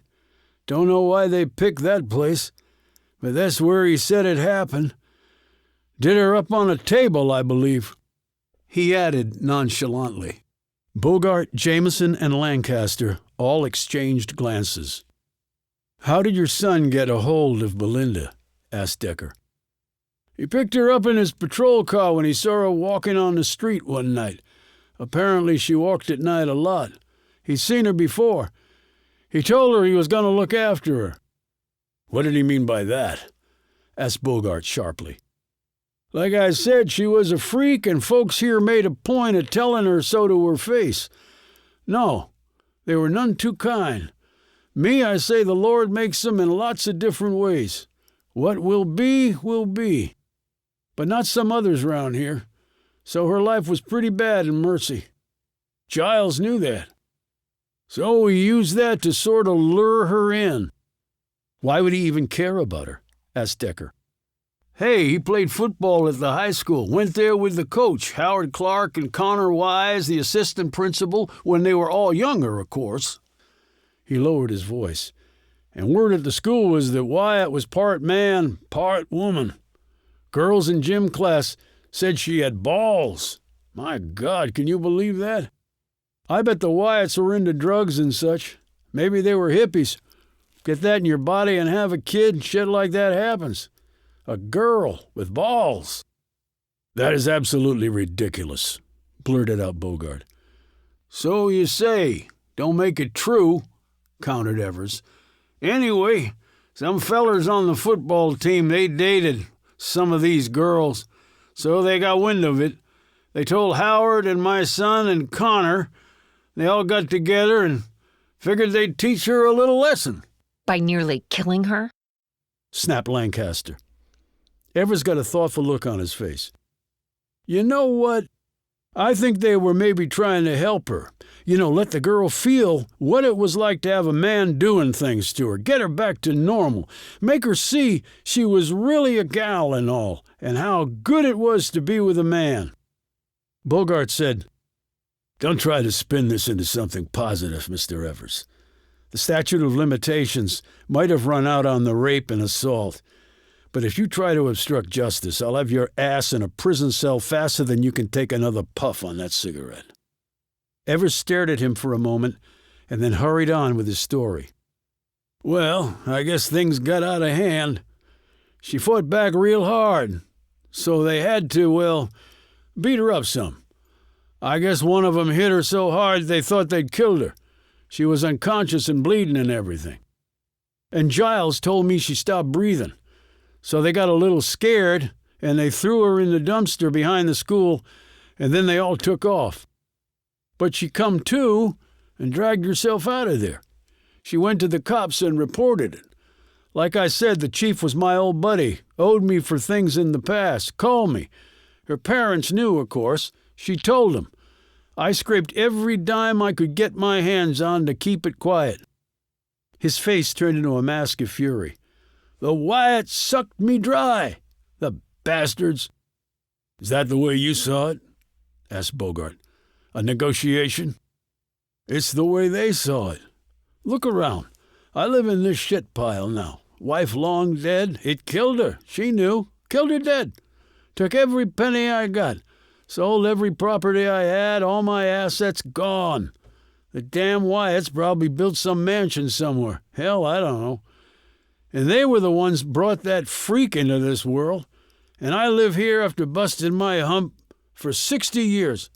This is all I got to show for it." He looked around. "My fridge is 20 years old. Haven't had a new car in forever. One out there don't even run." "Well, I'm sure it's been painful for you," said Bogart dryly. Decker said, But why do anything? Why pay any money? It was they said, she said. The whole town was against her. The cops could have gotten rid of the evidence, protecting their own. And the chief was your buddy. The Wyatt suckered you. Evers puffed on his cigarette and shook his head resignedly. No, sir, they weren't bluffing. They had evidence. How? Asked Bogart. Before Belinda Wyatt went home, she walked herself on over to the damn hospital, and they did a rape and assault kit. No question she had been raped and beat up bad. Had my boy's evidence on it, and everybody else's. DNA, blood, and skin under her fingernails. All that shit. Dead to rights. Then, like I said, Belinda told her parents what happened. But they didn't call the cops, said Decker. No, they knew the lay of the land in Mercy. The Everses were at the top. Everybody else, not so much. No one here would have given a damn, but the Wyatts played it smart. Had to hand it to them. They threatened to turn everything over to the state police, the FBI even. Well, I had to do something. He finished his cigarette and stared over at Decker. Couldn't let my only son go down over messing up some piece of trash. Decker said, I thought you were of the mind to live and let live. The Lord makes them in lots of different ways. What will be, will be. Evers looked at him cagily. Yeah, well, the Lord wasn't going to get my boy off a rape charge if we let it get outside of Mercy, was he? What were the circumstances of your son's disappearance? Asked Decker. Pretty damn simple. Went out drinking one night and never came back. Is he married? Have any kids? Divorced. Wife's gone and took the kids. Got his ass kicked off the police force. He lived here with me. Well, that's some justice, thought Decker. Why all this interest now? Evers wanted to know. Have you received anything that seemed off, weird, inexplicable? Asked Decker, ignoring the old man's question. Evers thought for a moment. Well, there's that one thing. What thing? Said Decker quickly. Hell, I'll go fetch it. The old man struggled up and was gone for a minute. Bogart looked at Decker. Well, this explains why Wyatt is doing what she's doing. Revenge. She picked Mansfield because of what happened to her at the high school here. Lancaster added, And she picked her victims the same way, mirrored the people who nearly killed her, 6 football players, the coach, and the assistant principal. Jameson looked at Decker. But it still doesn't explain why she came after you. Decker stared back at her. No, it doesn't. Evers returned with a single piece of paper. Somebody slipped this under my door a few months back. Never could make heads nor tails of it. He handed it to Decker. The others gathered around to look at it. It was a printout of a web page. Its title was Justice Denied. Underneath was a list of names, and next to each was a crime: murder, rape, assault, kidnapping. At the bottom of the page there was a declaration. Each of these crimes was committed by a man in a police uniform, and every single one was covered up. But we will not forget. Justice will not be denied. Decker quickly read down the list of names until he came to one that made him stop. We just found out how Belinda Wyatt and Leopold hooked up. All 3 of them stared at the names: Caroline and Deidre Leopold. Next to their names was the crime committed against them: murder. Chapter 60. During the flight back to Burlington, they all read over the case notes of the Leopolds' murders in a village 20 kilometers from Vienna. At the request of the FBI, the Austrian police had also sent along information on Leopold's background. There is nothing in here about cops possibly killing Leopold's family, said Lancaster. Well, if it was true, I doubt they'd put that in the file, said Bogart. Decker, who had been reading over the autopsy reports on the 2 victims, looked up at Bogart. You have any string on this jet? String? Or rope? They found some rope in an emergency kit stowed in a storage bin, and Bogart watched as Decker took lengths of rope and started forming knots out of them. What's that? Asked Bogart. It might be something or it might not, was all Decker would say. Later he read down the justice denied paper that someone had left at Clyde Everett's door. Then he looked at the knots he had formed with the rope and then at the page. He read over the Leopold murder file, again absorbing every bit of information. Finished, he closed his eyes and began putting the pieces together. His eyes were still closed when the jet touched down. Amos, time to go, said Lancaster. As they drove away in the SUV, Bogart said, My people will trace this website and see what we can find out. Lancaster nodded and then glanced at Decker, who was staring out the window. What do you think, Amos? He was sitting in his seat, still holding the knotted lengths of rope. I'm thinking that a lot of people are dead because of a bunch of ignorant folks. Wyatt and Leopold made choices. Bad ones, said Bogart. Horrible ones. They're responsible for this and no one else. And human beings have limits, said Decker. And you can say all you want about the world being unfair and people rising above the atrocities done to them, but everyone is different. Some are hard as steel, some are fragile, and you never know which one you're going to get. They killed your family, Decker, barked Bogart. Lancaster and Jameson exchanged nervous glances. Decker didn't look at the FBI agent, which is why we're going to catch them, and their lives will end either in prison or in a death chamber. But don't expect me to fully blame Wyatt for this, because I can't, and I won't. I wonder where Giles Evers is, said Jameson. In hell, I hope, replied Decker. Decker asked to be dropped off at the Residence Inn. He walked up the steps to the second floor and gazed back as the SUV rolled out of the parking lot. Jameson was staring out the window at him. She gave him a tiny wave. He didn't return it.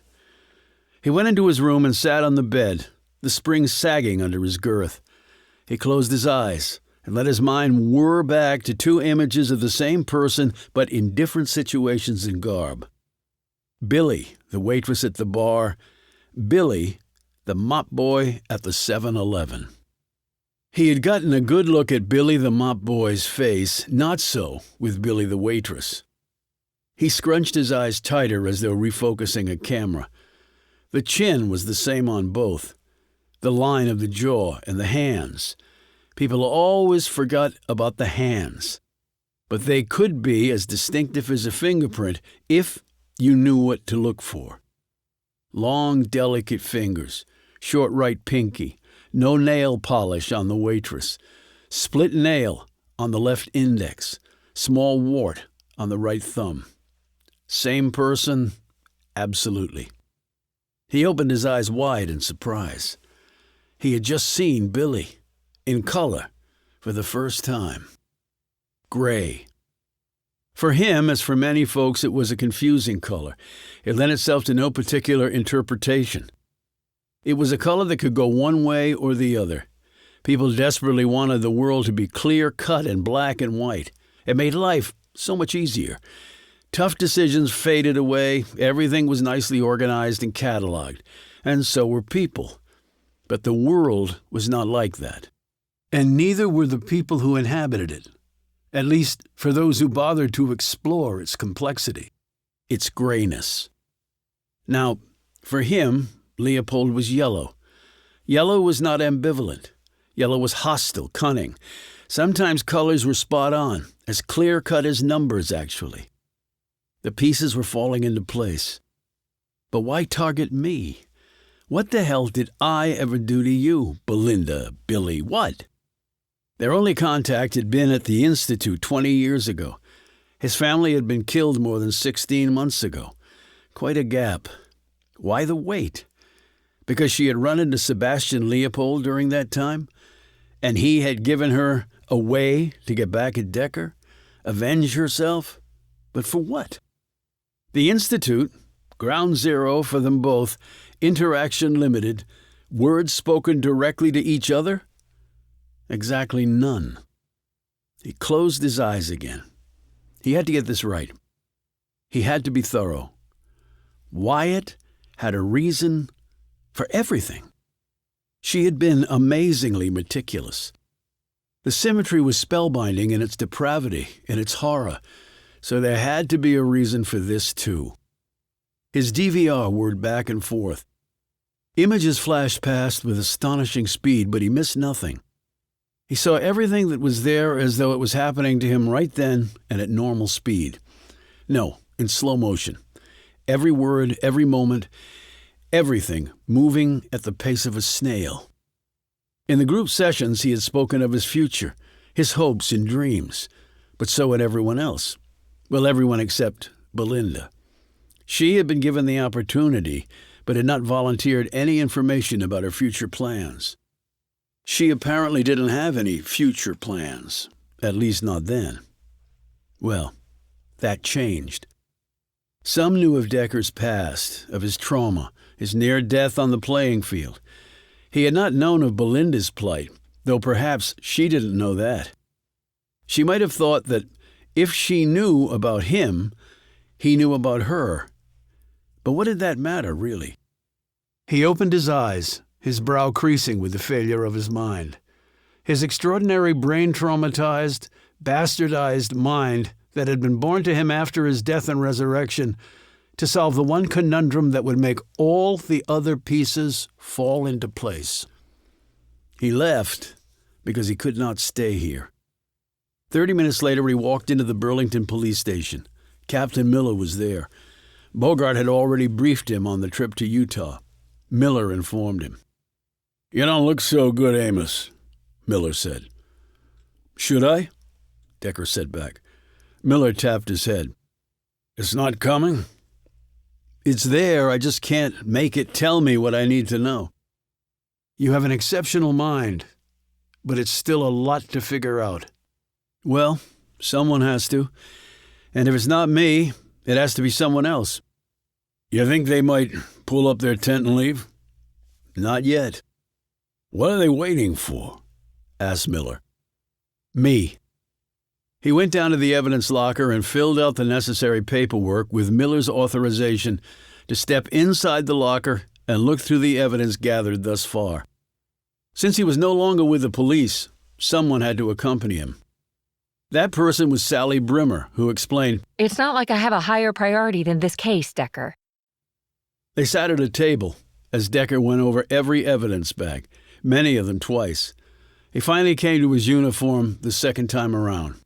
"Technically, you should have turned in your badge." Admonished Brimmer. "It's no good anymore anyway, the way they defaced it." Decker picked up the bag and looked through the plastic at the badge with the X cut through it. "Xing me out," he thought, "like you did with Giles Evers. He was wearing a uniform when he took you under false pretenses, Belinda." In a sense, they were all in uniform. The cop, the football players, the coach, even the assistant principal, cloaked in the authority of the school. You were surrounded by people who should have protected you, but they didn't. Instead, they destroyed you, starting with a cop, with a badge, just like mine. He rubbed the metal through the plastic. Then he stopped. It was like rubbing a genie's lamp. He made a silly little wish, never thinking it would come true. But it just had. The last piece had just fallen into place, and Amos Decker finally understood what he had done to deserve all this. Chapter 61. He walked into the library at Mansfield High with a certain knowledge that he had to do this. There were about a half dozen people working here, but Lancaster, Jameson, and Bogart were not among them. It was late. Perhaps they were catching some sleep. His phone buzzed. Surprisingly, it was Bogart. He had some information on the justice denied matter. And he also told Decker that the Wyatts had nearly $10 million in liquid assets, but that monies had been funneled out of the accounts at the rate of $1 million per month for the last 9 months. Decker listened to it all. Bogart said, "What do you make of that?" "That it all makes sense." "What the hell does that mean?" "Exactly what I said." "Where are you?" "In my room, getting ready to go to sleep."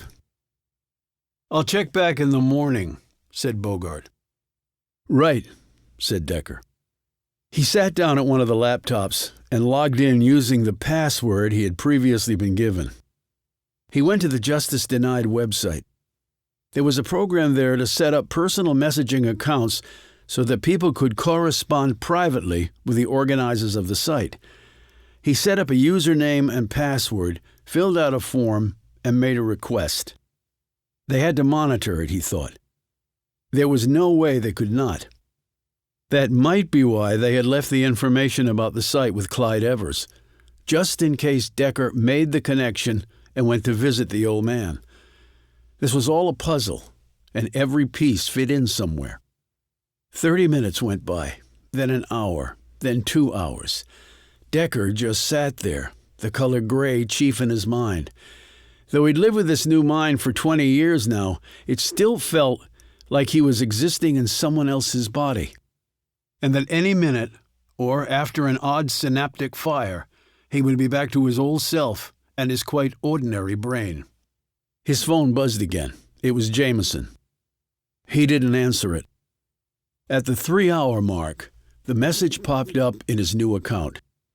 "You finally got there, bro. Congratulations." Decker also knew what the bro reference was to now. It was simple, really. They were all brothers, weren't they? All lumped together by Wyatt, by Leopold. It was unfair, of course. It was unjust. But still, he could understand it. He typed in a request and sent it off, and waited. Finally, the response came. Why should we? He had not expected them to simply agree to what he had proposed. He typed in his answer. He hoped it was good enough. He doubted he would get another chance like this. "This needs to end sometime. Why not now? I'm the only one left." Unless he was missing something really big, he was the only one left. And he didn't think he was missing anything, not anymore. In fact, he might have discovered something that everyone else had missed, and he meant everyone, the 2 people on the other end of this digital line included. They would suspect a trap, of course. They couldn't even know it was him. He was expecting a test, and it came with the next missive. The number of Dwayne LaCroix's jersey. They had definitely done their homework, or maybe Wyatt had heard something about him at the Institute and dug that up. The query said he had 5 seconds to answer. No looking up anything online. Google or YouTube was not going to be an option here, but he didn't need it. Even without his special talent, he would forevermore remember those 2 digits, even if he hadn't seen them before the hit occurred. He instantly typed the answer and sent it off. 24. The response was immediate.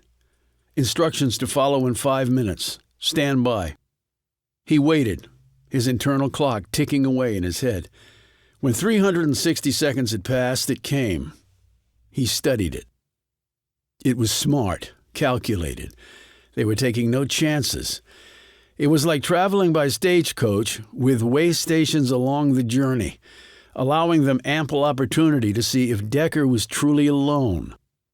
He would get to one station, and there would be a communication telling him where to go next. They had obviously planned this out previously, as though they knew exactly how all this was going to play out. And that, Decker had to concede, was more than a little unnerving. He rose and left. He was back at his room in 30 minutes. It took him all of 3 minutes to pack up pretty much all he had. It fit into a bag 2 feet square, with room to spare. As he hit the doorway, he looked back. His home. The only one he had now. A rental, 1 room. Not really much of a home, so he felt absolutely nothing at leaving it. If this turned out badly for him, he would miss Lancaster, Miller, and Jameson. and maybe even Agent Bogart. But that was about it. He closed the door and dropped the key off in the office slot. He knew he would not be coming back. That was just the way it had to be, for a lot of reasons. Chapter 62. The bus took him to Crewe, 3 towns over from Burlington. The snow was picking up, and the lights on the interstate illuminated a fat, wet precipitation that would add tonnage to this part of the country until it finally stopped falling. And then the highway department would spend days cleaning it up, only to see Mother Nature do it all over again. He looked out the window of the bus, his phone in his hand. They hadn't told him how the next communication would come, but he wanted to be ready. He alighted at Crewe, along with only 3 others. Their possessions were nearly as meager as his, although one woman had a full suitcase and a pillow and a small, sleepy child in tow. He looked up and down the snowy underhang of the bus station platform. There were few people out and about, and all of them clearly of limited resources. A man approached him. He was black, in his 60s, with a big belly, snow-caked boots, and a coat with rips down both sides. A flapped hat hung low over his head. His glasses were fogged. He stopped in front of Decker and said, "Amos?" Decker looked at him and nodded. "Who are you?" "I'm nobody, but somebody gave me $100 to give you this, and so I am." He handed Decker a slip of paper. "Who was it?" "Didn't see him." "How'd you know to look for me?" "They said a really tall, fat, scary-looking white dude with a beard. You it." The man lumbered off, and Decker looked down at the instructions on the note. He went in and bought another bus ticket. He had 2 hours to kill. He bought a coffee from the machine in the station. It was more warm than hot, but he didn't care. He spent his time looking at everyone in the waiting room. It was more crowded than he would have thought. Then he realized something. Thanksgiving was nearly here. These folks were probably heading out to see family and carve up a big turkey. He and Cassie had never celebrated Thanksgiving together, chiefly because one or the other had always been working the holiday shift. Decker had spent more than one turkey day chowing down at a diner or a fast food place. Cassie had spent her share in the hospital dining hall. Whoever had Molly in a given year would eat out. They had enjoyed it and had never felt like they were missing much. But looking around at these folks, Decker concluded that he had missed more than he had thought. The next bus dropped him off at the Indiana border. There was a compact car waiting in the station parking lot, its engine running. The note had said to walk toward it and tap on the driver's window. He knew this was also a test. He went to the car and rapped on the window. The woman inside rolled down the window and said, "Get in the back." He did so. If the FBI had been tailing him, now would be the time to surround the vehicle. They didn't, because they weren't tailing him. He got in the back. The car was small, so his knees were wedged behind the seat. "You know my friends?" he asked. "I don't have friends," she replied. Her hair was stringy and gray, her body odor strong and unpleasant, especially in the hot car. She had the heater on max, and her craggy voice and the hazy cigarette smoke that hung in the air foretold a painful death from lung cancer. "That's too bad," he said. "Not from where I'm sitting." "How much did they pay you to do this?" "Enough." "You meet them?" "Nope. "You know what this is about?" This is about $600 to yours truly. That's all I need to know." She put the stick in gear and they sped off. They drove for so long that Decker found himself dozing off. That was remarkable when he woke and thought about it, since he was traveling to his death. Or, more accurately, my murder.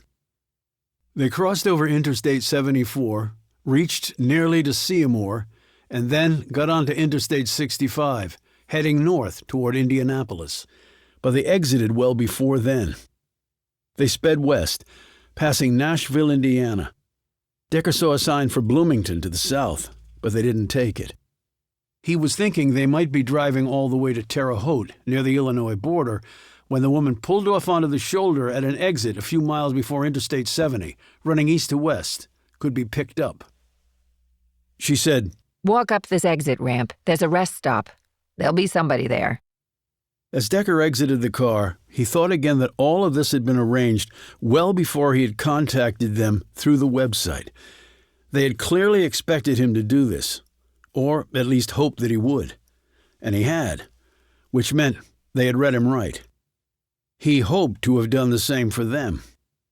He trudged through the snow to the rest stop with his bag slung over his shoulder. The snowfall had slowed, but his feet were soaked through. His belly was rumbling, and his nose was running. The white panel van was backed into the first parking space. The headlights blinked twice as Decker approached. The driver's window came down. It was another woman with hollowed-out cheekbones.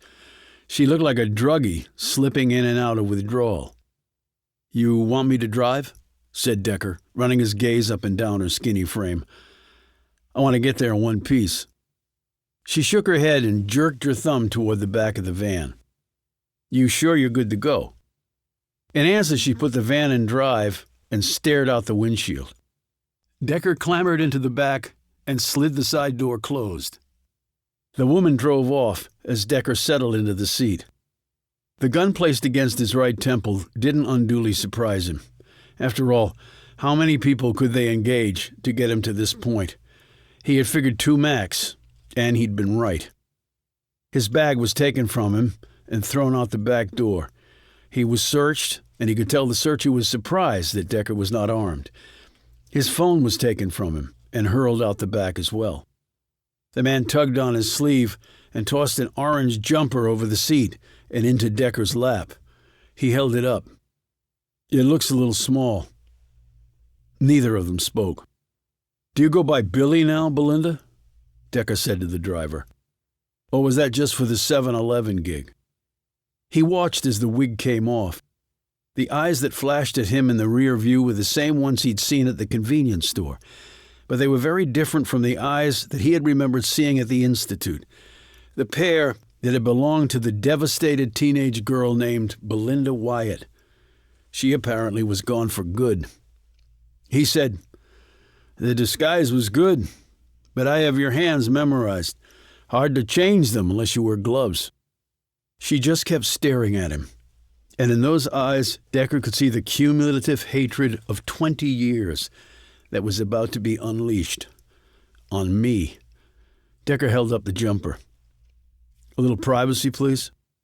The eyes looked away. He started undressing, which was difficult in the confined space for someone so large. The person with the gun took his clothes and shoes and threw them out the back. Decker struggled into the jumper, but could not zip it up in front because of his large gut. He slumped back in the seat and turned to the man holding the gun and squatting in the back of the van. "Hello, Sebastian." He eyed the gun. It was an S&W .45 caliber, the .45. The weapon used to kill his wife and half the people at Mansfield. This gun had been the last thing his wife had seen before her life ended. Maybe it had been used to kill Giles Evers, too. He didn't know for sure. Maybe a quick bullet wasn't in the cards for the cop-turned-rapist. But then again, he didn't give a damn about Giles Evers. Leopold pressed the barrel tighter against Decker's cheekbone. "I didn't know your situation, Belinda," said Decker. "When I stood up in the group session and said I wanted to go into law enforcement, that I wanted to be a cop, I didn't know that a bad cop had lured you into a gang rape and almost killed you." The eyes flashed once more at him, but the driver said nothing. Decker's mind whirred back to that day at the Institute. His 20 years younger self stood in the middle of the group and proclaimed that his ambition now was to go into law enforcement to be a good cop. That he wanted to protect others, keep them from harm. He had looked around at all the people, folks like him, with new and sometimes scary minds and personalities. His words had been met with admiring smiles by some and indifference by others. But one pair of eyes had been staring at him with something more than all the others combined. He could see that clearly now. Apparently his perfect mind had flaws, because this memory, while all was there, had not made an impression on him. He had glossed right over it until he hadn't glossed right over it. It had struck him while he had been rubbing his old badge through the plastic back at the Burlington police station. My genie, my wish come true, death. Plastic badge, he thought, right before the epiphany had struck him. A plastic cop, not a real cop, a cop who hurt you, Giles Evers. And from my words, you lumped me right in with him. And maybe I can understand that, because right at that moment you probably were the most vulnerable you would ever be. He recalled those eyes as the deepest, most shocked pair he had ever seen, but he hadn't registered it, because he had been very nervous standing up in front of strangers to talk about his future. His mind stopped whirring, and he returned to the present. He said to Wyatt, "That's why you singled me out, right? Bro. Brotherhood of cops, brotherhood of football players, because I was one of them too. Everyone at the Institute knew about that. But not your bro, their bro. Giles Evers and his bunch. But I came here to tell you that I didn't know what had happened to you. If I had, I wouldn't have said what I did. I'm sorry. I wanted to be a cop because I wanted to help people, not hurt them like Evers did you." They drove on. Neither of them had spoken, and Decker began to wonder why. He figured he would keep going until something he said drew a response. They might be working up the nerve to do what they needed to do to him, but then again, the pair had killed so many people that he doubted they needed much preparation to put a bullet in him. "I met Clyde Evers. He told me all about what happened at the high school in Utah. So now I know why you did what you did at Mansfield. But maybe you have something you want to add." He looked at her expectantly. The eyes flashed once more, but they weren't looking at him. They were looking at Leopold.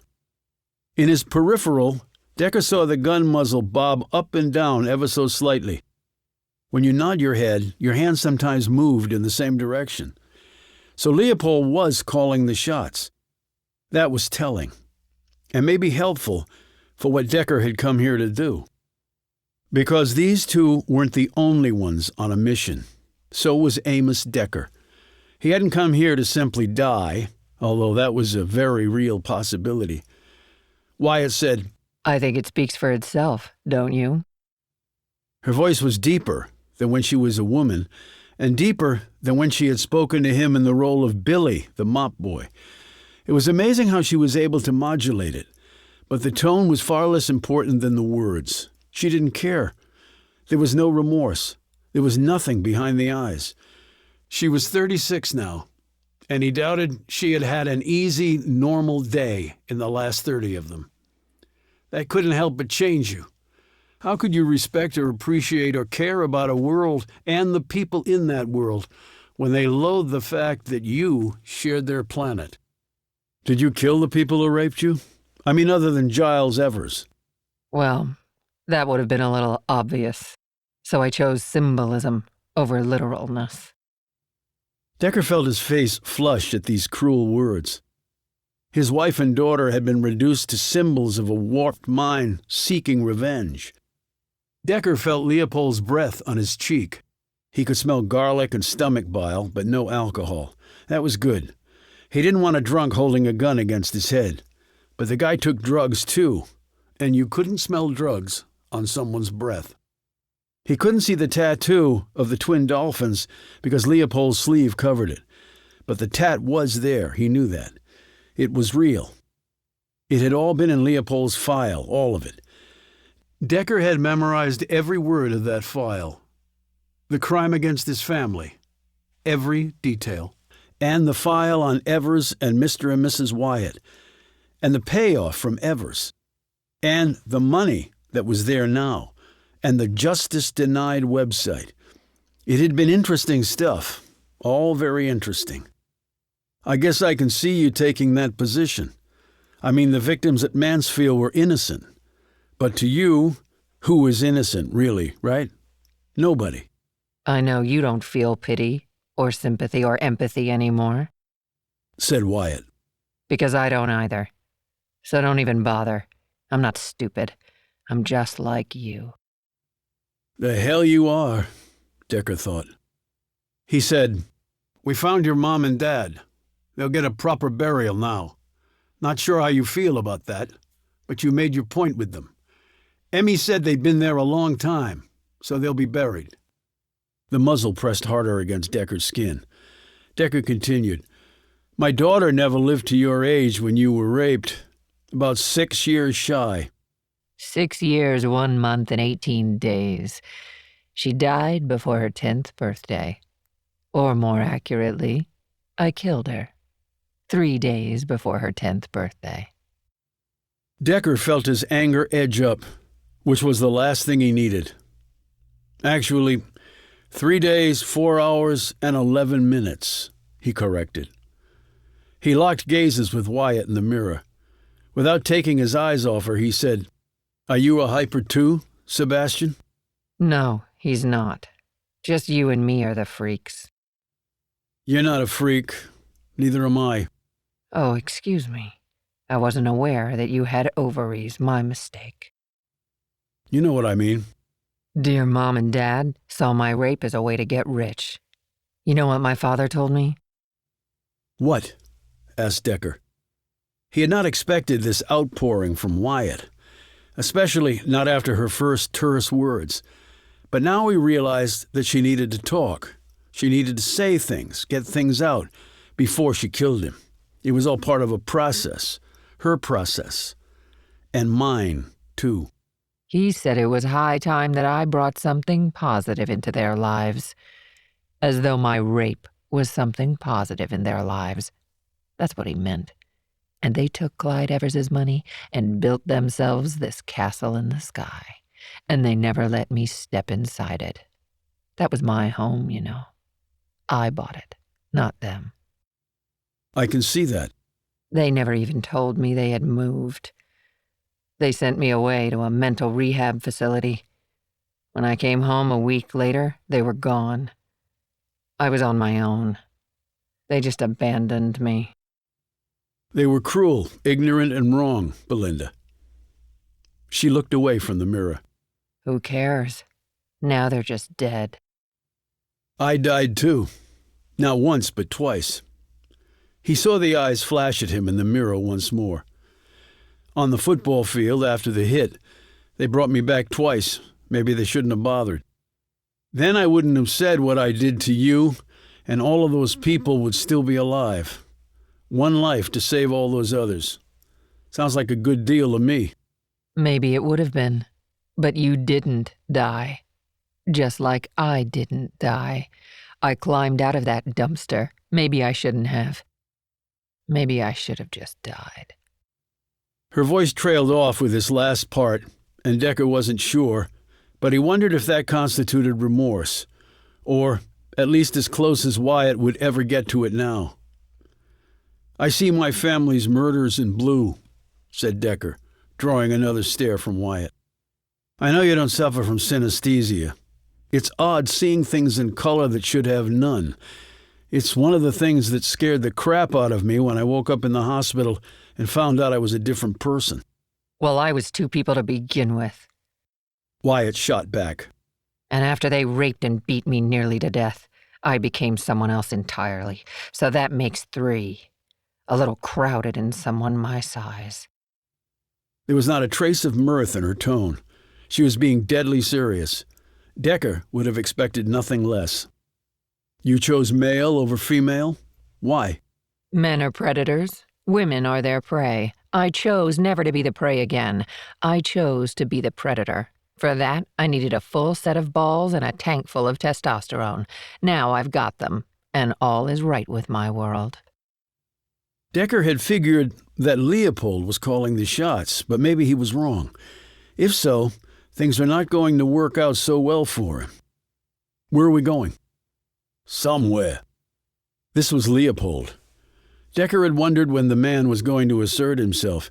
Maybe he wanted Decker to know that Wyatt was not running this. "Good, Sebastian, keep it up. I need you in my corner. Until I don't."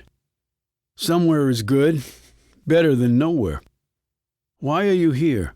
asked Leopold. "Why did you come?" "Figured I'd save everyone the trouble. I knew you were targeting anyone associated with me. I didn't want anyone else to have to die because of me. I was surprised that you gave us a warning with the Lancaster family." He glanced at the mirror to find Wyatt watching him again. "You sure you have no empathy?" asked Decker. "You could have killed them." They weren't worth the trouble. "Sandy has Down syndrome, but you knew that. Did you draw the line at killing kids like that?" Wyatt focused back on the road. Leopold said, "So, you come so readily to the end of your life." The gent was downright talkative now, and his formal and somewhat clunky speech was another indicator that English was not his first language. "We all have to die someday. And today is your day," said Leopold. Chapter 63. They drove for 2 more hours. Decker had no idea where he was, and it really didn't matter to him. Help was not coming. The van finally pulled off the road, and Decker was bumped up and down as the vehicle hit a rough patch, but then kept going.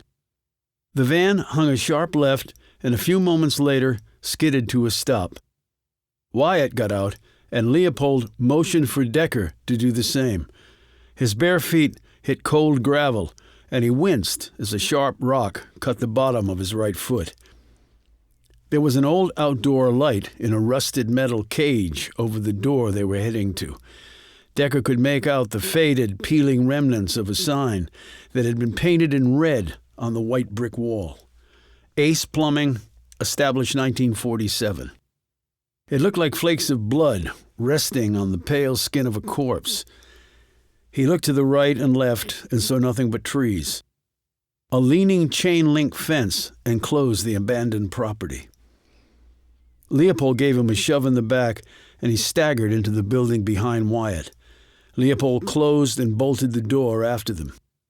Wyatt was dressed in jeans and a hooded windbreaker. With the wig gone, the hair was short, blonde, and receding. As Billy, Wyatt had been wearing another wig that had drastically changed his appearance. The same with the waitress gig. Decker figured Wyatt might go bald in a few more years. If he had a few more years left to live. If any of them did. A light dimly illuminated the space. It was all concrete, mostly bare. The floor and walls splotched with grease and other dirt. An old, leaning metal shelf at the far end held a couple of joint pipes. A wooden desk with a chair in the knee-hole was set near the doorway to another room. A file cabinet sat behind the desk. Some wooden crates were stacked against one wall. The windows were barred and blacked out. Wyatt pulled out the chair and rolled it across the room. It bumped crazily over the chipped concrete floor. Leopold motioned with the gun for Decker to sit. He did. Wyatt took duct tape and wound it around both Decker and the chair until the two were as one. Then Wyatt pulled a large box out from behind the desk, carried it over, and turned it upside down.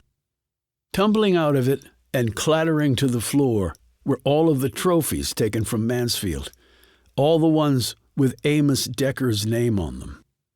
Wyatt picked one up and looked at it. Football players and cops, my favorite people.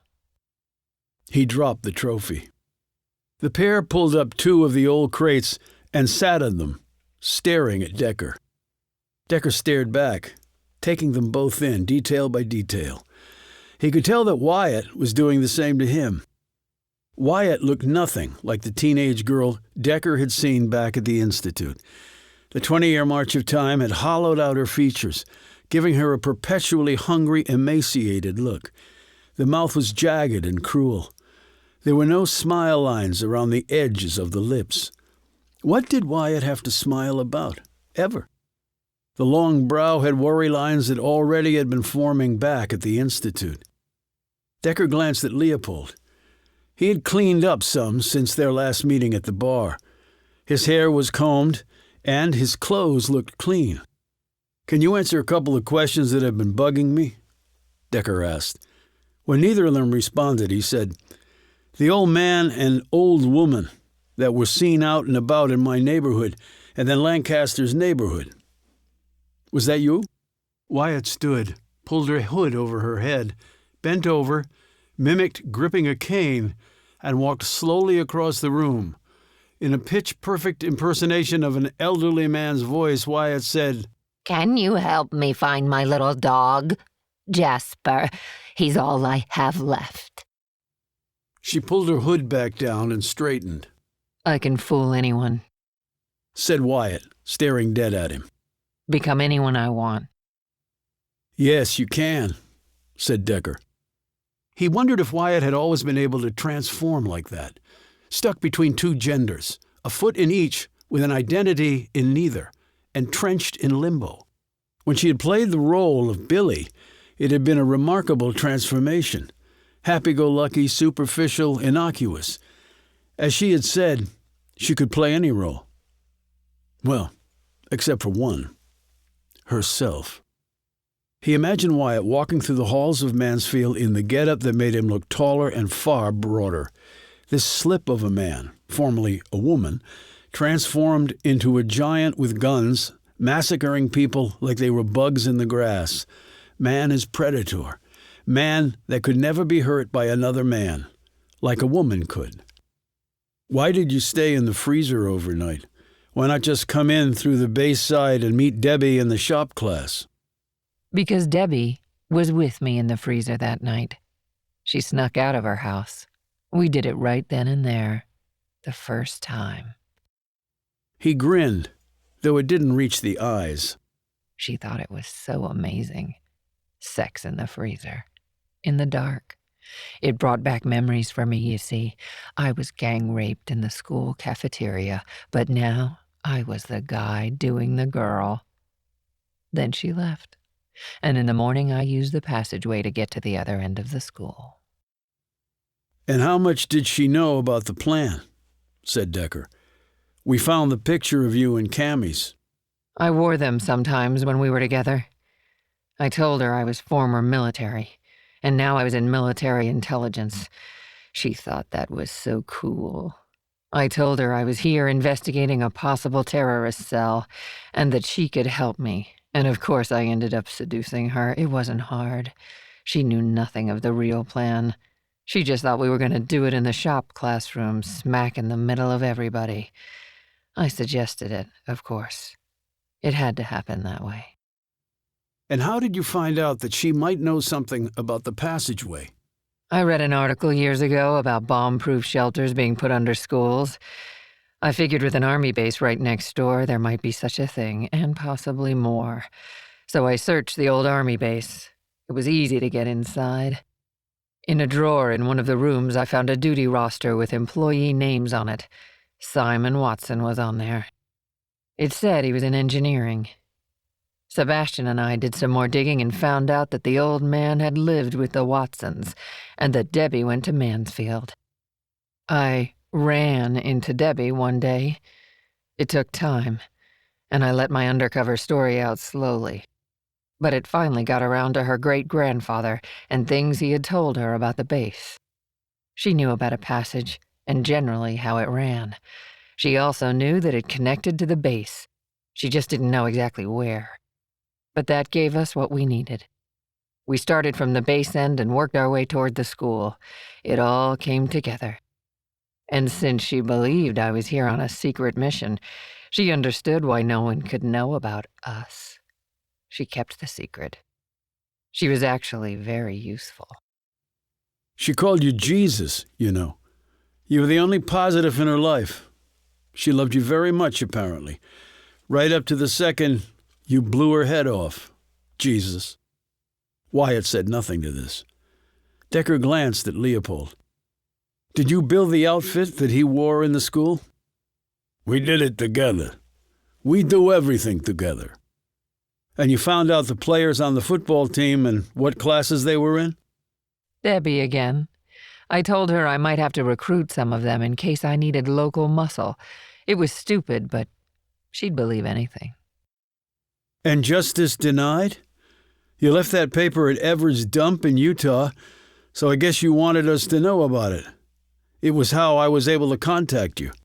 I'm not alone, said Wyatt. Decker glanced at her. Not alone? There are lots of others like me. People like me can get justice, too. Decker nodded.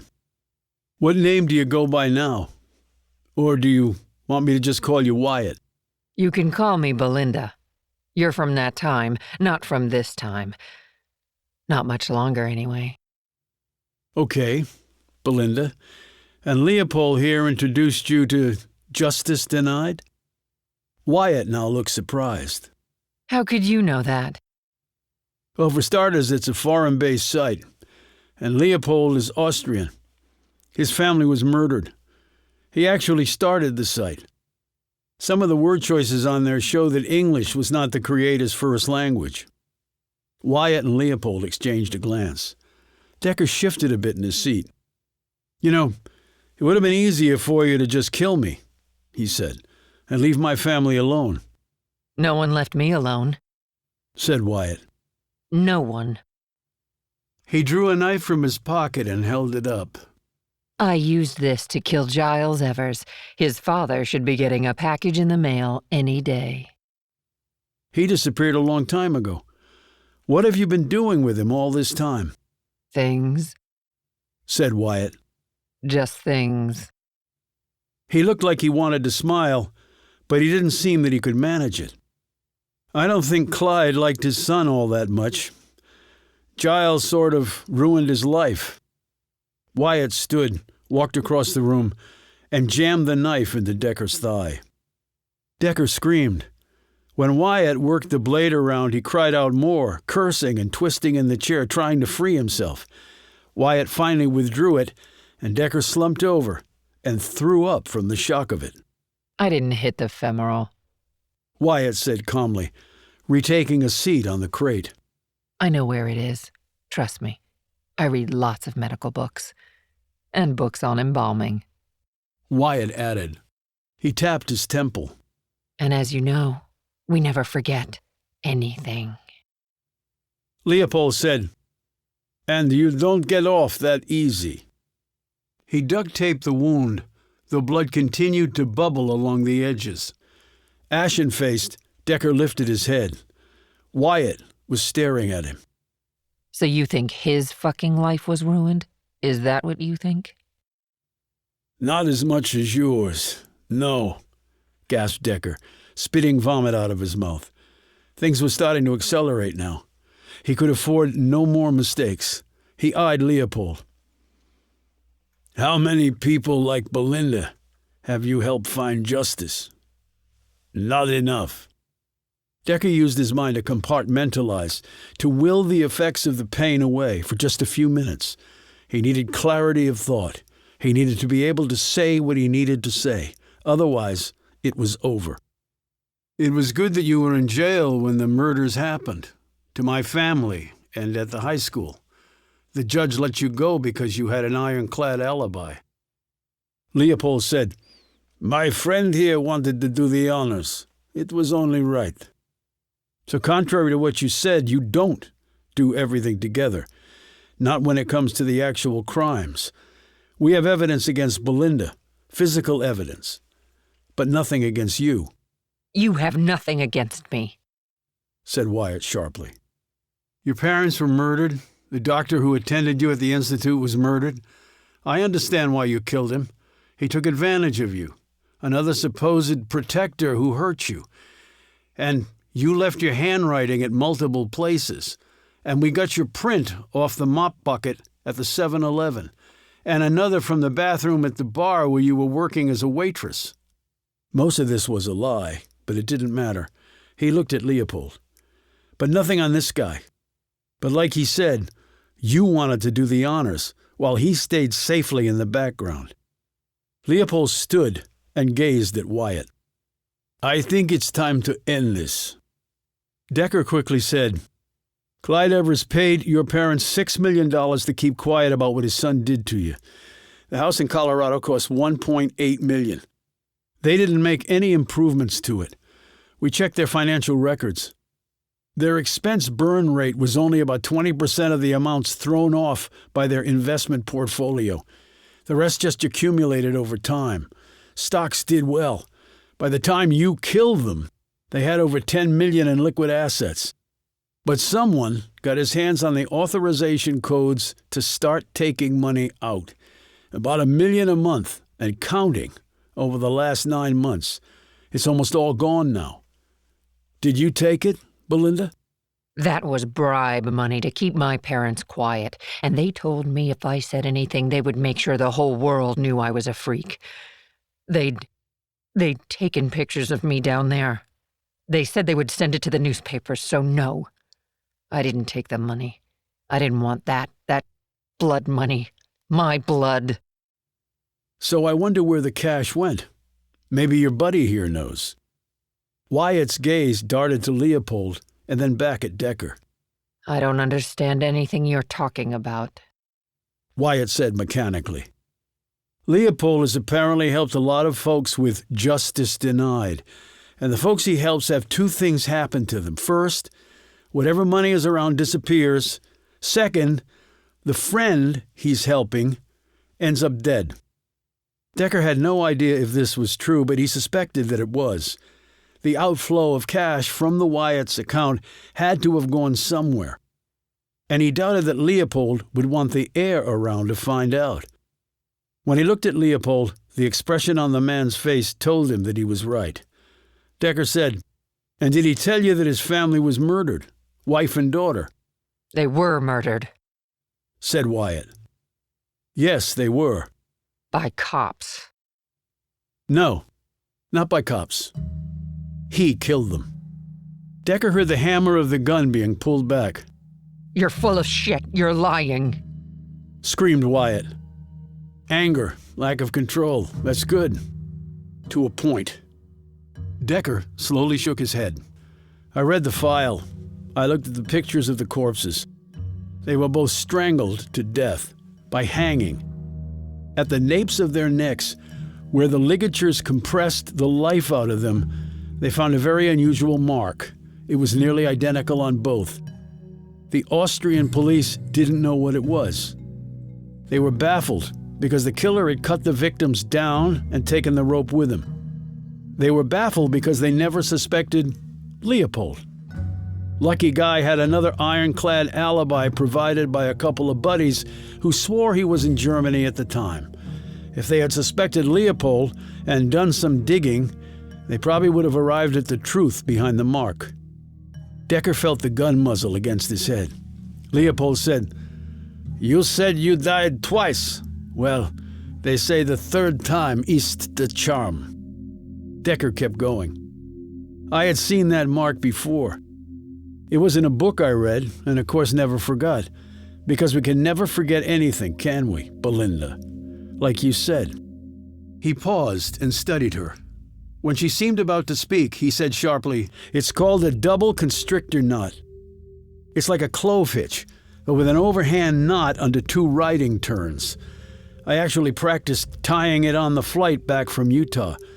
I discovered that it's nearly impossible to untie once the knot is set. In fact, it's one of the most effective binding knots in the world. Been around at least since the 1860s. It's also called the gunner's knot. He glanced at Leopold. Every sailor worth his salt knows how to tie that knot. And before your friend here was on submarines, he grew up sailing with his father, who was a fisherman working in the Adriatic Sea 6 months out of the year. He looked at Wyatt. I can keep going. As you know, it's all in my head. Every fact, every detail. Submarines? Said Leopold contemptuously. Austria doesn't have a navy. No, but Russia does, which is where you went to live when you were 19. You were kicked out of the Russian Navy for stealing from your fellow sailors.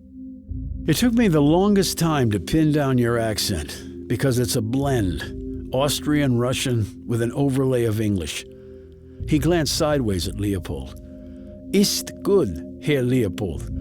You said it at the bar, and you said it again just a minute ago. Maybe you didn't even realize." Leopold struck him on the side of the head with the gun. Decker slumped over. Now his leg and his head were hurting like a bitch. His tolerance for pain was greater than most. You didn't play football for as long as he had without being able to take pain.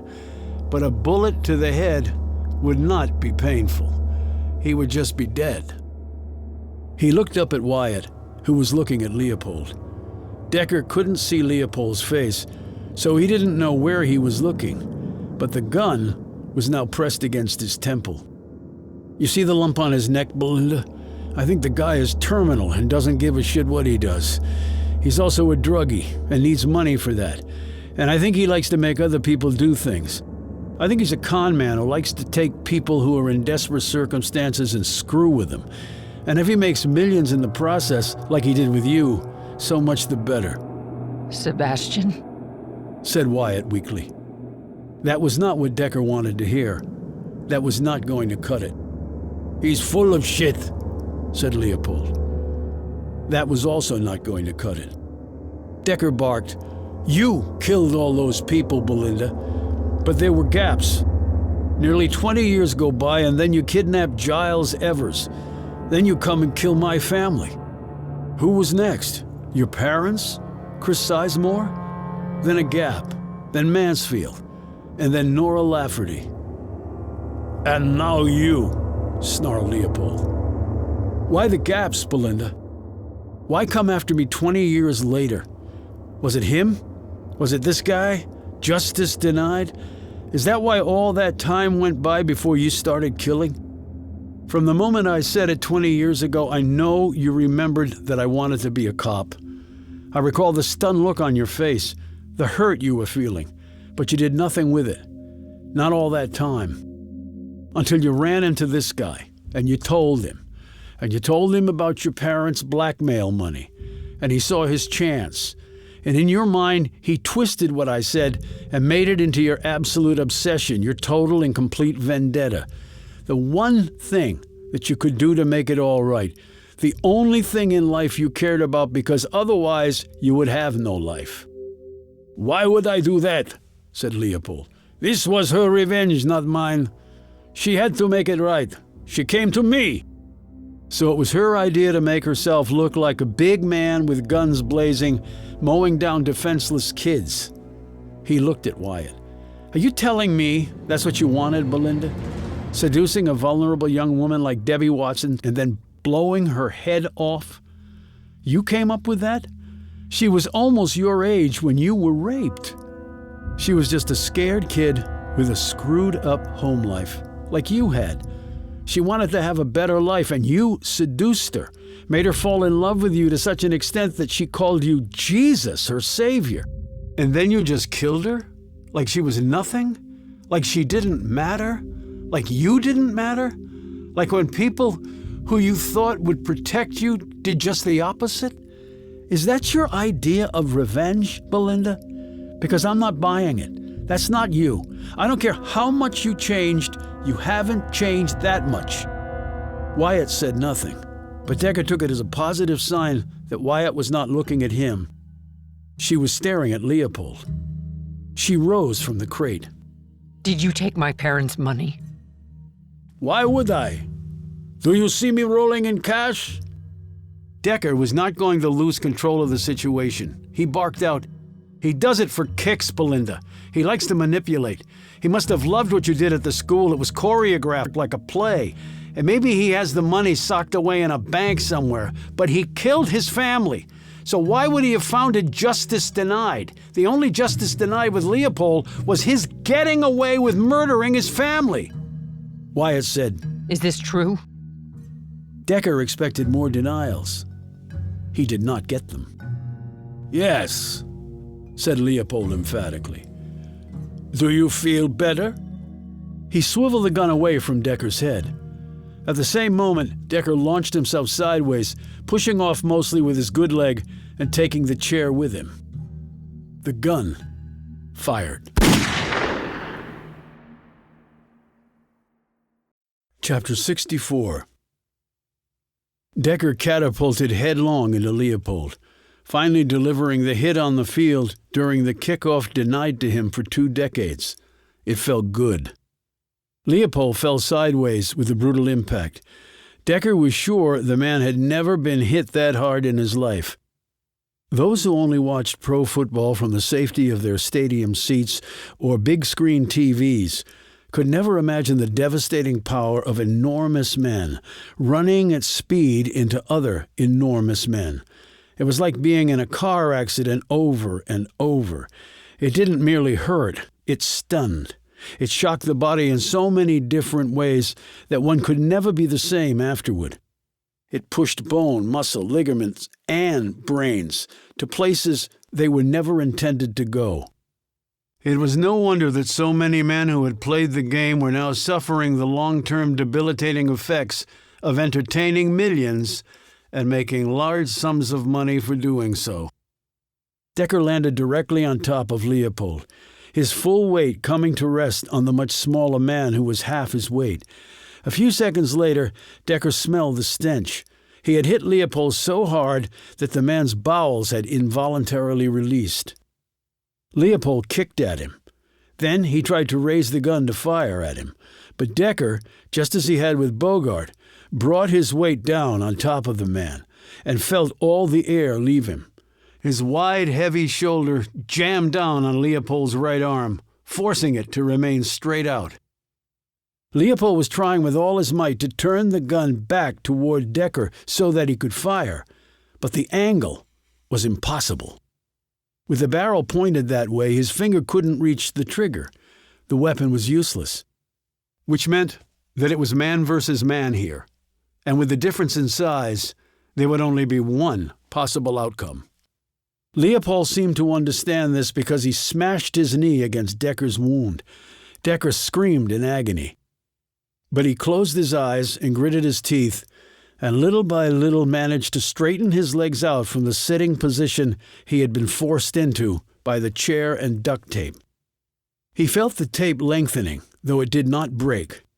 But inch by inch, Decker pushed and stretched and pushed some more until he was finally flattened out and his 350-plus pounds were lying directly on the much smaller man.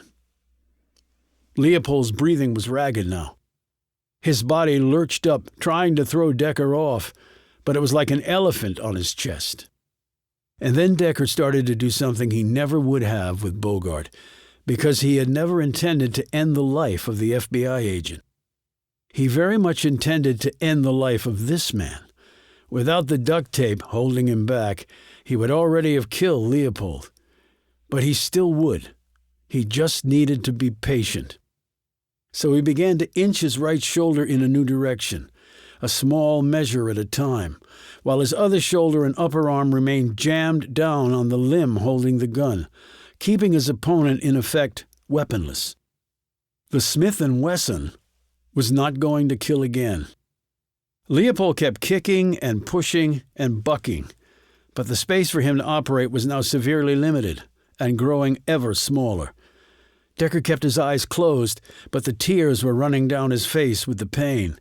The bile rose to his throat, and he threw up on Leopold. The smaller man gagged and spit and cursed and heaved. He knew time was running out, and he was not going to go quietly. Decker was in terrible pain. The wound was bleeding freely again. He felt his strength start to be sapped by the blood loss. But he didn't really need strength. He just needed his bulk concentrated on one spot in particular. So he kept working at it, and his shoulder finally fell into the crevice that he had been striving so mightily for. Under Leopold's chin, and directly against the man's throat. And then Decker let his weight bear down directly on this spot. His bare feet touched the concrete, gaining traction and leverage, and he thrust his pelvis forward, and with it his huge shoulder, ramming it against the man's windpipe and compressing Leopold's chest so his lungs could not inflate.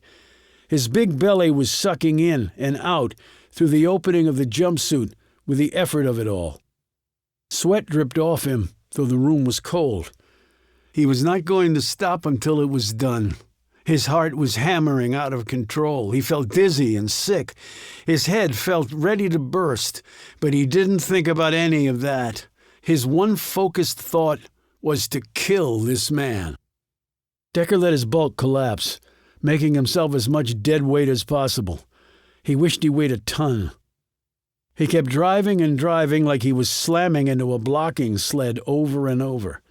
He never had the talent of others on the gridiron, but his motor had never stopped. And no one, from the superstars down to the journeymen, ever worked harder than he did. So this was his moment. This was his one play to end all plays. He heard gasping, which wasn't enough.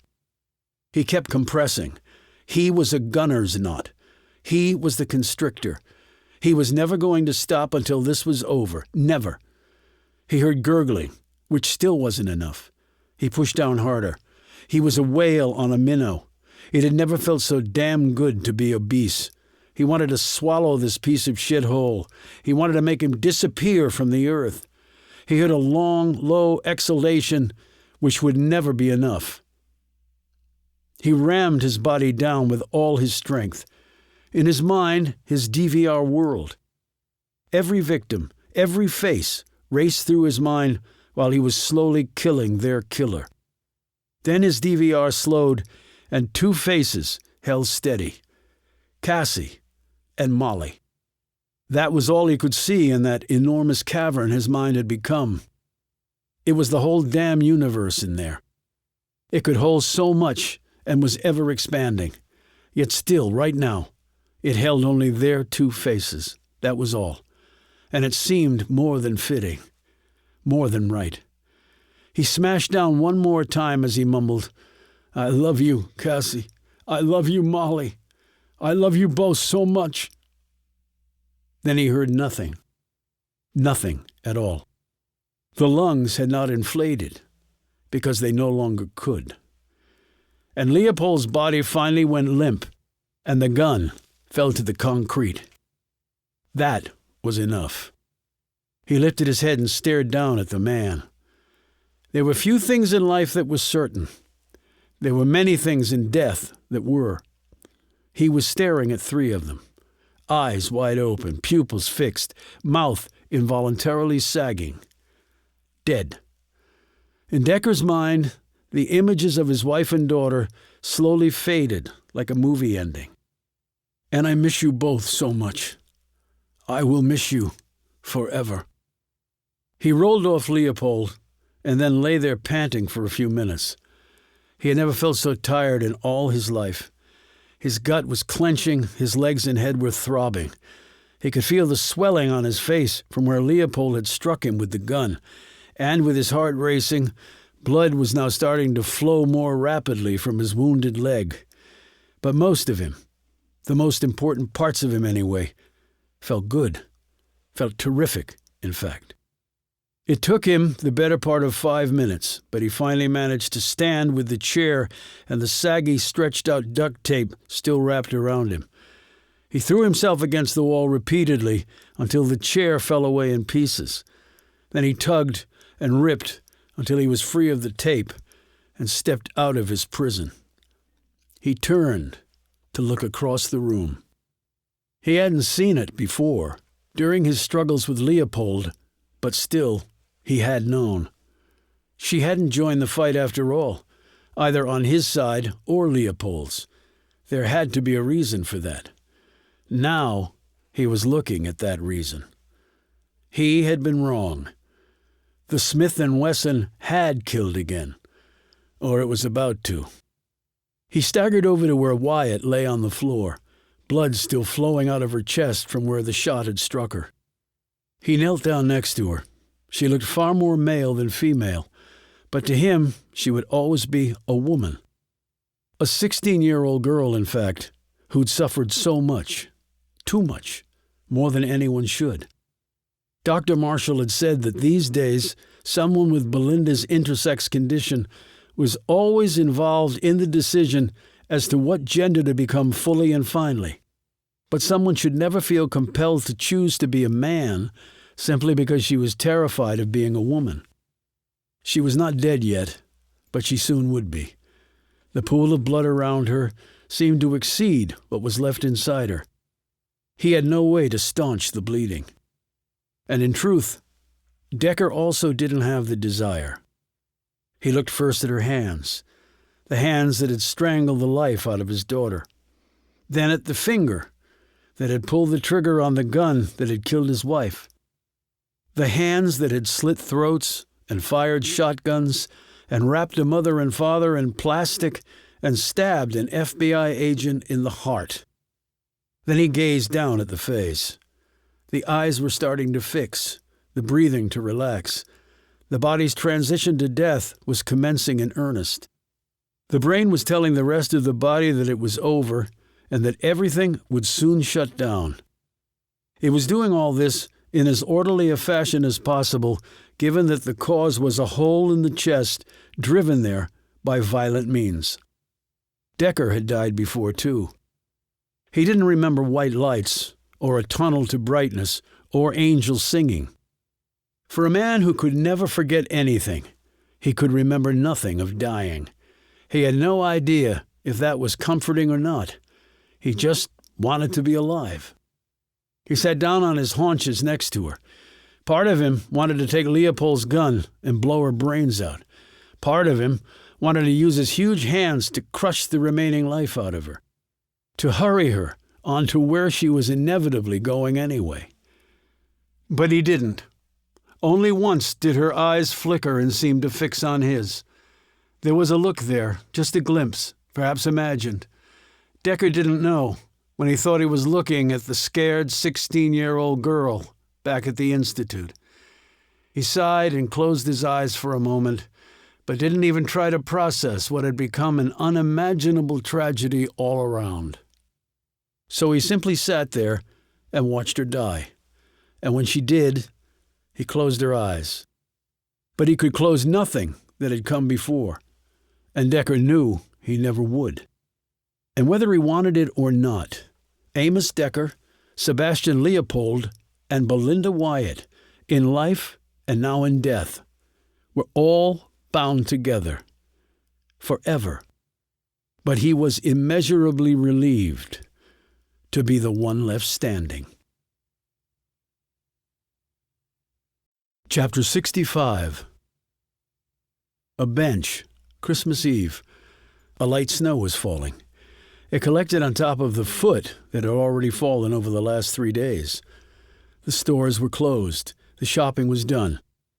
And after the cataclysmic events at Mansfield, everyone in Burlington was getting ready to sleep and then awake to a day of peace and quiet spent with family. Well, almost everyone. Amos Decker sat on the bench staring across at Mansfield High, but really he was staring at nothing. In deference to the weather, he had on a new overcoat and a wool-lined flapped hat. His hands were gloved, and he wore brand-new size 14 heavy-duty waterproof boots. His thigh was nearly healed, though it would always carry a scar where the knife had struck, and Belinda Wyatt had both symbolically and literally twisted the blade in him. Decker had gotten in the van and driven to a shopping mall about 30 miles away, using the GPS on Leopold's phone to direct him. He had called Bogart and given his location to the FBI agent.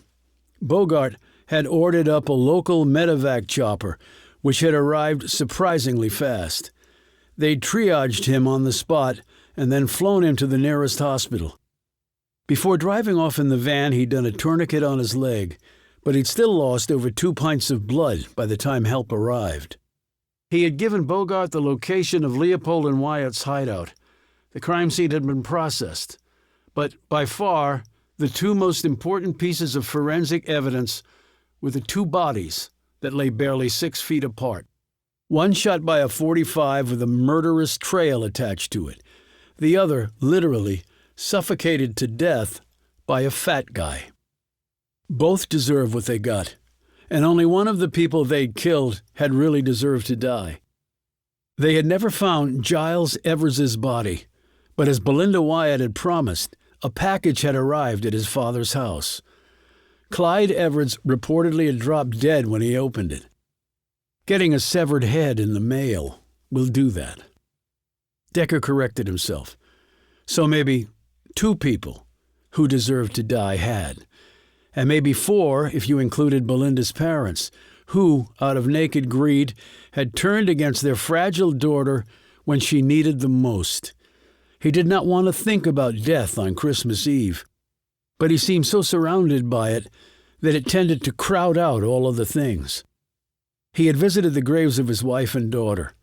Lancaster had surprised him by showing up too and laying flowers on their graves. They had talked quietly for a few minutes, snatching some normalcy from what was undeniably abnormal.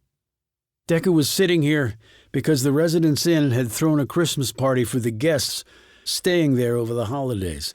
He had no impulse whatsoever to participate in that. Hence, he had opted for a bench in the snow over unspiked eggnog and people seeking him out for lively but mindless conversation, which he could neither process nor appreciate. The decision had been made to reopen Mansfield the following school year. All the blood would be scrubbed away by then, but all other stains would remain there forever. The governor was planning to come and give a speech on the occasion of the school's reopening. Decker did not plan to attend the ceremony. The town had bricked over the entrance to the underground walkway leading from the cafeteria to the shop class, and the Army was officially cementing shut the connecting tunnel. Bulldozers were scheduled to arrive on January 2nd to level the entire abandoned base and haul away the remnants to wherever old military bases went to die. The national press had descended on the place when the news had broken about the identity of the killers and their deaths. Bogart had managed to keep Decker's name out of everything. The FBI agent had turned out to be a good man who actually cared about things worth caring about. Most folks would have wanted to be recognized as the one who stopped 2 killers in their tracks, risking his life to do so. These days, money would have flowed from that. Books and movie deals, endorsements, offers to join high-level investigative firms, opportunities to be wined and dined by the movers and shakers. Decker could have had millions of followers online riveted on his every tweet or Instagram posting. Again, he would have opted for a bullet to the head over all that. Yet he had allowed Bogart to buy him clothes and shoes to replace the ones he'd lost to Leopold and Wyatt. For a poor man, any loss is a heavy one. Bogart had pleaded with Decker to accept payment from the federal government for his work. Captain Miller had done the same on behalf of the Burlington Police Department. "You were a hired consultant, Amos," he had said over and over, until he just didn't have the strength to say it again. Decker had refused it all. He had not done so for noble reasons. He needed money to live. He wasn't shy about taking what was due him. He had refused it out of guilt. "I stood up in front of Belinda Wyatt and said I wanted to be a cop. I said I wanted to be a cop because cops protect people. She never forgot that and twisted something innocuous into something sinister. And when Leopold came along to add fuel to that fire, building it into an inferno, the result was I unwittingly caused the deaths of so many people, including the 2 I can't really live without."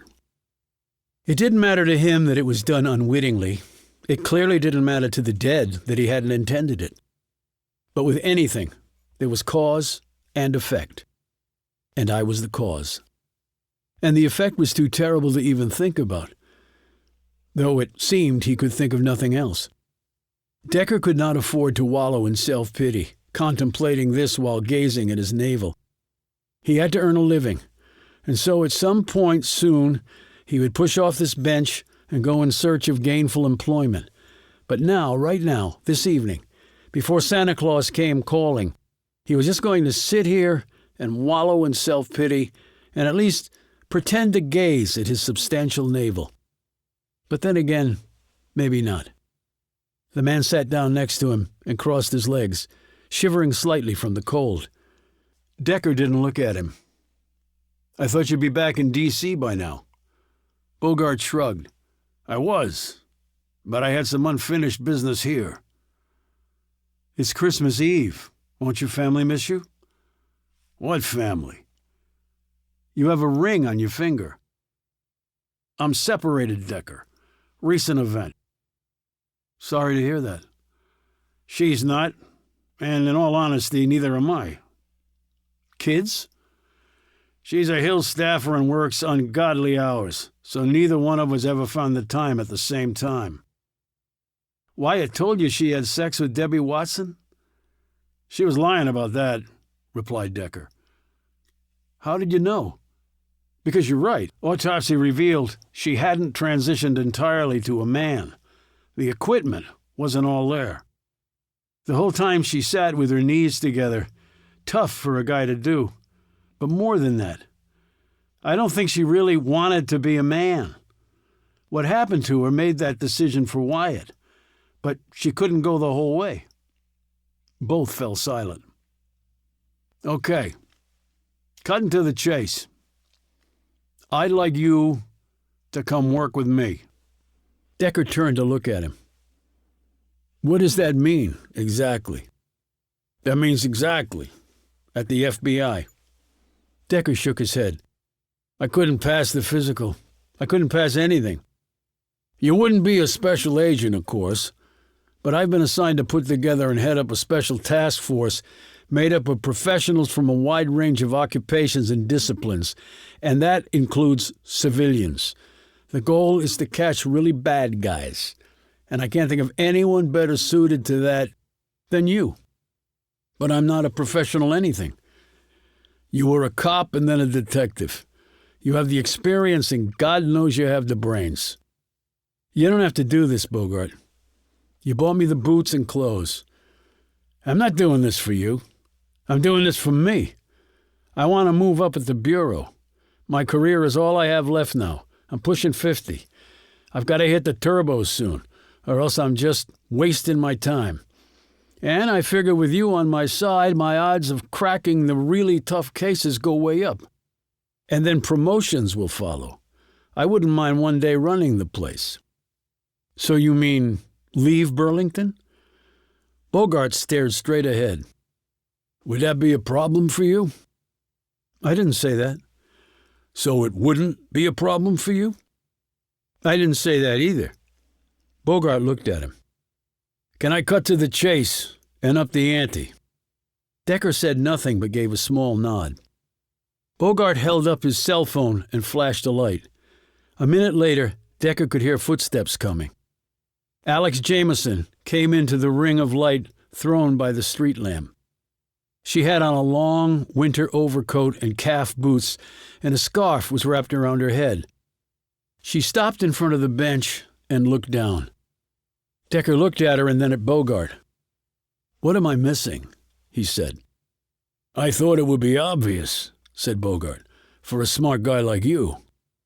Decker looked back at Jameson.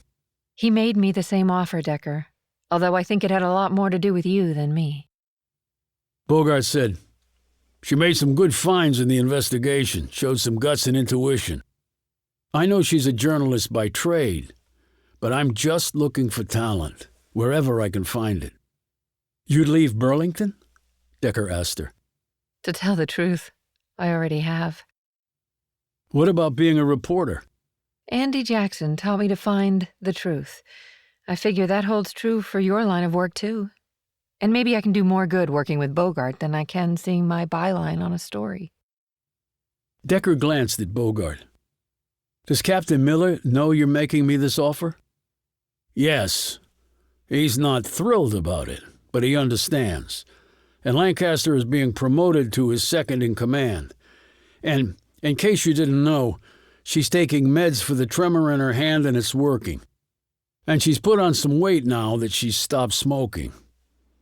Decker nodded to all this but didn't break his silence. Bogart said, "So you'll think about it?" "No," Decker.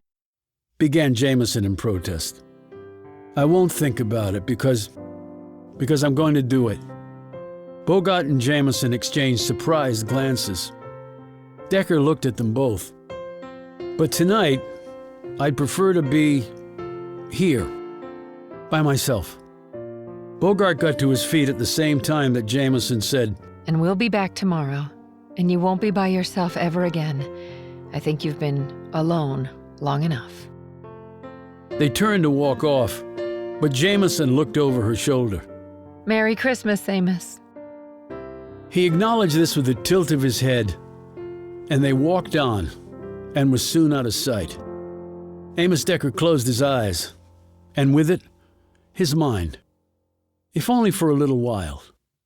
For just a little while.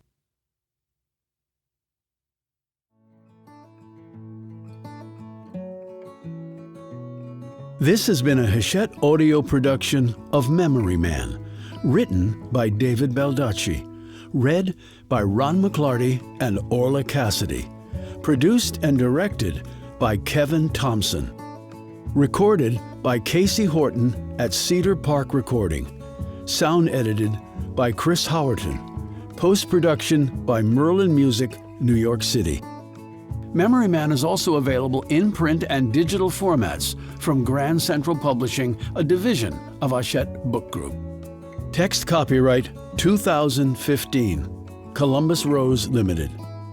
Audio production copyright 2015, Hachette Audio, all rights reserved. In accordance with the U.S. Copyright Act of 1976, the duplicating, uploading, and electronic sharing of any part of this audiobook without the permission of the publisher constitutes unlawful piracy and theft of the author's intellectual property.